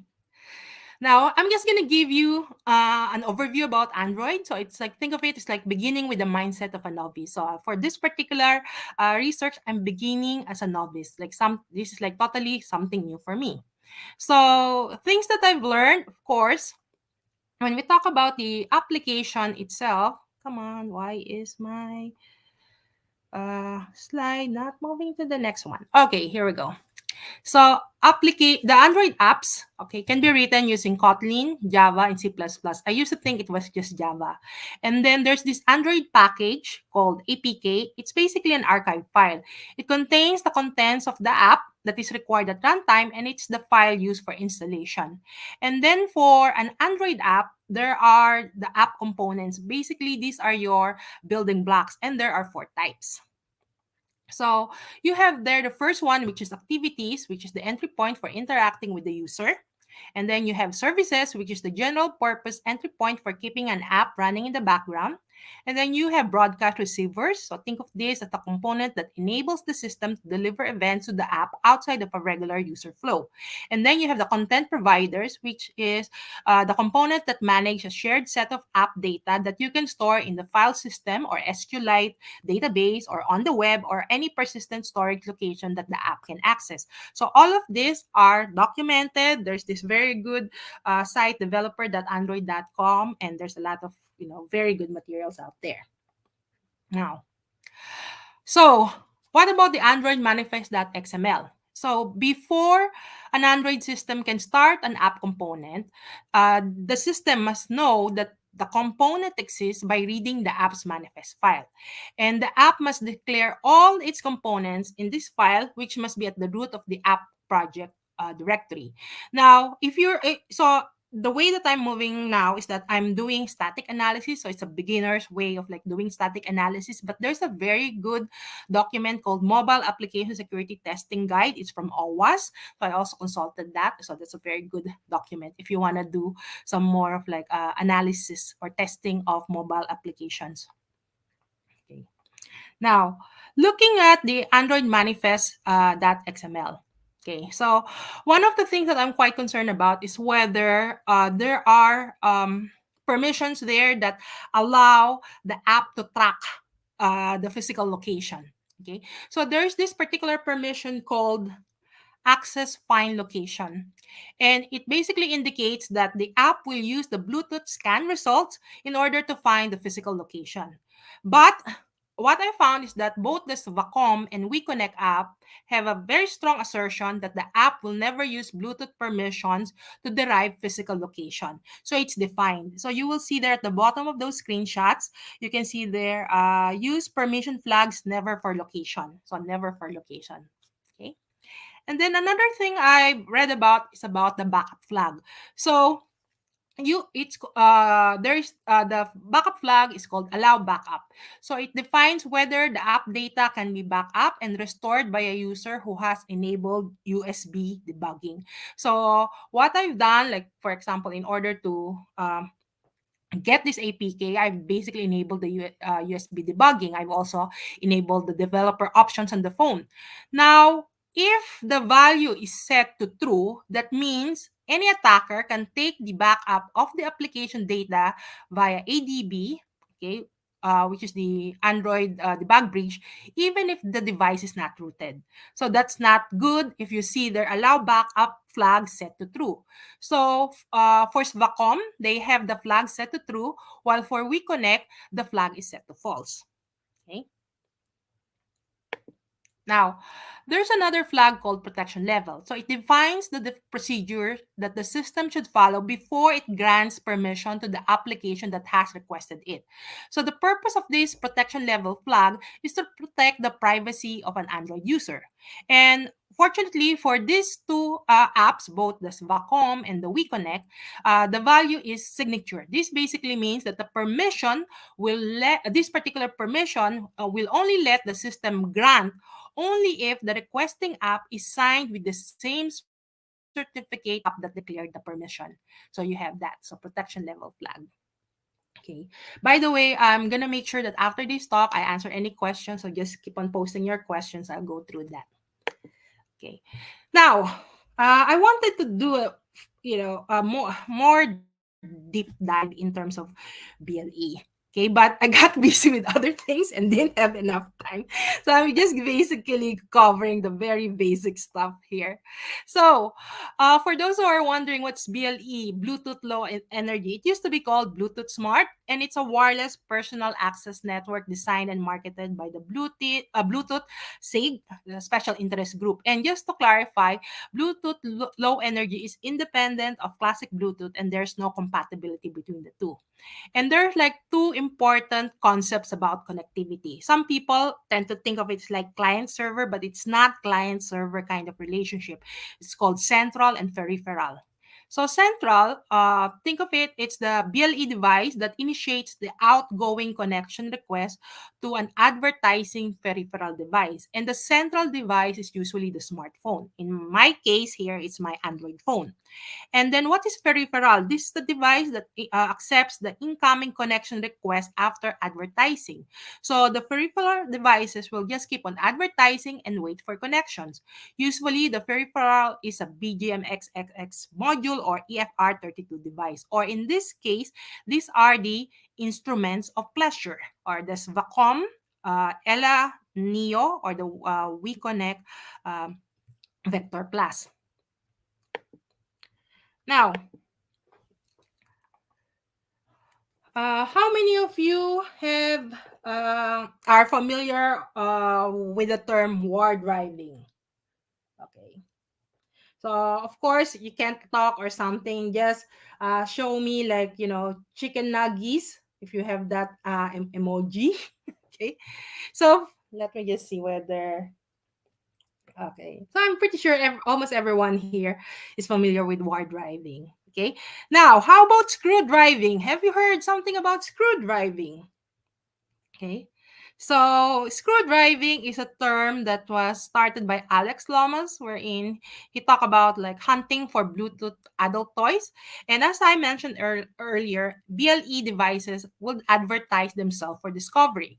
So, what Alex Lomas found was that there's no PIN or password protection. So, the next part of my research for this particular IOPs will include this. And then, of course, name are easily discoverable. Of course, I've seen that because my phone actually sees that, and then when I switch on the Bluetooth functionality of my laptop, it also saw those IOPs. So I will not go into detail with this one. There's this link I put in there. It's going to be also in the last slide of this presentation. So if you want to do a read up about this, go ahead. Okay. Now, the other thing that I look at is in terms of the BLE connection, the interval. So this is the time between two data transfer events between the central and the peripheral device. Theoretically, the values would range from 7.5 milliseconds to 4 seconds with increments of 1.25 milliseconds. So why was I looking at this? So in the next part of this, I'm going to try to figure out whether I could try to insert like another device to in between this connection intervals. So for Vacuum Ella Neo, I found out through the packet capture that the value is from 2.5 to 6.25 milliseconds. For WeConnect Vector, it's a bit longer, it's 10 milliseconds. So here's a screenshot of those of the Wireshark, the packet capture that I got. So in terms of the peripheral names, so I was searching for them, and it was kind of difficult because I was looking at like the MAC addresses and doing a lookup of the Bluetooth MAC addresses, and I couldn't find like, okay, this is like something different. And there's like I keep on seeing this what looks like Texas Instruments, and then finally what I did was I just searched for the string for the name, and then I found there the device name vector, and then having found that there's that device name, I searched for another string device name equals has this value Ella Neo. So I found that, and that's how I saw the connection intervals, which is below the names. So it's quite interesting that the terminology used by the Bluetooth SIG refers to such devices as peripherals. But when you look at it from the Wireshark GUI, it shows as slave instead of peripheral.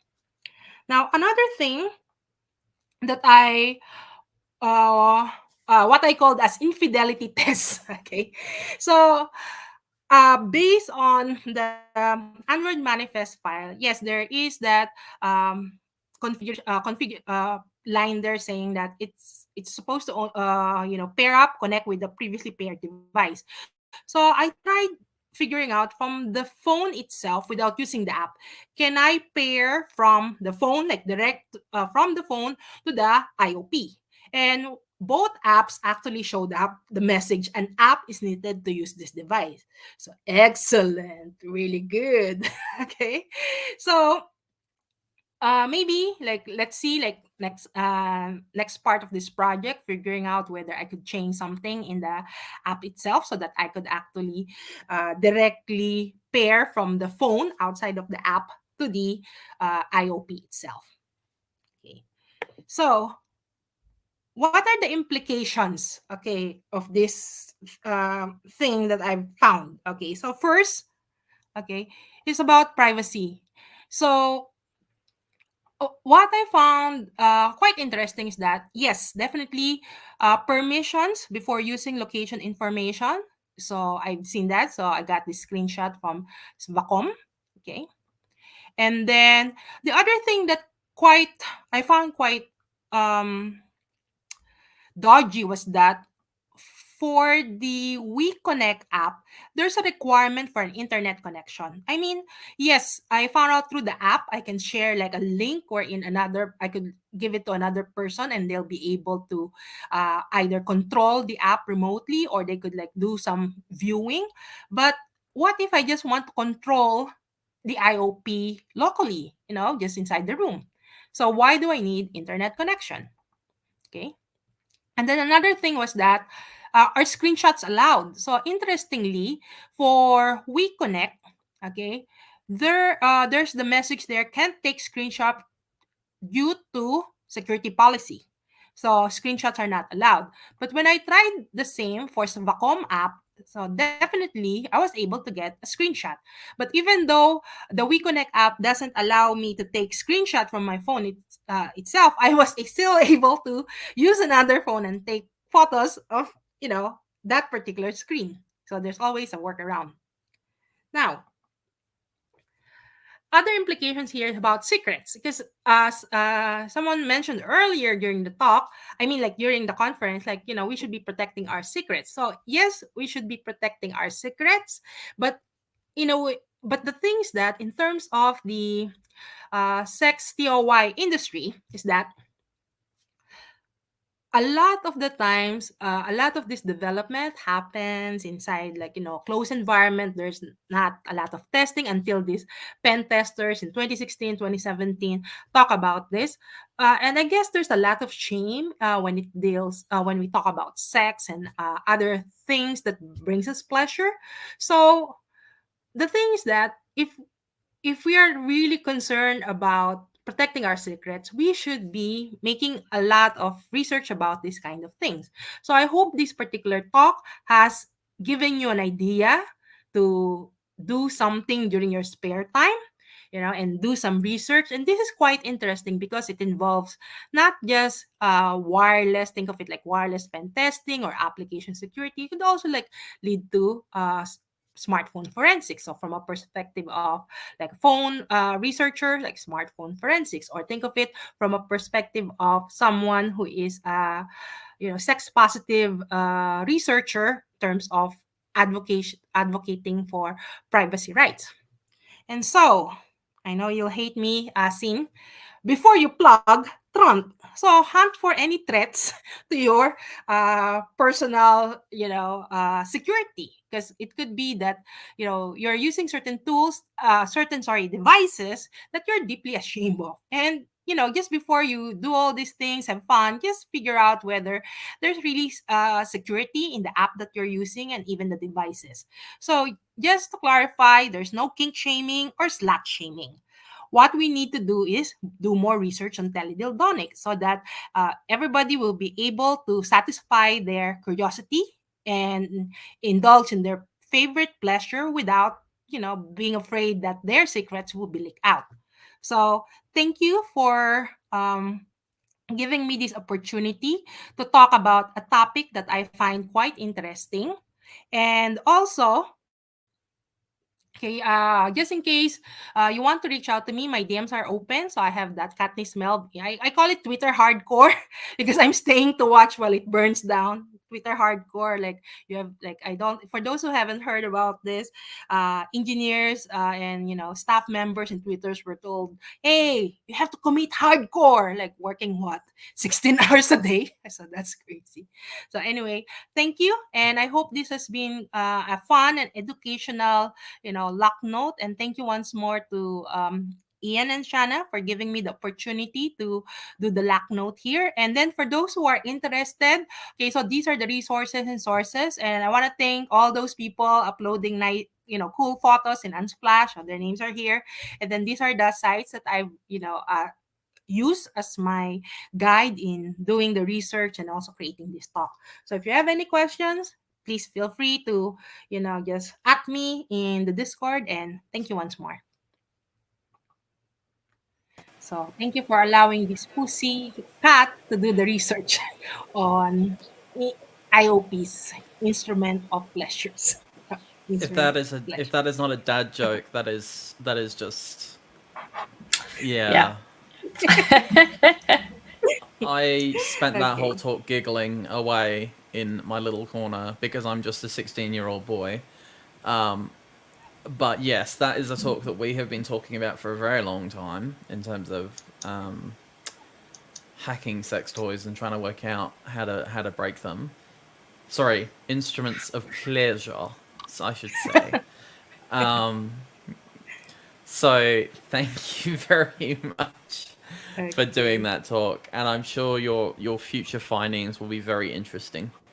Yes, so thanks for this. So there will be part 2, part 3, and probably part 4.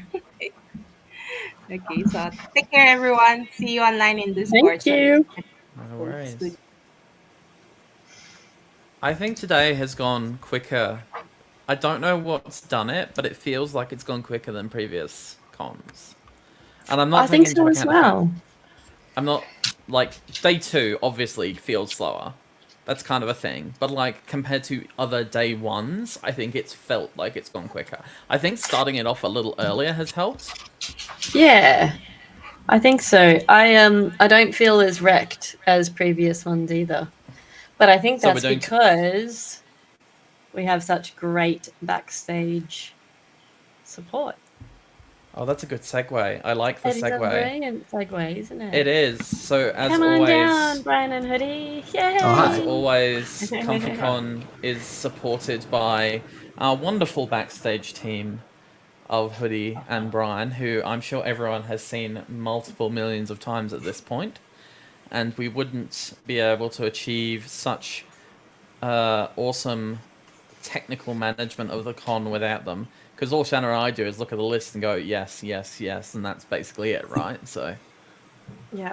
I take my job as sitting here looking pretty for the day. So, and that's pretty much what I've done today. Not really much else. So thank you for doing all the wrangling in the back end. It's been very easy. apparently the question is, what do you mean Hoodie isn't a blahage? Yes, I was going to say, there is the blahage. Mine is in the other room. Toys. I don't have one, but I have toys. I have a 0, but I think he's asleep. I have a Rose. She's also asleep. I have a stress ball. Really? We haven't been giving you stress, have we? Oh, no, it's for my wrist. Oh, the instruments of pleasure. Wonder what's going on with your wrist there. If you're adventurous enough. What was It's what for was the, that? it's for the RSI. No. What was the meme? Anything can be a dildo if you try hard enough. If you're adventurous enough, yes. That is the meme. So I guess, just in summary, this ComfyCon was not exactly, well, I can't say it wasn't planned, but it wasn't intended to occur. I'm glad it did. I'm glad that we had so many amazing speakers. I'm glad that we managed to get an amazing diversity of different groups of people. We had people from all walks of life and people from all different areas. We had a whole bunch of new speakers. You know, it turned out really well. It did, and it went rather swimmingly smoothly too. So it's pretty cool. Pretty cool. Yeah, I mean, Thank you to all the also came speakers. together, like I said, it also came together much faster than even the first one. How good are we at organizing these now? It's sorted. Just a pat on the back here. Yep. Pretty fucking awesome at this. Major conference in under 60 days. Yeah. Was it 60 No, it's days? great, and yeah, it was pretty quick. And Yeah, to it be would've fair, been. like the actual organizing part of it happened in the last 5 days. So, but thank And you all to by all the Shanna. people in Discord. What? I said all thanks to you, Shanna, considering I've been slacking off the last week dealing with no. my US No. visitor. So it's all Shanna it's who been organized fine. everything. No, she's gonna get. I'll make a she's better gonna website blush. next I'm gonna time. make her blush. Yes, a better website. I mean, we did Squarespace, GitHub, Squarespace. Yeah, no, It's- Squarespace is heaps easier, but I think I know how I'm going to do the actual link the speakers and schedules and talks and stuff. Yeah. now to The make big it a thing bit with better. Squarespace was the tables weren't that great. The tables set up and stuff. Yeah, but you're still screwed with GitHub in the same way, right? With doing the markdown tables. So it's same, but I just didn't have time to really do too much with it. But you know what? It's a functional website. It had the schedule, had the info. I'm good with it. But I say that I'll fix it for next time, but you know what? It is a functional conference. That it is not pretty. It is just functional. It's comfy. So Yeah. it is comfy. I have been very comfy today in my seat and lying on my bed. It has been extremely comfy. So on that note, final words, Brian. Thanks to all our Throwing you amazing onto the speakers bus. as always. And also, yeah, Shanna and Ian and Hoodie for running the whole damn thing.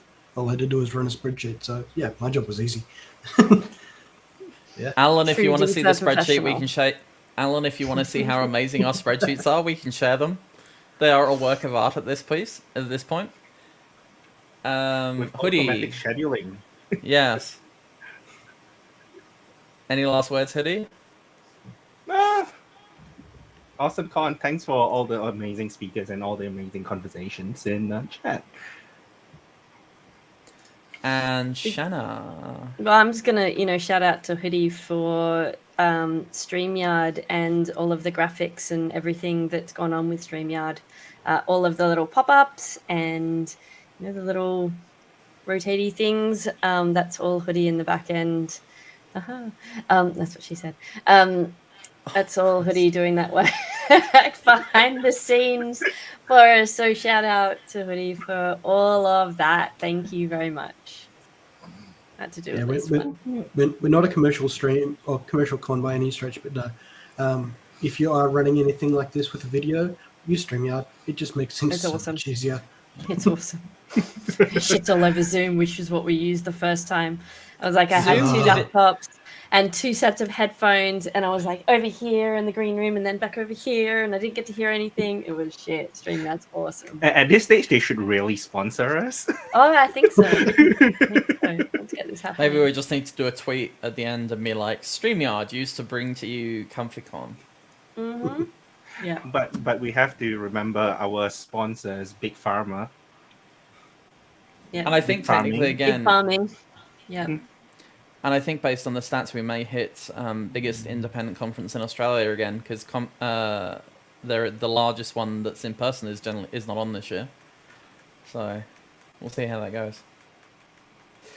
All right. On that note, everyone have a lovely evening. Again, if you want us to run this again, you have to get Shanna drunk or me drunk. Or pissed I'm off. Not saying that's. Oh yeah, that's the new one, isn't it? If we get Drunk pissed or pissed off. off. Either way, it'll work. But I was drunk and pissed off. That's the thing. That was the I think we linkage. both were. Yeah, I think we both were. Anyway, enough shit. Okay. Have a lovely Thanks, evening, everyone. Goodbye. Thanks, Shanna. Thanks, Ian. Bye.